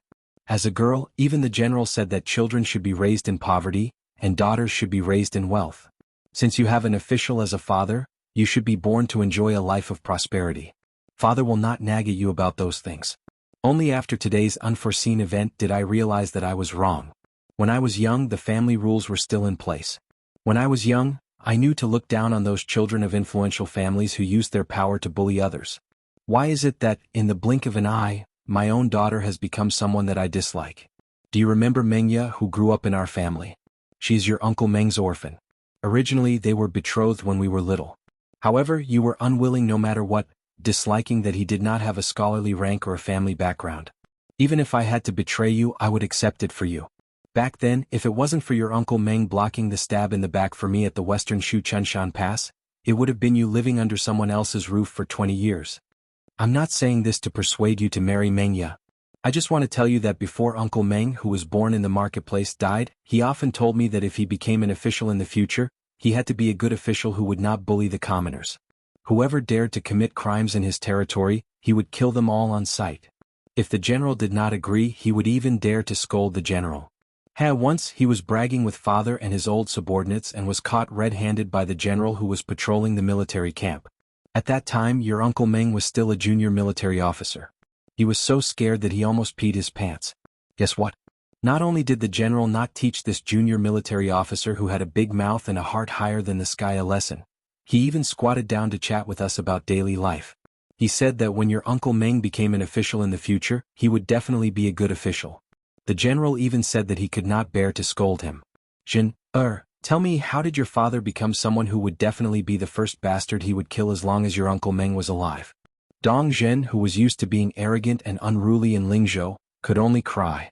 It was as if the sky had collapsed as she sobbed uncontrollably. Dong Hongqiu walked in front of the old and mottled armor. His gaze was desolate as he said in a low voice, Jin, don't cry. Father will bring you to that cenotaph. Give Uncle Meng a few toasts of wine. If father remembers correctly, after you were 11 years old, you never went there again. All these years you looked down on Mengya. How did he look up to you? Chapter 945.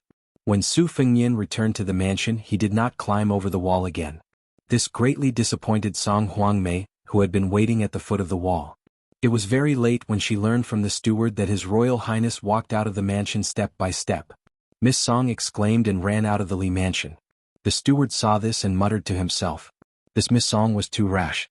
Compared to the quiet and virtuous Miss of the Li mansion, she was thousands of miles away. The steward then began to daydream. Everyone in Bailiang knew that Master Hanlin and His Royal Highness were brothers who grew up together. If Miss Song could become the consort of the King of Bailiang in the future, in addition to the fact that Master was already the administrator, then the Li family would be worthy of the title of the most powerful family in Bailiang. The old steward shook his head. Alas, it was a pity that Miss Song was fooling around with that Guadahan disciple. A peony flower stuck in cow dung. Su Fengnian lay on the bench in the pavilion and looked up at the starry sky. He turned a blind eye to the girl who had sneaked into the pavilion. The girl was really a hard-working heroine. She was able to control her temper. She gritted her teeth and endured the cold for an hour without making a sound. Su Fengnian sat up and asked with a smile, "Miss Song, do you need something from me?" Song Huangmei, who had shrunk to the side of the pavilion to avoid the cold, jumped in fright. Her face, which was not too beautiful, turned red. She lowered her head and clutched the corner of her clothes. She no longer had the heroine demeanor that she had when she blocked him with her sword at the governor's mansion in Huangnam County. Su Fengnian did not want to embarrass her. He took the initiative to ask, "How many years have you practiced the sword? Do you want me to teach you a few easy sword moves?" After Su Fengnian asked the question, he did not know whether to laugh or cry. The girl stared at him in a daze and muttered to herself. She seemed to be saying that His Royal Highness's eyes were better than someone else's, but she still only liked that guy. Su Fengnian coughed heavily. Song Huangmei sat down on the other side of the bench and hugged her shoulders with both hands to ward off the cold. She quickly regained her original straightforward personality and laughed. "Your Highness, I know you are an expert and a good person. I have someone I like. He is an outer disciple of a gang in Huangnam County. His name is Do Yangguan. His biggest wish in life is to wear a Bailiang saber and marry me. But my father does not seem to like him very much. How about your Highness be merciful and casually give that Do Yangguan a saber? My father will definitely not object." Su Fengnian knew that this girl definitely did not know that Lotus Pond was almost completely wiped out from Lingzhou's Jianghu. However, the spy report did mention that a young man named Do Yangguan had escaped. He was the lover of Song Yan's daughter, Song Huangmei. Not only that, all 18 generations of Do Yangguan's ancestors had been thoroughly investigated. Su Fengnian had given instructions at the time for the Eagle Guard to give up on this person. An outer disciple who had just entered Lotus Pond for a few days could be killed or not. Since he had this relationship with the Song family, he could just treat it as a gift for Governor Song when he became a Lingzhou official. As for whether that young man would bear a grudge against Bailiang after escaping this disaster and whether he would be determined to take revenge for his sect, Su Fengnian did not care. In the entire Liang Jianghu, there were not many people like that young master who waved a folding fan who had the ability to kill his way to Su Fengnian's eyes. There were even more people who died without even seeing His Royal Highness once. If that person was able to rise above the rest and make Su Fengnian see his name in the spy report again, to the extent where Su Fengnian didn't even mind letting him know about Liantong Zhang's identity as a northern Mang spy and then sending him to the border to sharpen himself. Since he wanted to touch a blade after he entered the army, he would be able to touch it until he wanted to vomit. However, people's hearts were hard to predict. Only heaven knew which path this Do kid would choose to take. As for whether or not Do Yangguan and Song Huangmei could be married, that was even less of a concern to Su Fengnian. Even if he did not want to, he could not. In the current Bailiang, His Royal Highness's time was perhaps the most valuable. Su Fengnian collected his thoughts and smiled. Private individuals are not allowed to wear Bailiang knives. Besides, with your father's eyesight, how could he not see the authenticity of Do Yangguan's knife? Chapter 946. Song Huangmei had a happy-go-lucky personality. Hearing His Royal Highness say this, she only had an expression of understanding. She made an "oh" sound and did not insist. In reality, if it were a normal, slightly unscrupulous woman, if she had the chance to be alone with His Royal Highness, she would do everything in her power to make herself gorgeously dressed. If she caught His Royal Highness, she would rather kill the wrong person than let the wrong person go. Otherwise, she would use her identity as a woman to pester His Royal Highness for some promises.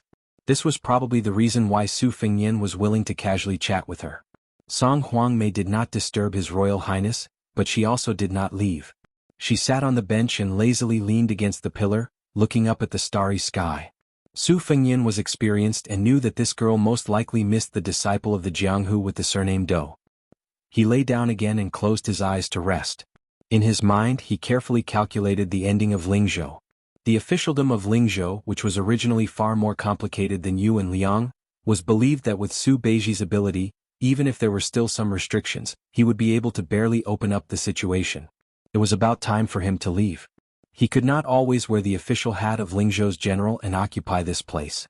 However, if he really wanted to leave, he had to first take care of that young ace who dared to intrude. Su Fengyan, who had closed his ears, sensed that after Song Huangmei stood up, she tiptoed away. He smiled gently and waited for her to walk far away. He snapped his fingers and said to the death soldier who had quietly appeared, "Tell Lingzhou's son to do something and polish Do Yangguan.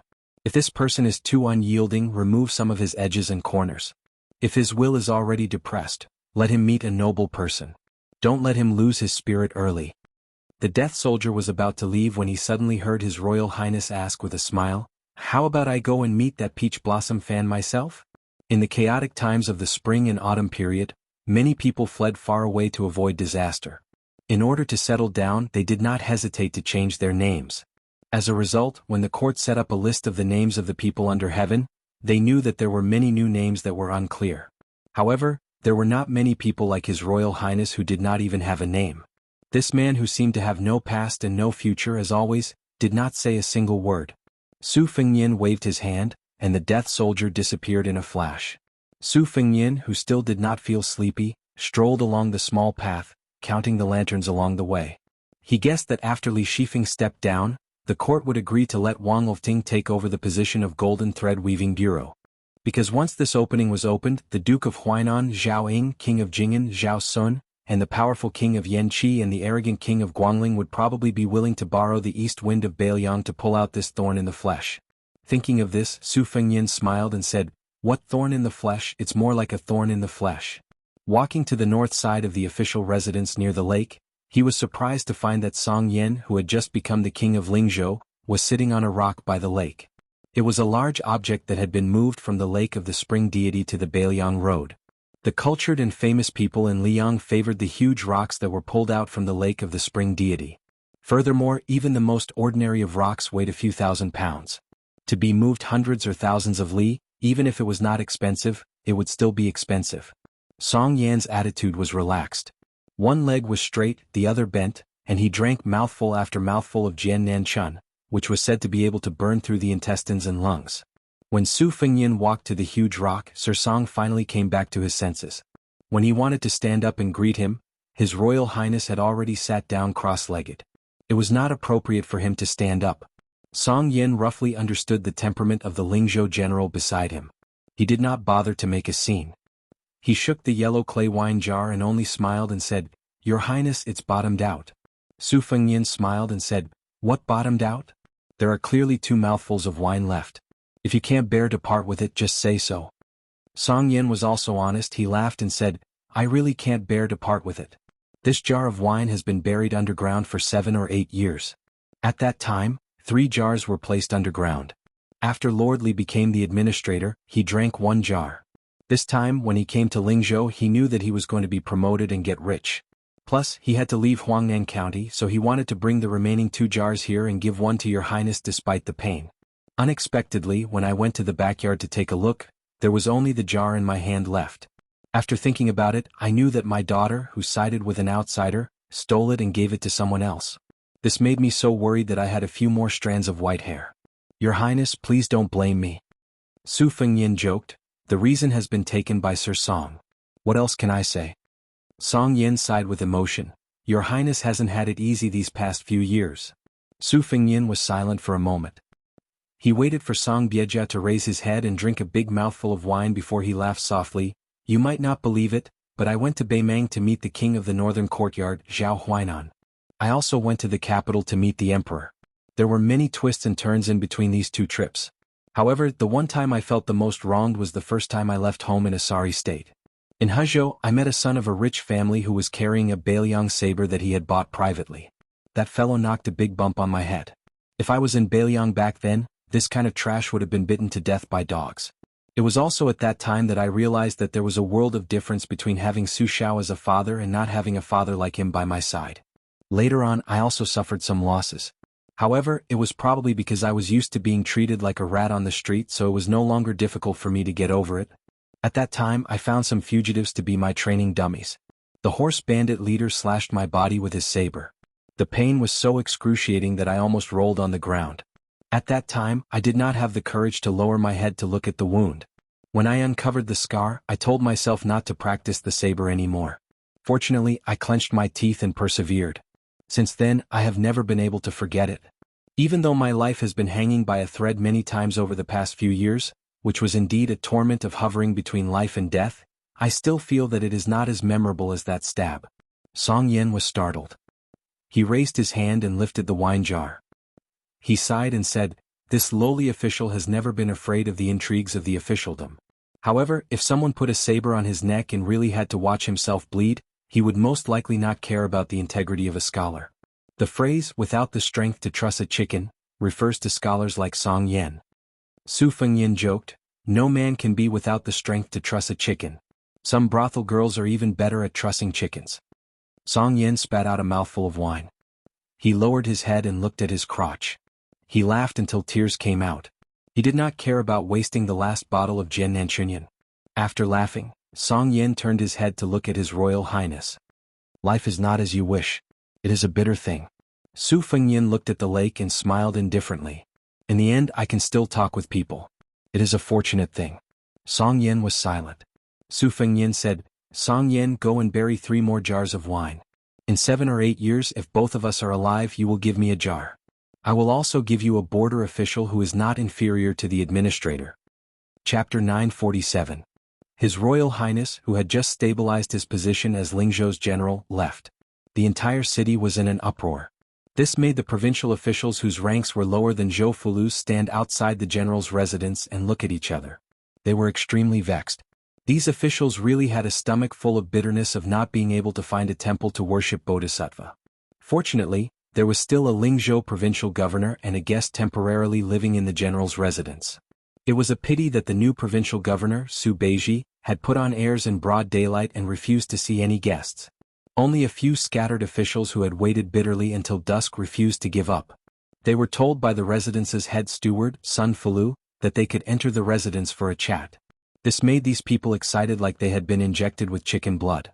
They all felt that the ancient saying, "Where there is sincerity, metal and stone will open," was true. However, there was only one congratulatory gift in their hands. Once the master of the general's residence left, even though the provincial governor's rank was a full rank lower, he was a local snake. They really did not dare to slight him.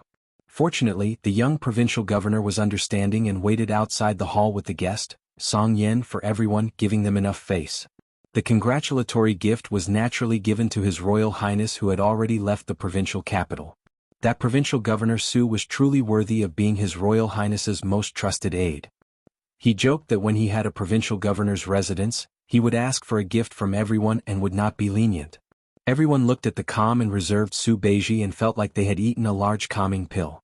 As long as this person did not use His Royal Highness' power to start a massacre in Lingzhou and followed the rules to become an official, then everything would be fine. Right now, no one dared to cause trouble. Since everyone had accepted their fate and submitted to His Royal Highness, then they had a way out. They did not need to worry about being the first to be cut. They could go help the new master of Lingzhou pass firewood and make the flames burn a little higher. They saw that provincial governor Su and Song Biejia did not seem to be united on the surface but divided at heart. They spoke many times and seemed to have a tacit understanding. This made everyone feel fear. Even though they did not know what Administrator Li Gongda's plans were, as long as these two worked together for a period of time, even if they were newlyweds, they would still be separated. However, if Sir Li wanted to stir up trouble at this juncture, the general's residence would at least be able to put up a fight at the very least. They would not be completely helpless. As for the situation in Lingzhou, that was a matter for the future. The group of 5th, 6th, and 7th rank officials would just deal with it as they saw it. After sending off this group of guests, Song Yen raised his head to look at the sky. He smiled and said, "Provincial Governor, looking at the situation, it is going to snow again. Let's drink a little wine and wait for the snow together?" Su Beiji shook his head and said with a smile, I just handed over the matters in Lingzhou to the neighboring side. It is a mess and there is not enough manpower in the residence. I am someone who cannot sit still, so I will not drink wine and admire the snow with Sir Song. If there is really a day when we are free, we will make up for it together. At that time, Sir Song will not be able to escape even if you want to. Song Yin smiled and nodded. Looking at Provincial Governor Su Beiji's lonely back, he thought to himself, is Su Beiji going to be like Zhao Yuling in the Liang Temple, a lonely official who is favored by both civil and military officials? Su Fengyin left the capital of Lingzhou and had already arrived in Green Snake County. He did not travel in secret this time. Instead, he brought along 600 Lingzhou elites. The number of captains with real power in Lingzhou could be counted on one hand. For example, the Yu cavalry captain Dong Hongqiu was Zhong Hongwu's trusted aide, so it was not easy for him to move around. However, in such a large granary of Beiliang, it was impossible for Zhong Hongwu to cover the sky with one hand. The wooden man beside Su Fengyin was named Huang Xiaokuai. After his father died, he made an exception and inherited the position of captains with real power. It was a rare title, Pearl Captain. It originated from the war during the spring and autumn period. After Huang Xiaokuai's father broke through the city, he strung up thousands of heads with ropes and hung them all over the city walls like bloody pearl curtains. This was to welcome the enemy's reinforcements and to show the enemy that he was willing to fight to the death. Later on, he even performed meritorious service in defending the city. He was promised by Su Shao that no matter what rank he was, as long as he was an officer under the Su family's iron cavalry, his descendants would be able to inherit his meritorious service. As expected, Huang Xiaokuai successfully took over the position of Pearl Captain 2 years ago. However, he was always pushed aside and isolated in Lingzhou. He was the weakest of the captains with real power. After Su Fengyin chatted with Huang Xiaokuai for a while, he knew that there was a reason why Huang Xiaokuai was not popular in Lingzhou. Huang Xiaokuai was too stubborn and did not know how to adapt. Even when he saw him, a person who had resigned from the position of Lingzhou general and was still a member of His Royal Highness, Huang Xiaokuai was still the same. Compared to Wang Ji, who was also a descendant of meritorious service, the difference was like heaven and earth. However, Huang Xiaokuai did not know how to curry favor and only knew how to manage the army. This made Su Fengyin admire him from the bottom of his heart. In Lingzhou, he had seen many slippery and two-faced officials. When he saw Huang Xiaokuai, it was as if he had tasted table after table of greasy delicacies and suddenly brought a bowl of refreshing white porridge. The 600 cavalrymen galloped east on the relay road. During this time, there were constantly spies and scouts reporting back with military intelligence. Even Huang Xiaokuai, who was a rigid military officer who did not know how to climb up the ranks of the bureaucracy, was surprised. It turned out that not only were the 600 cavalrymen under his command rushing to the border between Green Snake County and Eastern Wind County to await orders, there were also a few troops from other counties who had heard the news. It seemed like they were going to spread a net to surround the master and servant pair. Using several thousand troops to deal with 2 people, wasn't His Highness a little too much? However, Huang Xiaokuai did not dare to comment on this. He originally thought that it would be difficult for His Highness to do anything alone in Lingzhou. Who would have thought that with one palm the entire bureaucracy of Lingzhou was lying on the ground, not daring to even breathe loudly? Huang Xiaokuai, who had never had much talent in the bureaucracy, admired him even more. Behind Su Fengyin was the Lingzhou Deputy General Han Laoshan. In the cavalry there was a carriage. Huyan Guanin had already been sent to the prince's mansion on Mount Qingliang. Only Pei Nanwei, who was still wandering around, was left. From time to time she would lift up the curtain and look at the person galloping forward. Pei Nanwei's eyes were gloomy. If this was 3 years ago when the crown prince of Beiliang made such a big fuss in Lingzhou, in the eyes of the old foxes in the bureaucracy, it was like a child playing house. It was a childish act that would invite ridicule. But now not many people dared to have such an arrogant attitude. Most of them secretly felt that this future king of Beiliang, even if he could not compare to Minister Qin, who would probably leave the capital in the future to become a vassal of Western Shu, the difference was not too far off. Chapter 948. Su Fengyin stopped his horse at the intersection between the north and south of the post road. Soon an extremely majestic green horse appeared. This rider clearly came alone, but it still gave people the illusion that the horse's hooves were like thunder. In Huang Xiaokuai's field of vision, Su Fengyin gently squeezed the horse's belly and slowly moved forward. Huang Xiaokuai was speechless. The burly man with a spear in one hand did not wear an official's uniform or armor. It could be seen that His Royal Highness had an illustrious status. He also did not dismount from his horse. Huang Xiaokuai was impressed by the bearing of a martial arts grandmaster and a general on the battlefield. Su Fengnian calmly said, "Uncle Su, you've worked hard." Su Yanbing, who went to the border of Yuzhou to kill his way back and forth, smiled gently. Beimang's Hong Jingyan endured and did not make a move. Otherwise, it would have been delayed for a few more days. Su Fengnian turned his horse around and rode side by side with this great grandmaster of Beiliang who was capable of conquering the Jianghu after the old god of swords Li Chungang. He could not help but ask curiously, "Uncle Su, if you really want to fight with the world's top 10 Hong Jingyan, what are your chances of winning?" Su Yanbing hesitated for a moment, then said indifferently, "Within 5 years he'll die while I live. After all, I still have the advantage of a realm. It's hard to say what will happen in the future." That person is known as Beimang's Little Tuoba along with the southern dynasty's Dong Zhuo. He has extraordinary talent. When he approaches the realm of earth immortals, we can only perish together. Su Fengnian nodded. Dong Zhuo's Little Tuoba was referring to this fatty's military talent. After the death of the fifth raccoon, Hong Jingyan had seized the opportunity to take over the Ruran cavalry. After the world's greatest demon, the white-robed Luo Yang, left Beimang, he was already fully deserving of the title of the second strongest martial artist in Beimang. It was said that after Tuoba Chunsun entered the first rank, he was arrogant. The first person he provoked was this Ruran lord. He lost miserably, but the more he was defeated, the braver he became. With a public 3-year agreement, he announced that he, Tuoba Chunsun, would break through one realm every 3 years. For every breakthrough, he would fight with Hong Jingyan, causing the Beimang court to look at him in a different light. The Jianghu was just this cruel. Anyone could be reduced to a stepping stone for the next legendary figure. Other than the old monster Wang Shenji who could compete with Lu Zhu 500 years ago, there was no one who was truly invincible. The beauty of the Jianghu was precisely this kind of cruelty and ruthlessness. It was just that if one wanted to become famous in one fell swoop, practicing the sword was comparatively more difficult. Putting aside the fact that Dong Tai was too immortal and there was no news of him, there were still many grandmasters of the way of the sword who overlooked the world's forest of swords. They were slightly better at practicing the blade.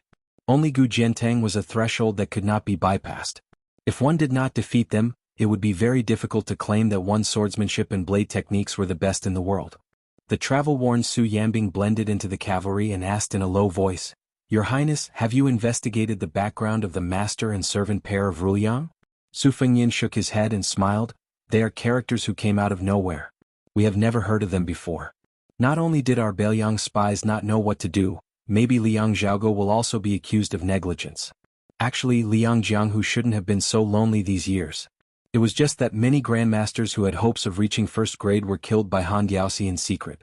Some wandering immortals who pursued freedom, even if they reached first grade and stood aloof from worldly affairs, still couldn't escape from Han Diaoxi's bloody cat claws. Basically, every time they secretly left the capital under the emperor's orders, they would bring back 1 or 2 bloody heads. I really can't think of anyone who could escape the eyes of the imperial court in Zhaogo and suddenly appear as a first-grade expert. Not to mention those second-grade sects in the Jianghu, even Dragon Tiger Mountain, Wu family, and Sword Tomb aren't all first-grade experts. It is already hard to reach second-grade grandmaster, not to mention rare first-grade experts. Those who follow the rules won't be able to become top figures. Those who don't follow the rules have all died under Han Diaoxi's hands. Who knows who that fellow is? He really doesn't care about his life." Su Yanbing asked, "Do you need me to deal with that person?" Su Fengnian still shook his head. "There is no rush. If the Lingzhou Iron Cavalry are all embroidered pillows that can't withstand a single blow, then I'll let Uncle Su clean up the mess." Su Yanbing frowned. Since he is a first-grade expert, even if he is at the lowest Vajra realm, then even if he can't kill 700 to 800 cavalry in one breath, it won't be hard for him to escape. Unless that person lands on a vast plain where it is easy for cavalry to charge and is surrounded by many cavalry troops, and we don't give him a chance to rest, otherwise, it will be hard for him to escape. Back then when the Shishu Sword Emperor guarded the country gates, he had no choice but to die. That was why he was crushed to death by our Beiliang cavalry.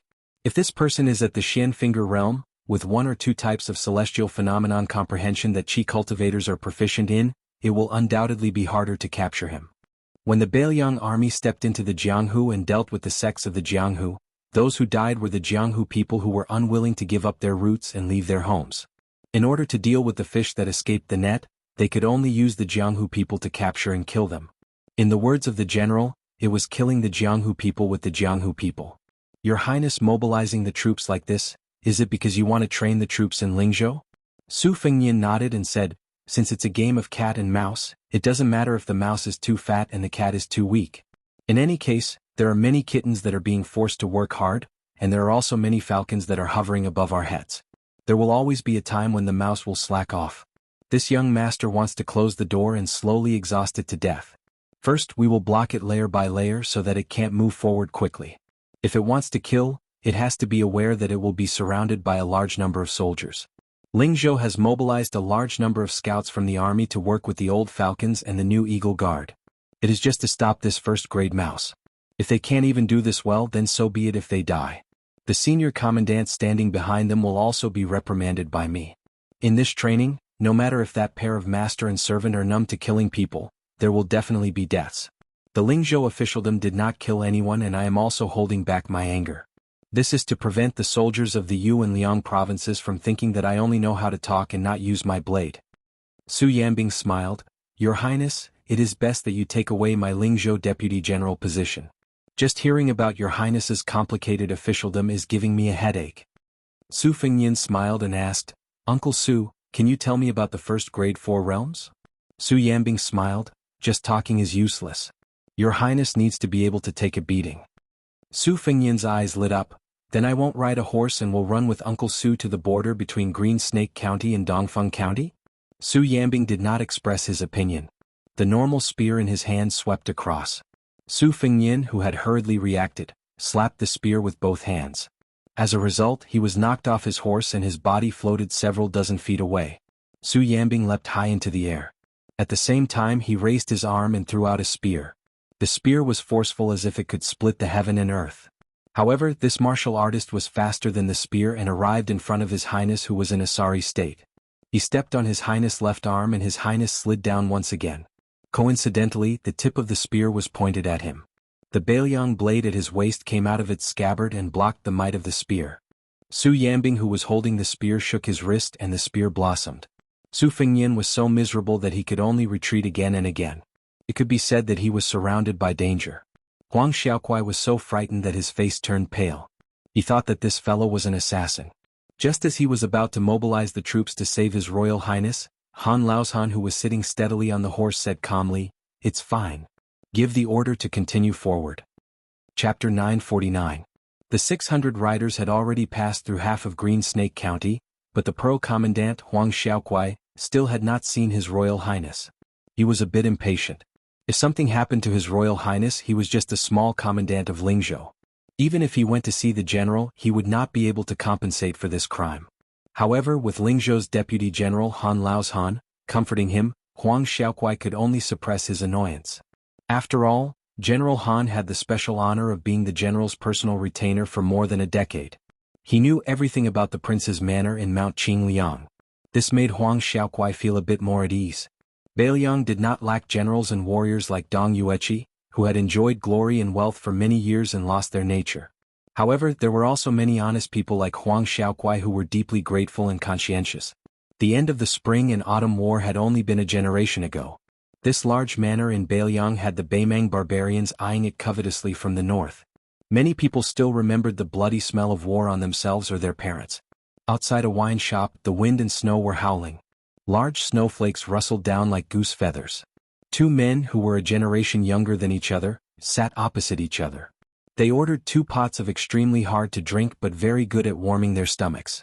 They each drank slowly. There were very few customers in the wine shop. A long spear without tassels was placed on the table. This made the wine shop's shopkeeper's desire to ask for a sky-high price somewhat dwindle. The heroes of Jianghu who could openly carry weapons on the northern Liang path were not simple. The owner covered his hand and couldn't help but take a few more glances at the shabbily dressed young master. He didn't look like a poor person. Why would he go out in such a shabby outfit in the bitter cold? Was he not afraid of freezing to death on the streets? This unreasonable god was a pitiful person who couldn't make it through the winter and spring socializing every year. Su Fengnian, who had been beaten up miserably along the way, drank a mouthful of strong wine. His entire body felt relaxed.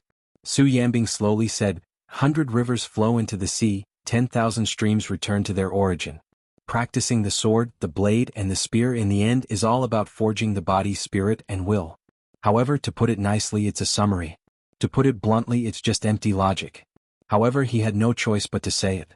When Su Yanbing left his sect to roam Jianghu, his senior apprentice brother Wang Xiu and Li Chungang of the Spring and Autumn Sword and Armor were at the peak of Jianghu. He heard a lot of praises. Among them, Huang Longshan, who had monopolized the Spring and Autumn Sword Armor, said, "It's laughable that people are short-sighted. They didn't know the sword qi." At first, when he heard it, he only thought it was some literary praise. Later, when he really stepped into the mysterious finger realm from Vajra, he realized that these words were not without purpose. No matter how complicated the moves were or how simple they were, they all had to retreat in front of the two words, divine will. The world's divine will was broken down into countless types. For example, there were many paths under our feet. Among them, the sword will path was the most eye-catching, because there were too many swordsmen walking on this path. It created the scene of mountains rising one after another, like an endless dragon vein. Previously, when Su Yanbing mentioned the sword will to His Highness, he did not simply want His Highness to abandon the saber and practice the sword. It was because of the solid foundation of the old god of swords, two-sleeved green snake, and the sword tomb that nurtured the flying sword. Even if the realm fell, it would only fall in the internal energy. It would not hinder the spirit from rising from the ground. Especially when His Highness had comprehended it while playing the zither at the Peach Cheeks Pavilion. The Catman Han Xingxian was able to kill the celestial phenomenon with the mysterious finger. Among the masters in the world, he was second only to Dong Tai.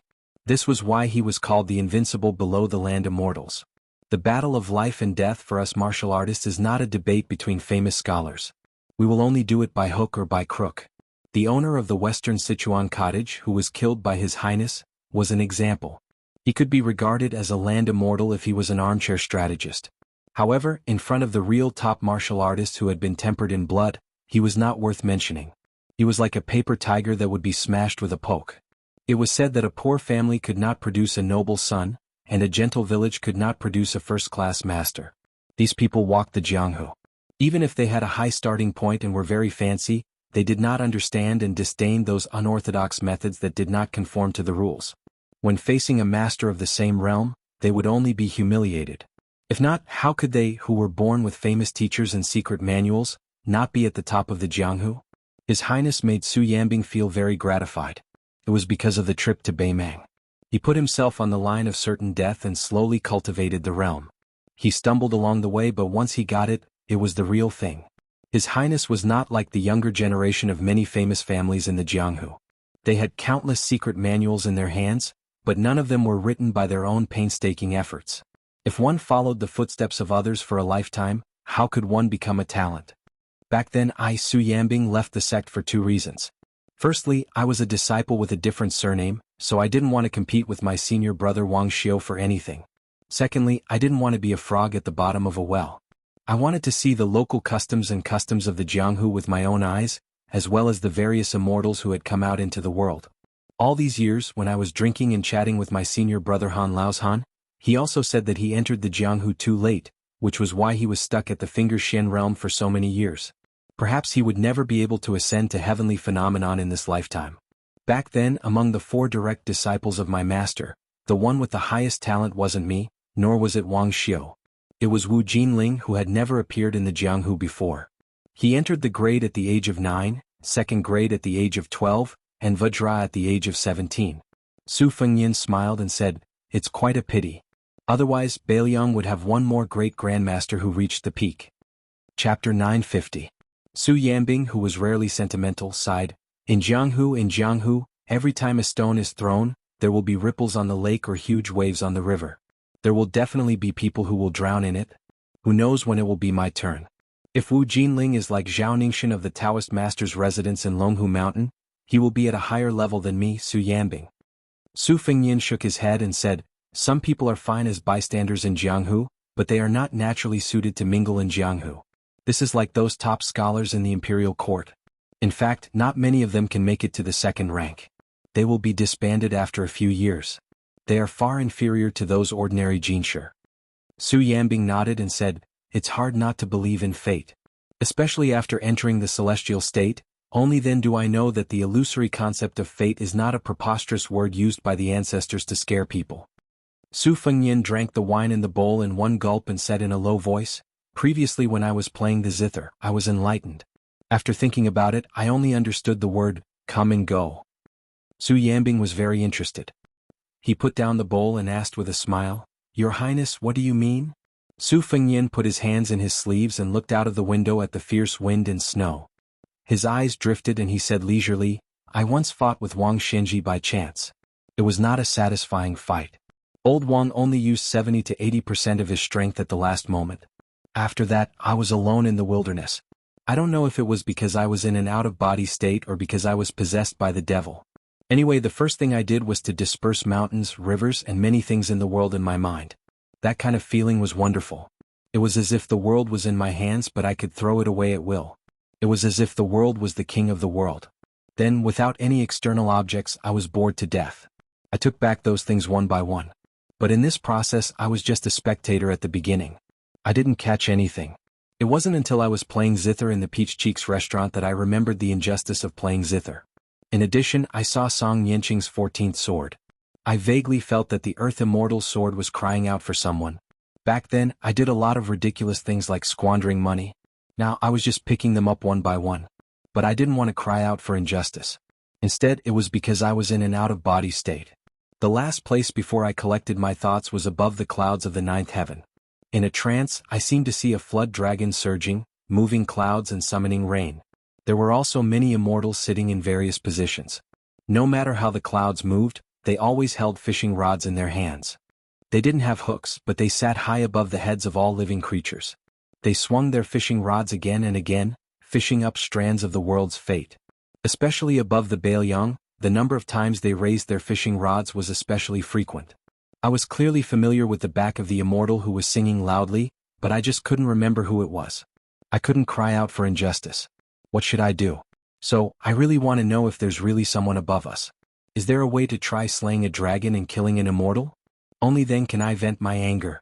Even Su Yanbing, whose cultivation realm was unfathomable, was dumbfounded when he heard such crazy words that were loud enough to blot out the sky. Su Fengyin suddenly stood up and looked to the east. The spring and autumn sword that was hovering outside the East Sea Martial Emperor City finally moved.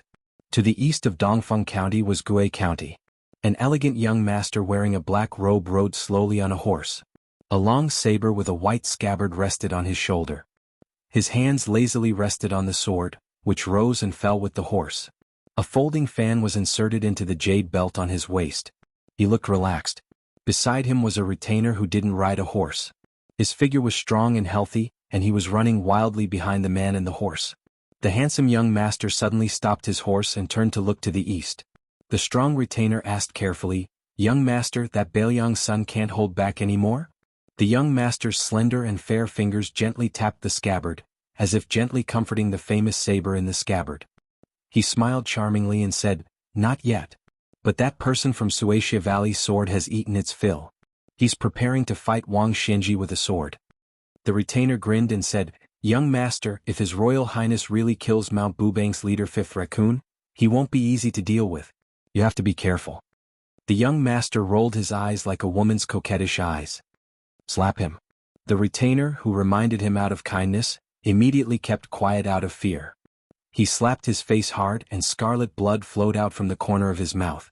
Only then did the satisfied young master continue to urge his horse forward. He muttered to himself, "Everyone says that the previous leader of Wudong, Hong Shixiang, is the reincarnation of the devil-slaying platform's Qi Xianzheng.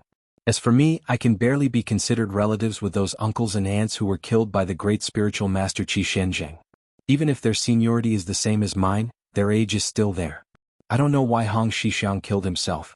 Since that person's surname Su has a deep relationship with Wudong Mountain, if I don't find trouble with him, who else can I find trouble with? Wait until this young master takes care of Su Fengyin and stays in Baoyang for a year or two. Then I'll be able to take control of Zhulu Mountain. It's not a good feeling to have a woman of unknown origin ride on top of my head. This young master has never had the hobby of women on top of men. I'll let her fight with Mount Huishan Xinyuan Qingfeng first. If it doesn't work out, I'll personally go to Zhulu Mountain and clean up the sect. Although I'm still not that woman's match in a one-on-one fight, I'll bring a few thousand cavalry and 100 inner court experts. Even that Wang Xinji, I'll be able to cause trouble for him. This demonic sect, Ah. Sooner or later, it'll be this young master's rightful possession. The retainer snickered. Young master, you'll be able to sit firmly on the dragon throne. The young master loosened his grip on the scabbard, and the scabbard spun out a large circle. With him and his horse as the center, the snowflakes within 100 feet radius were crushed into pieces. The retainer clearly heard the young master on the horse sneer. Yuzhang, you're a Vajra realm expert after all. You even managed to escape from the hands of a human cat. Can't you have some backbone? It's very embarrassing to bring a lousy piece of trash like you out. The retainer smiled obsequiously. It's already a great honor to run errands and do odd jobs by young master's side. The young master curled his lips into a smile. It seems that the 80% mature thunder of mind I learned from Gu Jiantang has broken your backbone. The retainer nodded vigorously in agreement. The young master looked up at the snowy sky with a helpless expression. Jianghu is boring.